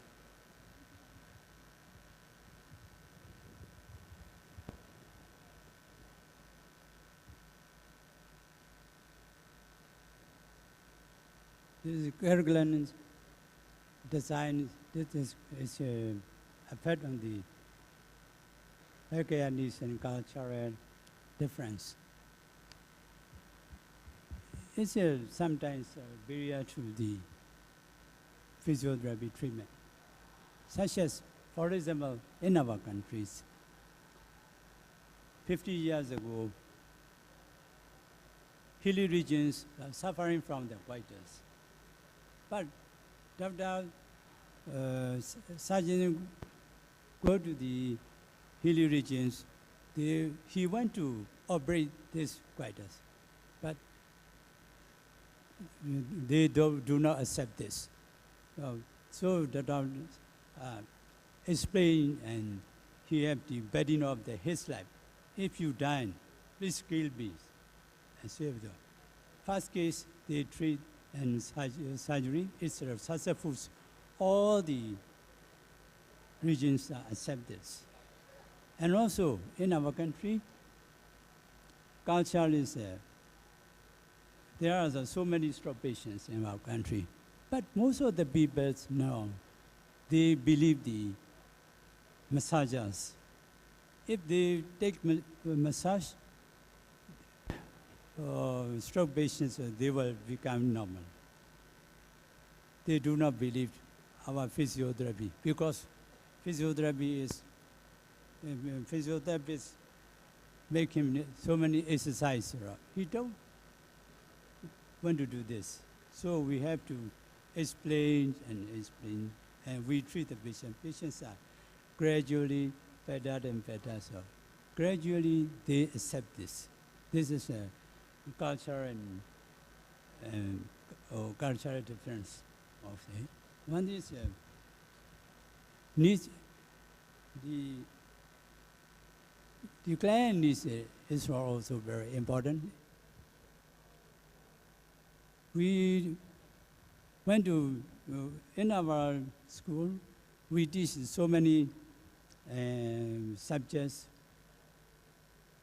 But most of the people are suffering from the musculoskeletal and some neurological systems. So we have to emphasize this problem-based teaching. But we have to draw the curriculums internationalized, such as within our frame of the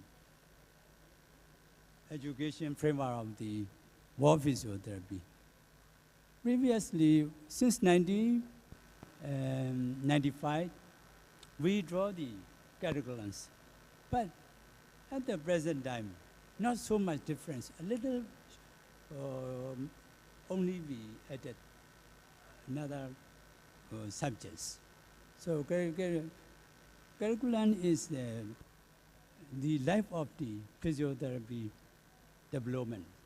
So I suggest that physiotherapy curriculum should be aligned with education and frameworks of the world physiotherapy. But in the curriculum, what must be do? What must the physiotherapist student must understand, must learn and skill, which is should know, which is a must know and skill. We have to divide this. So we have to emphasize the patient needs and local needs. So, okay. Yeah. Okay, thank you. So the quality of education is not only depends on the curriculum, but also we have to consider other aspects such as advocacy. So Hannah, in your perspective, what advocacy efforts needed from professional organization to influence national and regional policies regarding physiotherapy education to meet the international standards? So to influence the national and regional policies effectively, I think the professional organization should advocate for the physiotherapy education framework provided by World Physiotherapy and its implementation. The KPTA, the last June, the Korean Council for Physical Therapy Education held its annual meeting, which is the composite of the faculties from PT schools nationwide in Korea. So that meeting, I, as the chair of international affairs of the KPTA and then EC member of the AWP, I presented the education framework provided by the World Physiotherapy and accreditation service to the faculties in Korean. So we have, which most of individuals are not aware of. So currently, the Korea lacks, we don't have the national accreditation system officially. We actually have it, it's not the official. We try to pass this law to be a official, but it's not accredited by the government yet. So some university, they wanted to get accredited the program. So that is why we introduced this. So meanwhile, we have this accreditation services provided the World Physiotherapy. So you can apply for this one and get accreditation by World Physiotherapy before we have official accreditation system. And they really like the concept because they can be accredited by World Physiotherapy, right? And so as I mentioned, so with the expected unification of our education system to the bachelor's degree, standard will be affected in 2026. So this is very important established to standardize the framework in Korea.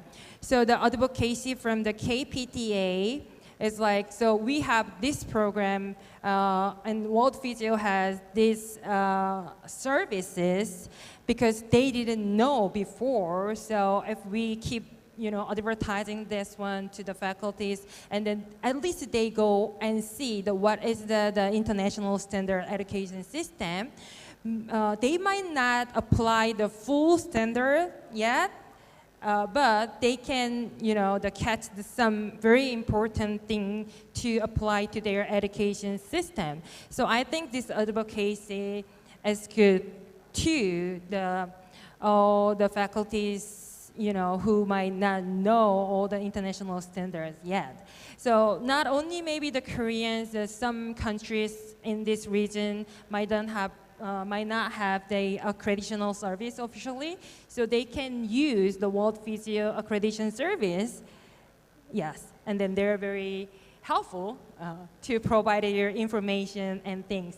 And also, I think we have the CDP program developed by the World Physiotherapy. So if any countries who doesn't have the continuing development program by themselves, so we can ask the World Physiotherapy to introduce this system, and then we can have that system for their uses, I guess. Yes. All right. Is it good? Yes. Yeah. Any other comments from other panelists? Yeah. I have some experiences to share as well in terms of advocacy. For our situation, because I'm working at a university, so I was invited to be in some meeting at the Ministry of Health levels when they want to issue the new rule policy. Like last time, we was asked to give opinion about the definition of physiotherapy. So I gave the idea physiotherapy is not only rehabilitation. So promotion, health promotion and prevention, treating patient and rehabilitations. So they didn't recognize that. So now it's on the official document. And another thing that's because we had the right to develop the national curriculum and national competency standard. So in the competency standard, I put the keyword independently. So we can evaluate independently. And they didn't read that carefully because we're the one who wrote all of things. So I hope that it will be approved soon at the ministerial level. So now we're at the very end of the process, and we just wait for the paperwork to issue that the competency standard. So I hope that I see the independently on the official paper. And for the student, last time I was very curious how to engage more students to the activities of the association. So it was very difficult to convince the student to join the association. So this year I had an idea. So because it's written in the competency standard, the level, the 7, the leadership and advocacy for the profession. So there are items that you have to promoting for your profession. So I put that to the mandatory for the student because I'm teaching the subject, Introduction to Physiotherapy. So I created a rubric. So if they join the association, they got the perfect score. So in the morning, I see a lot of people joining, so I know that they're doing the assignment because yeah, I gave the assignment that what's your vision for the association in the next 5 years, 10 years, and what you are doing to contribute to that vision. And I just send them the rubric that I will sign them according to the rubric. And I saw, oh, that's a lot of people joining. So they're doing their homework now. So that's one thing. So we will see what happened. So that's what we're trying to do to advocate our professions. Thank you. Thank you. Any other comments? Okay. Okay. So, Dr. Haizir, this is the second question for you. So the theme of our Congress is collaboration and transformation towards a sustainable physiotherapy practice.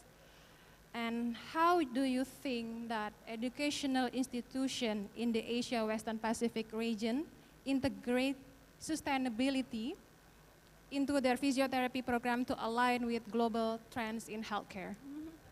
Okay, thank you for the questions. So I think in terms of global mobility and recognitions, so there is a need of harmonizations of qualifications for international practice. So some, for example, our graduates would like to work in other countries, for example, Indonesia. So we have to have the standardized between our curriculums. So for example, certain subjects such as musculoskeletal, we should have certain same criteria in order to make it that we can work in other countries, for example. On top of that, in terms of sustainability, for example, in Malaysia, we have about 15 higher education provider that provides physiotherapy program for diploma and also degree. So in terms of that, there are limitations in working in government hospitals, our graduates, because currently the post is limited. So they have to work in private hospitals. But again, some private also have limited posts for them. And then in order to survive as a physiotherapist, they have to work as the private physiotherapy practitioner. And then some of them might work as the home-based physiotherapy in order to survive. However, because of the some limitations that we cannot monitor their competency. For example, as the medical doctor, they have housemanship for 2 years after they graduated for 5 years program. So we don't have that in Malaysia. So sometimes it's quite difficult to see our graduates, are they competent enough to work without any supervisions by the senior. In hospital, they have the senior physiotherapy. In center, at least they have the person in charge that can monitor their competency. So in terms of that, we as the association, also as a council, we would like to up our standards. At least they have to maintain their competency by having the credentialing and privileging. And also number 2, they have to complete their CPD points at least 20 hours per year. And they have to pay for the annual practice certifications. So after they register with the councils, they have to pay for the annual practice certificate. And in order to maintain their license to work as a physiotherapy, they have to maintain the CPD points. So in order to be sustained, one of the key points is the continuous professional development. So we have to, as an association, we have to make sure that we have to provide a lot of courses and also workshop and supports the members in order to maintain their the hours of continuous professional development. So on top of that, not all techniques have been taught in degree program. For example, they have learned about vestibular rehab, but they are not competent to do the technique of vestibular rehab without any special courses after the degree program. On top of that, you also try to integrate certain specialized technique, for example, dry needling. Dry needling. So it's very great area in Malaysia because we also have traditional complementary medicine in Malaysia. So we have Act 774 for allied health, and we have Act 775 for traditional complementary medicines. And some of the traditional complementary medicines have similar, what do you call it, technique as physiotherapists. So with this type of the, we hope that by having this act, between these two acts, we can differentiate and we can emphasize the quality of physiotherapy in Malaysia. So on top of that, we are trying to move forward by having the masters by coursework in Malaysia. We started in 2015, master in musculoskeletal, master in physiotherapy that specializes in musculoskeletal. And we try to have other, there's some other university that offer master in neurological rehab.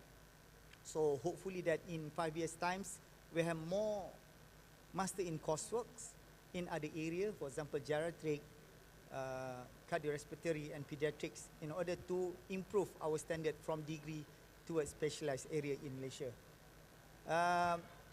In terms of how to sustain, again, we try to have a connection between other universities, especially in our neighbor in Singapore, Thailand, and also Indonesia. So it depends. In Malaysia, we have Malay, Chinese, and Indian. So of course, Malay likes to go to Indonesians because of the halal food. It's easier to get the food in Indonesia. And some of us would like to go to Thailand because in Thailand, we have few universities that we have signing the MOU, such as University of Mahidol and also University of Chulalongkorn. I think some of other universities also have MOU with other universities in Thailand. And hopefully by having this network, international linkages, our lecturers also can improve their competency in terms of education, teaching, and also research. Myself also, in terms of research, is quite new. It's quite new, and we struggle to our KPI now to publish a paper. Certain universities in Malaysia have the KPI to follow the QS standard. We have to keep up to become at least 500, 300 the best university in the world based on the QS. So this is the KPI from our minister. So sometimes as the educator, we have struggled in terms of teaching because they have a lot of students. In UiTM, in my university, at least minimum we have 50 students in one batch. Okay, some of university, private university, of course, they have more than 50 in order to gain a profit from the, profit from the from the student itself. So this is our dilemma in Malaysia. Other than that, some requirement by the ministry that we should have clinical educators, or we call it as the clinical instructor, to be part of the clinical training. So some of the, because our nature in Malaysia, we have government servant, they have the pension scheme, and most of them not prefer to become a clinical instructor as they have become complacent as the physiotherapy in government hospitals. So we are having problem to get or to recruit a clinical instructor that have more than 5 years working experience as a physiotherapist. So certain requirement by our Malaysian classification agency, for example, so our lecturer to be at least have 5 years working experience as a physiotherapy in order to become lecturer. Also, our clinical educator should be at least 3 years working experience as a physiotherapy to teach our student in the hospital or the clinical setting. So this is our challenge, to get expert or maybe more experienced physio to work as the clinical educators. So we need help. Actually, we get help from the government hospitals. For example, their physios help to teach our student also as the mutual understanding between the hospital and the university. Okay? Okay. Wow. So what an excellent discussion we had. I think for now we will open for question and answer sessions. So maybe the participants or delegates have questions, please raise your hand. Yes, please. Could you please introduce yourself and where you're from?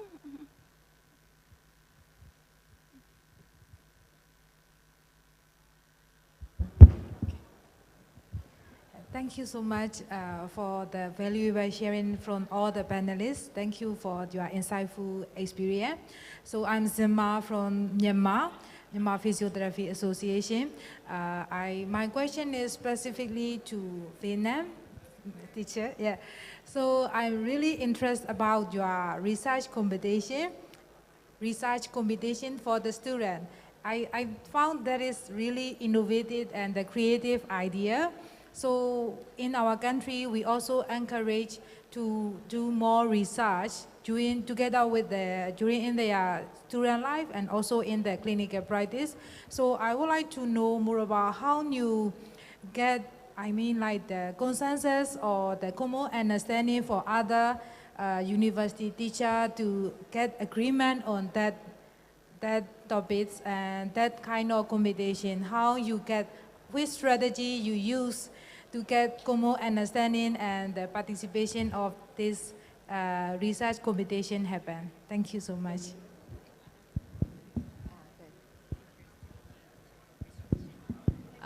Actually, that's the program that implemented at our university. And you gave me an idea that would be very interesting, that I can spread that idea to other universities as well. And I think one way to do that, like last time in June, we had the national conference, and we had a lot of our students presented orally and by poster at the national conference. So I think that's a big motivation for all the university, because now they know that the bachelor student, even the second year student, can be at the national conference.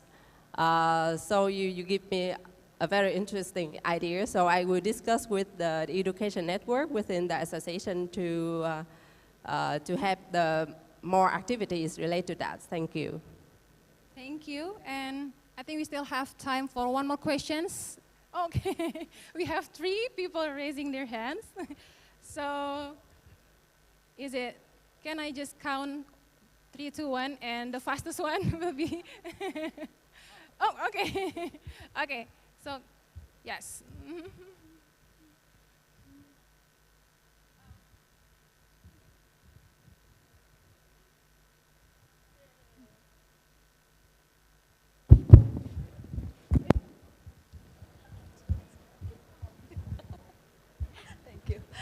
Thank you.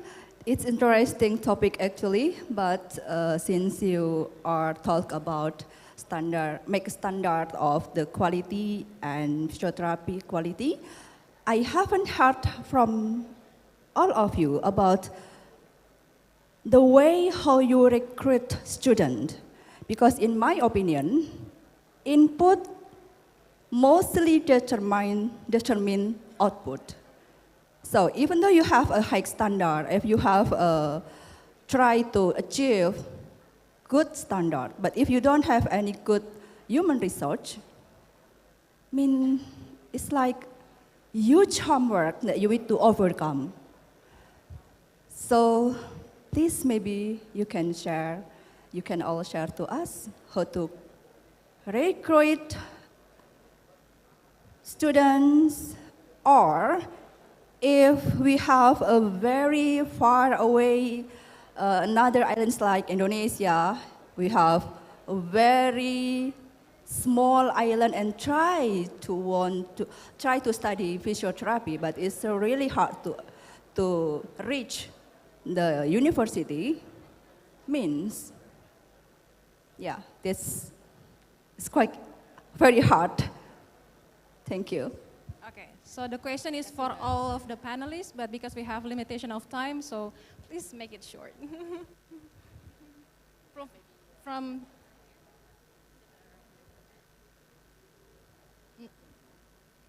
to answer the questions about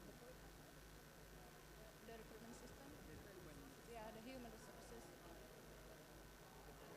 Yeah. Indonesia, yeah. Any idea from dari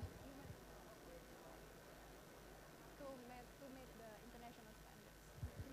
Yeah. Do you have any comments on that, Tin? Or Hanel will start? Oh, okay. The first of all, actually, we have a kind of different situation from Indonesia and Korea because we have very small countries, right? So it's in the small nation.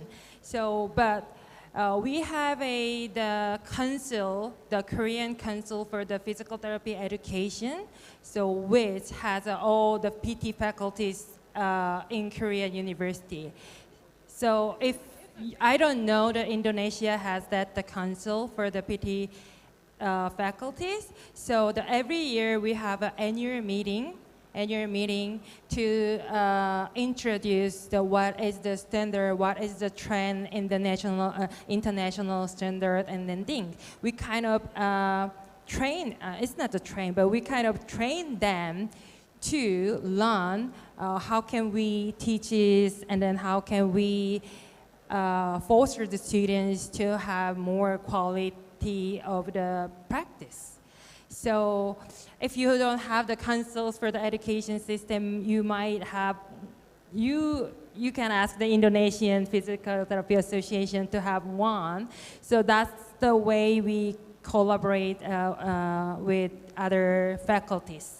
So that's a good way because we can hear from that university what they had the last year. If they have a special program, we can learn from their program, so we can kind of exchanges each other to have the good curriculum or development. Since we don't have the standardized education framework yet, so that can influence each other to have higher quality education, because the universities actually compete with each other sometimes. You know, like, oh, my university has a more, the better education system or mine. So this, throughout this competition and, like our quality of the education is going better. That's all right. Okay, Van, you have any comments? I'll just a bit, just between us. So do you have any comments, other comments? Yeah, actually, we're facing the quite similar situation. We have the international standard curriculum, but we kind of worry about our teachers. Although we proud our teachers, we are the top one university in Vietnam, but we're not so confident with some new subjects. And the way that we did that, we try to ask for help from international experts. We, like last year, we contacted a lot of experts, and their two experts, they had sabbatical year, and he spent 1 year with us, and another one spent 3 months with us. So that's the way we can be trained by them. And also we contacted with our partners like Vietnam Physiotherapy Association had a partnership with Taiwan Physiotherapy Association. So they came to run a lot of CPD courses, and luckily all the experts that come to Vietnam had the same language, I mean in terms of physiotherapy. So we now have a good framework for physiotherapy in general. So that's why, but I think my suggestion that you need to analyze what you need, and like a SWOT analysis. So you can know exactly what you need, and you can ask for help from the others. So after this session, I know there's a networking session. So that's an opportunity for everyone to connect and to support each other. I think that's a very good opportunity for you and us. All right, thanks, Van. Dr. Haizir, Otin, do you have any comments? So maybe keep it very brief because we are running out of time. For the Indonesian standards, also we have curriculums that draw the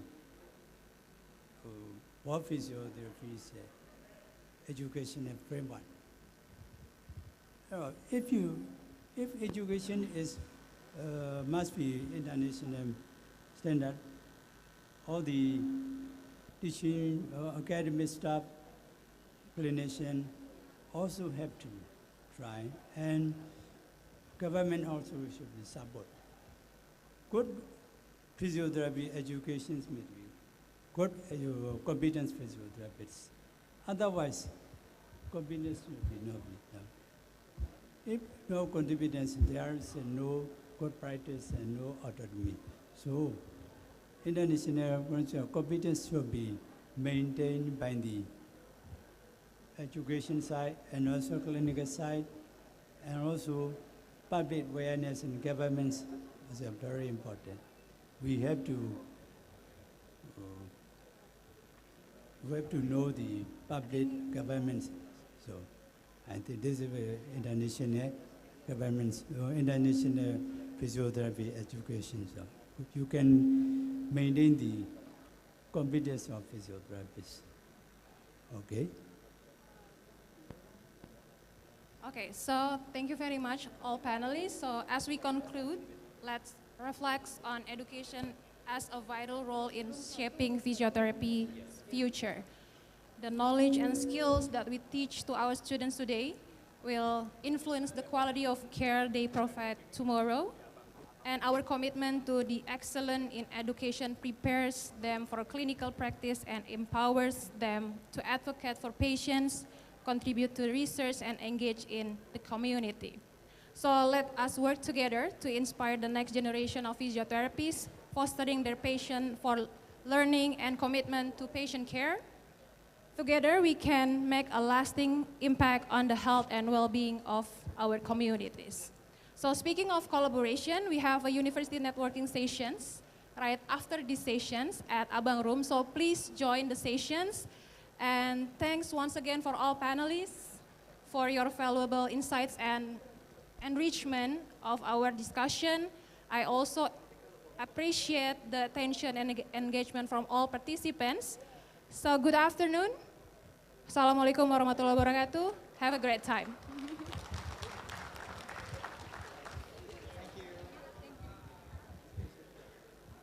Ladies and gentlemen, please give applause one more time to our remarkable panelists and also the moderator for a second panel discussion for today.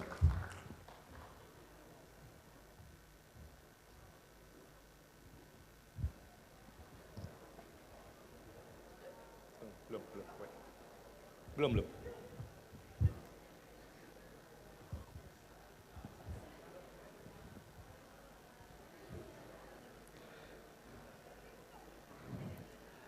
And for the last agenda for today will be networking session, initial collaborations for the university, which will be facilitated by Ms. Faiza, as well as Prof. Alia, and will be held in the Batu room. I'm sorry, in the Abang room.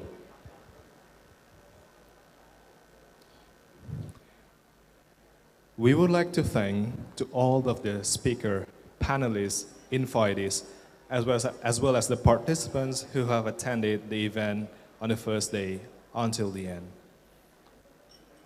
And we would like to remind you that for tomorrow's agenda, the event will be started at 8 a.m.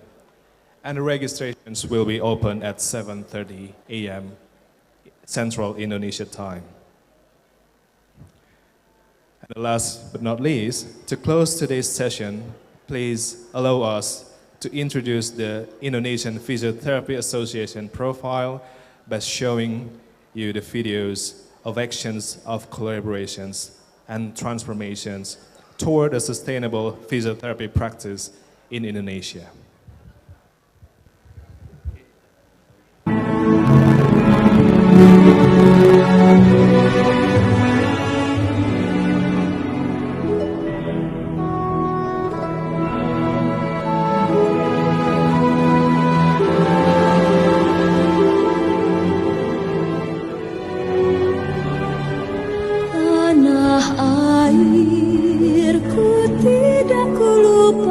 Please, for all the participants to stand up to enjoy the videos of the Indonesian Physiotherapy Association. Biarpun saya pergi jauh, tidakkan hilang dari kalbu. Tanahku yang ku cintai, engkau ku hargai.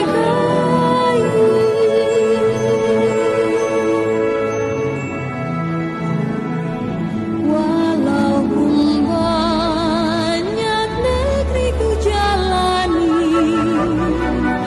yang masyhur permai di kata orang, tetapi kampung dan rumahku, di sanalah ku rasa senang.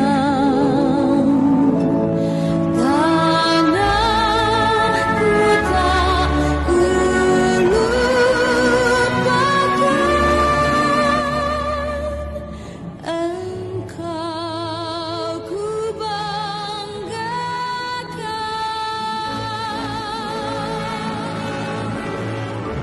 Ladies and gentlemen, for this ceremony, we would like to invite you to turn on your flashlight of your phone. Thank you.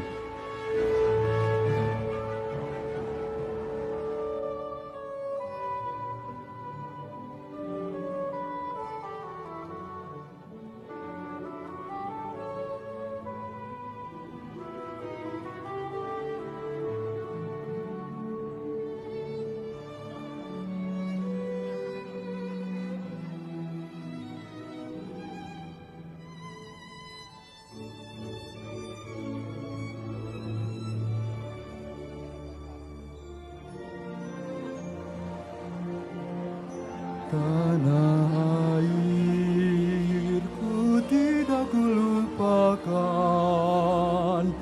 kan terkenang selama hidupku. Biarpun saya pergi jauh, tidak akan hilang dari kalbu. Tanahku yang ku cintai, engkau ku hargai.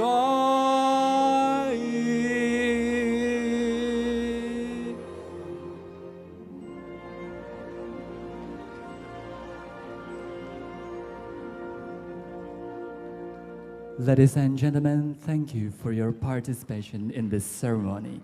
Thank you very much.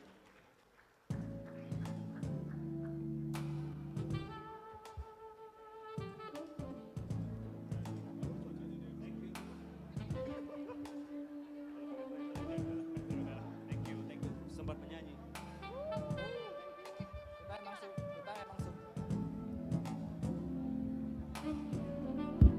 Test. Okay. Good evening for AWP participations. Thank you so much for coming to AWP for day one. So please to fill up the feedbacks through the QR code that our staffs already stand up on the gate. We will appreciate a lot for your feedback for our AWP day one. Thank you so much for coming, and I'll see you on AWP day 2 and day 3. Thank you.